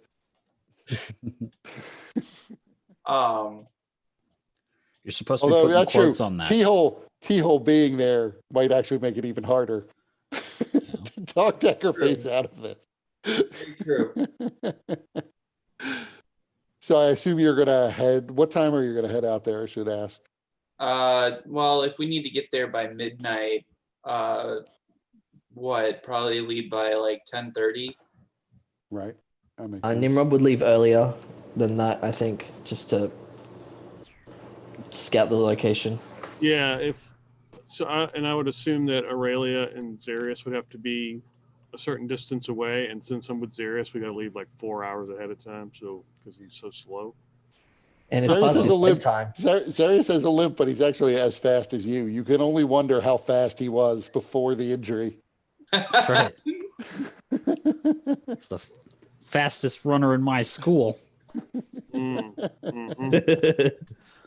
I'm as fast as you because I'm so fucking I'm enormous. So I've got long legs and I just And he once cover more scored ground 4 with each touchdowns at Poke High Mm. in one game. Yep. So on Nimrod, one play. when you get there, you see it's sort of set up like it's an amphitheater, so it's like a half Coliseum size thing.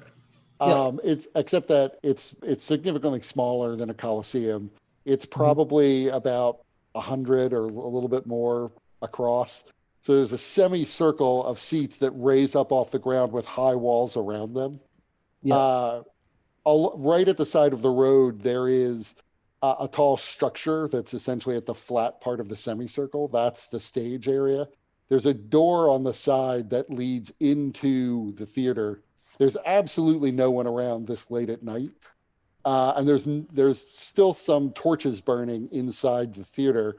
Although you can see on the marquee, there's one sign says, the sign underneath that announces what show is being shown there says that they're showing the next exciting adventure in the Colossus and the Deadpool's theatrical universe. It is apparently apparently the separate story of Kajika, like an origin story possibly for Kajika. It's hard to say. It just says Kajika Origins, but you're only guessing from that title that it's his origin story. It also, over that, however, there is a banner that says closed. And it looks sort of weathered, like it's probably been sitting out for a couple weeks. You might surmise that after the whole calamity and the dead rising up in the spoiled water, maybe theater attendance went down and they just decided to close up shop for a bit. COVID style, got it. Yeah. Right. Nonetheless, somebody seems to have gone into the amphitheater to light torches. True. Yeah. So are you going inside the amphitheater? Yeah. Is there like a box seat, like something which looks over the whole thing? Not exactly. So the theater, like I said, it's a semicircle. It's essentially almost like stands. The seating sort of slopes in. You go in from the sides and then sort of walk down into what essentially is like a depression in the ground. The walls around the seating extend upwards about 15 feet. So you can only enter from 2 points to get into the seating area. There are 2 separate doors to get onto the stage area, but what does the backstage area look like behind the stage? Well, all you can see, there's no windows in the staging area. So all you can see is that there's a door on essentially the side you have approached on, and there's a door on the far side of the road. Okay. So there are 2 doors to get in there, but you can't see it from the outside. You can presumably see the stage area from the stands itself, or you can go through the doors to see the stage area. You do notice that there is a tree that has sort of overgrown the back part of the seating, and it extends over the wall. So you might be able to climb the tree to get some sense of what's inside, or you could try to either sneak into the seating area or sneak into the backstage area. I think I'm gonna sneak into the backstage area. Okay, so you come up to the door. Give me your stealth check. Stealth, bang. Am I dead? Nope, perfect. So the door opens up. You're able to sort of open it up slowly enough that There's no sound from it. The backstage area appears to be, so it extends, well, I'm sorry, I forgot. The door opens, and although you can see moonlight streaming in from the seating area onto the stage, everything's pretty dark. Like, it's low light. You don't have presumably a torch, or else stealth is out of the question. Yeah. So that it's pitch black on the other side of the door immediately. You do see in the moonlight on the far side of the backstage area, there's some kind of like decorative, like a sphere or something. Maybe it's part of the set pieces that they were using in connection with the play. You're not sure, but it's designed to match like the floor of the backstage area itself. It just appears to be like a giant half sphere that extends up from the stage, like a bubble has grown in the stage itself almost. But it seems to be blocking the far edge of the stage, like somebody pushed it way off to the side. Okay. In fact, I will show you the map, just so I can be a little more clear.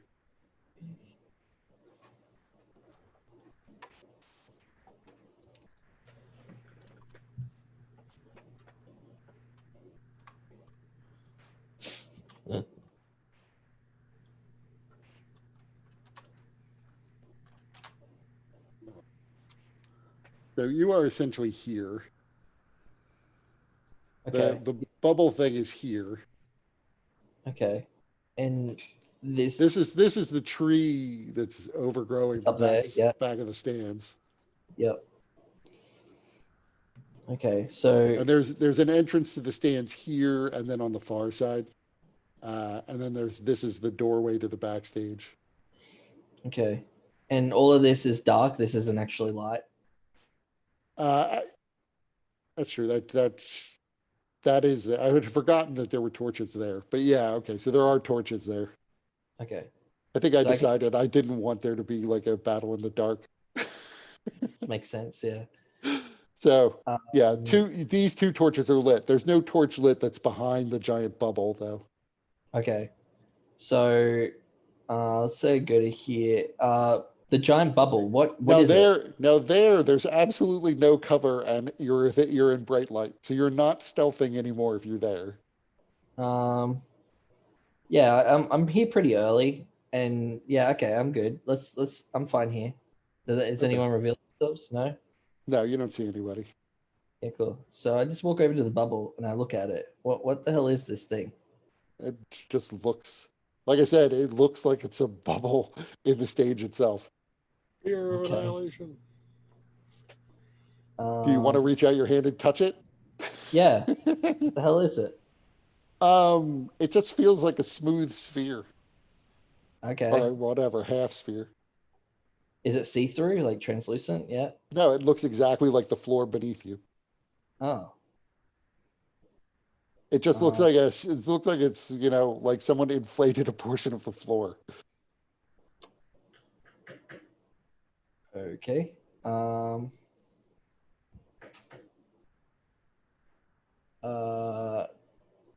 it's just on the floor. There's nothing blocking my way to get through it, kind of thing. Oh, it's a physical object in front of you. Oh, okay. It's a physical object. All right. Right. It's not like it's a soap bubble. It's a solid thing. You can press your hand against it. It doesn't even seem, it seems to like it must be pretty heavy because it is not moving. It is like try to push against a giant marble sphere. Okay. Strange. So out here on the, like, there's nothing strange out here in the amphitheater kind of thing, like nothing out here. No, you don't see anything. Okay. Is there any like good, like what's this up here? Is that like another door? What's up where? Up there. That is just where the tree is overhanging things. So if you had wanted to climb the tree, I would had to have. There's no way for me to draw little holes in the thing that blocks your line of sight, so I had to build them in advance. Okay. Well, looking at that, yeah, I think that's probably the best spot to be because all around here is like all they're gonna do is walk in and look, and they'll see me. So I'm gonna go over to the tree. Right. Like there are pretty deep shadows in these corners. So like particularly here in this corner, you might be able to hide Yeah, either but in the if a shadow drow of the looked, sphere. I'd be fucked. Like, Yeah, that's true. yeah. So yeah, let's go to the tree. Let's climb trees. Okay, give me an athletics check. Okay, let's not fall out of the tree. Am I Yeah, that's dead? enough. Nope, Oh, you are just a few natural ones away from death. that's right. So at least I would say you can legitimately die falling out of a tree. that's true. Yeah. So you see you have successfully climbed the tree. Give me another stealth check though to see how successful you are at hiding. Okay. So I Master. will remember for next time that you had a 19, your minimum. All right. Yeah. Done. All right. That's me. I'm just gonna sit here, scout here. So T-Hole, Zarius, and Aurelia, I assume you're 500 feet away waiting for the signal. There's Mhm. actually plenty of, although there's this area, the area behind the amphitheater is wooded, you can get a pretty good line of sight to where it is, so that if the daylight goes off, you should still be able to see it. It will so overpower the torchlight and probably be high up in the air that it shouldn't be a problem. Lucia Rosie, are you going to go in at midnight? So yeah, once I'm sure that Nimrod is hidden, because he's done scouting and everything, so I trust that he's hidden, and then knowing where Aurelia, Zarius, and T-Hole are hiding, I would then go on in.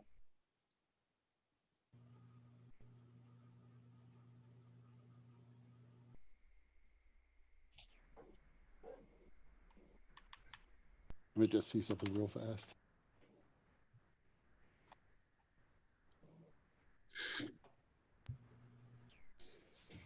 Okay.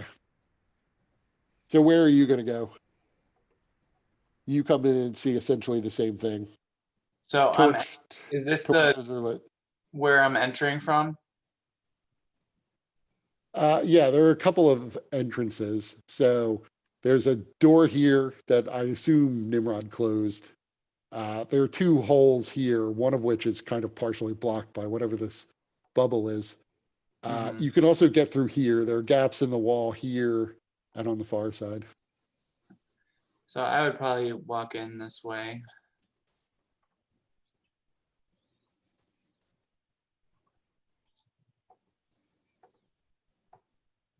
And then I would call out Daggerface. And I'd be walking around the stage.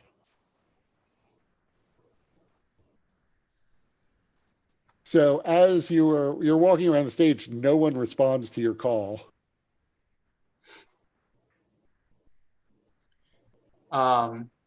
Does this sphere thing seem, I know obviously it seems strange. Do I notice anything that Nimrod didn't? Or would I know anything additional about this thing? No, yeah, it's just some weird thing in the middle of their set. I mean, there's, the walls behind the thing seem to be made up to look like city streets. There's like bas-relief buildings along the side that are certainly intended to be some sort of set scenery. Right. And could be removed if need be to be replaced with other things. But you're not sure how this fits into that. All right, so I'd probably walk up here to the middle of the stage. Looking, scanning to the seats. Right now, you don't see anything. It's about a 5-foot drop between the edge of the stage and the floor of the seating below.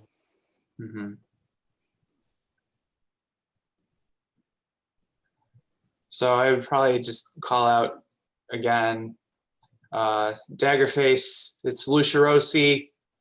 I'm here.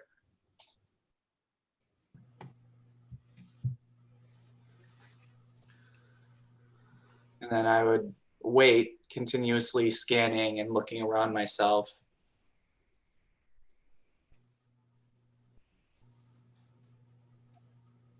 So as you are walking, you are at the edge of the stage, wandering around a bit.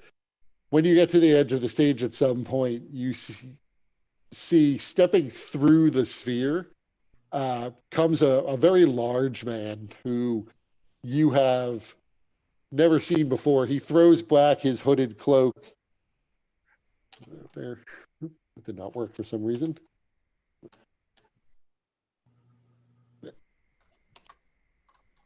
My key commands are not working, so let me just move him physically. And let me see if I can show you a picture. He is a giant armored man. In his hands, the cloak falls to the floor behind him.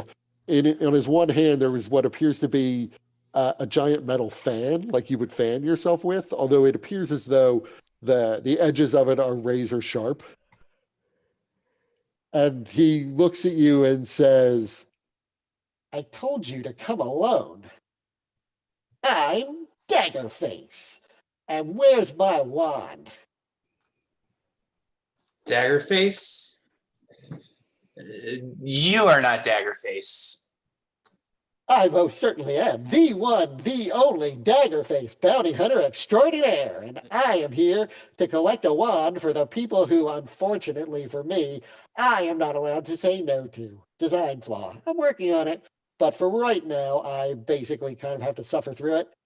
Ordinarily, I wouldn't trouble you at all. I really don't give a shit about the wand either, but when the Pansophical Arcanorum tells you got to do something and you're, well, when you're me, you basically have to do it. Where's Kato? Lucia Rossi knows or gets a strong sense this isn't Daggerface because he's not talking like Daggerface, even besides a strange voice through the metal. So hold on.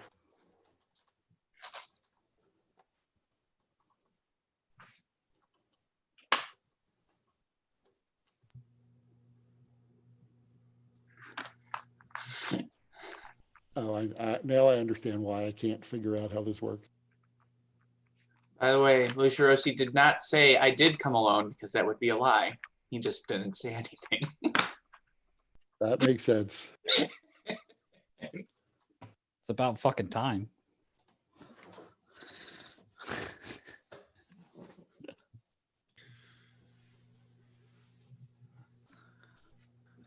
So the metal guy in the back is the one you see. He's got his eyes seem a little bit low and they glow dimly with a white light. He's then got two sets of holes, 4 holes total, above his eyes that lead into the helmet. This is the drow in the picture is the drow you saw previously. You haven't seen the other people yet. Okay. And he sees your sort of confusion and says, "I don't really understand. I know that you were looking for me, but why would you sent the city guard out to ask questions about me? And yet I sense that you didn't expect to find me here, which is weird." Because you're not Daggerface, but I don't care one way or another. I care about Kato. Where is he? And as we say that, you see slowly in the hollow holes above his eye slits, you see there are little points of light. It's metal that's in there that's suddenly reflecting the light. 4 daggers come flying out and land at your feet, shot like bullets through these holes. "Oh, I am most definitely Daggerface."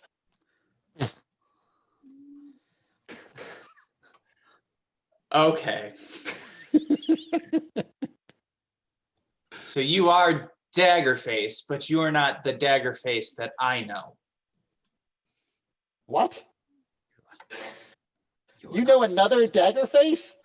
I'm Daggerface. This Is is there not. some imposter out there pretending to be me? this is. I don't care about this. I care about Kato. Where is? Well, obviously, if I would be a fool to bring my hostage out here, knowing that you're probably going to come and not listen to my instruction that you come alone. There was a guy who was here suspiciously a little while ago, poking around. I don't know where he went off to, but I am suspicious that he was probably some goon you sent out here. Look, just all I need is I am magically bound to obey the commands of the Pan Sophia. So they told me I have to come and find you and retrieve this stupid wand and bring it back to them.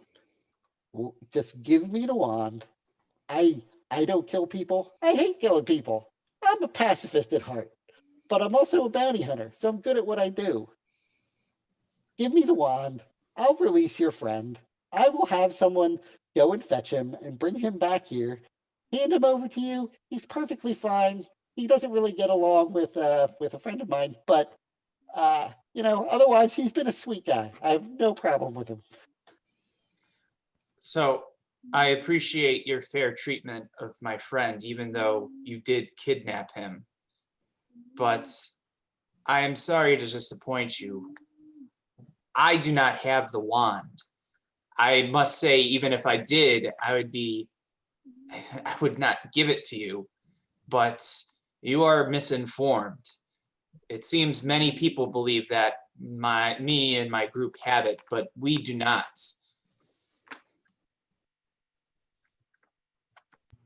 See, the problem with that is you have every incentive to lie. I don't know what the wand does, but I gather that there's at least several different groups of people who would like to obtain it. The Pan Sophia is not to be trifled with. Like I said, I am magically compelled to obey their orders anyway. I guess I don't know what to do if you don't have the wand. I guess the next best thing is for me to capture you so that you can tell them you don't have the wand. Although that's going to require a little bit of a trip for you. Boys, girls, I need your help out here. And with that, the rest of these people, other than the dwarf lady, start to pile out of this carefully disguised Leoman's tiny hut. and that's where we'll end it when we roll initiative next time. Awesome.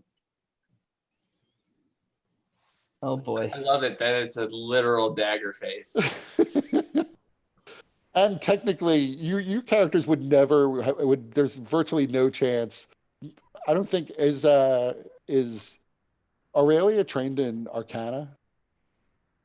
I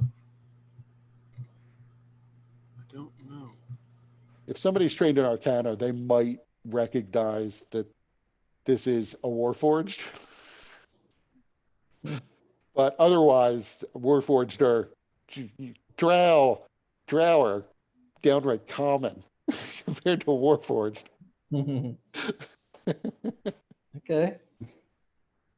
Yeah, she is trained in Arcana. So roll me an Arcana check. Oh.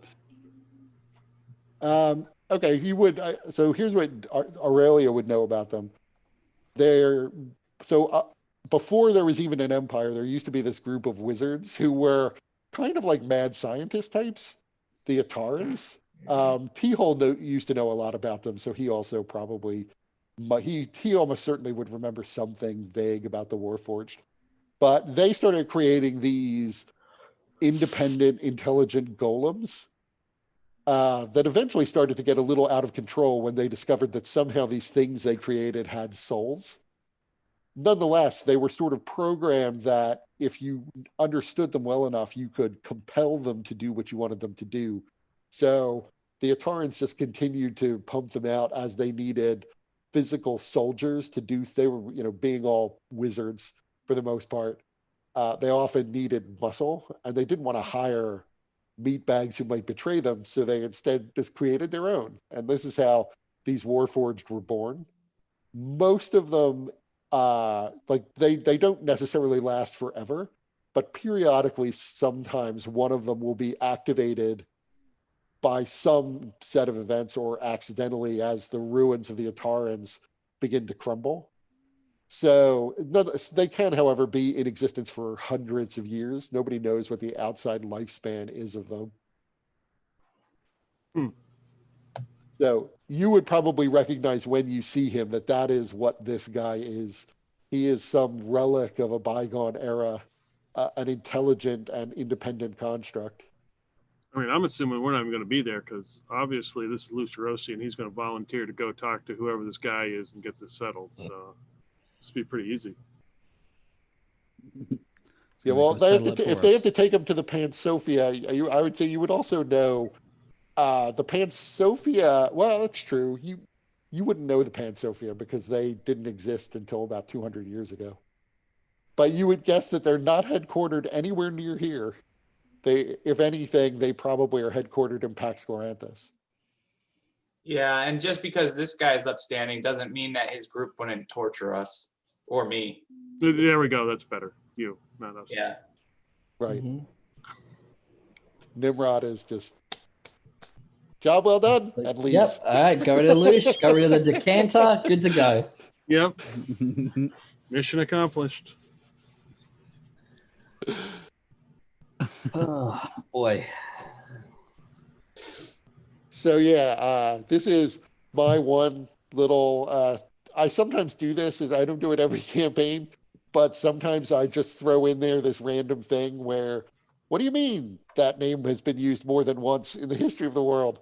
And I just picked the stupidest of all of the names I've come up with to be the guy who there's two of, both of whom, if they met each other, would say, "I'm Daggerface." No, I'm Daggerface. No, Right. I'm Daggerface. It's like that meme of the two Spider-Mans pointing at each other. Yeah. But Daggerface can't even point to his own face and say, "No, I had a dagger in my face." Like, where?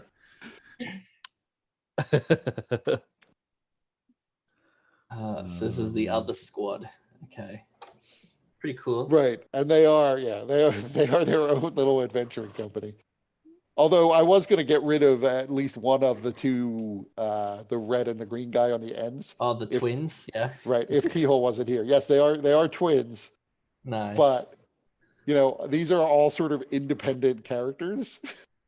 They're not. I didn't make them like PCs. They're still basically like the templates from the books with a few tweaks here and there. Like Yeah. Daggerface could spit daggers out of his face. he surely he only has so many in there. That is true. He does, but he is like a machine, so No. he's got quite a few. And you did see him spit out 4 daggers in a row. So that's his attack sequence, 4 daggers. 4 attacks a turn. Hell yeah. Yeah, just And stand he's behind sort him, of then. vaguely modeled on the assassin monster template with a few changes. Hmm. He doesn't get 76 poison every attack the way an assassin does. Right. It's That's funny brutal. because when I was expecting that Daggerface might like jump me in the streets or something like that, and I was like, oh, it's the actual Daggerface. I was thinking about, okay, how might I address this situation? Oh yeah, Daggerface sucks when it comes to wisdom. Hold person. Yeah, that would pretty much, that is Daggerface is the dwarven Daggerface is Achilles' heel. You don't necessarily know about this guy. No. Though, judging by his personality here, he might not be very wise either. I mean, he set up a pretty decent ambush. I mean, think about the problems you have here. Somebody has to be maintaining that Leoman's tiny hut. He and his people can retreat back and forth into that Leoman's tiny hut as much as they want. Yeah, Sure. but see, If they have healing in there, they can retreat in there, heal, and then come back out. Zarius necess- doesn't have dispel magic prepared. There you go. So you might be able to take. You could probably take care of the new Leoman's tiny hut. But it's not a bad strategy to set that up in advance. They set it up and colored it to look like the floor. Like they thought this through. Yeah.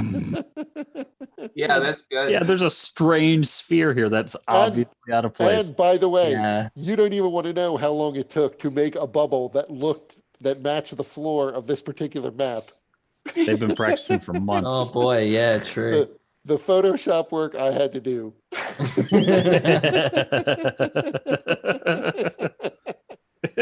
Oh, that's awesome, Kurt. Bowing out the lines. True, And yeah. getting them lined up because they still match on the other sides. Right. Yeah, that's crazy. At one point, like at 3:30 in the morning, I'm like, why the fuck am I doing this? And then I I just thought- kept working. I thought they were gonna be like invisible all around the amphitheater kind of thing, but that worked. Yeah, the tiny hut works. It's a you see it But used they- in other adventuring like real life groups all the time.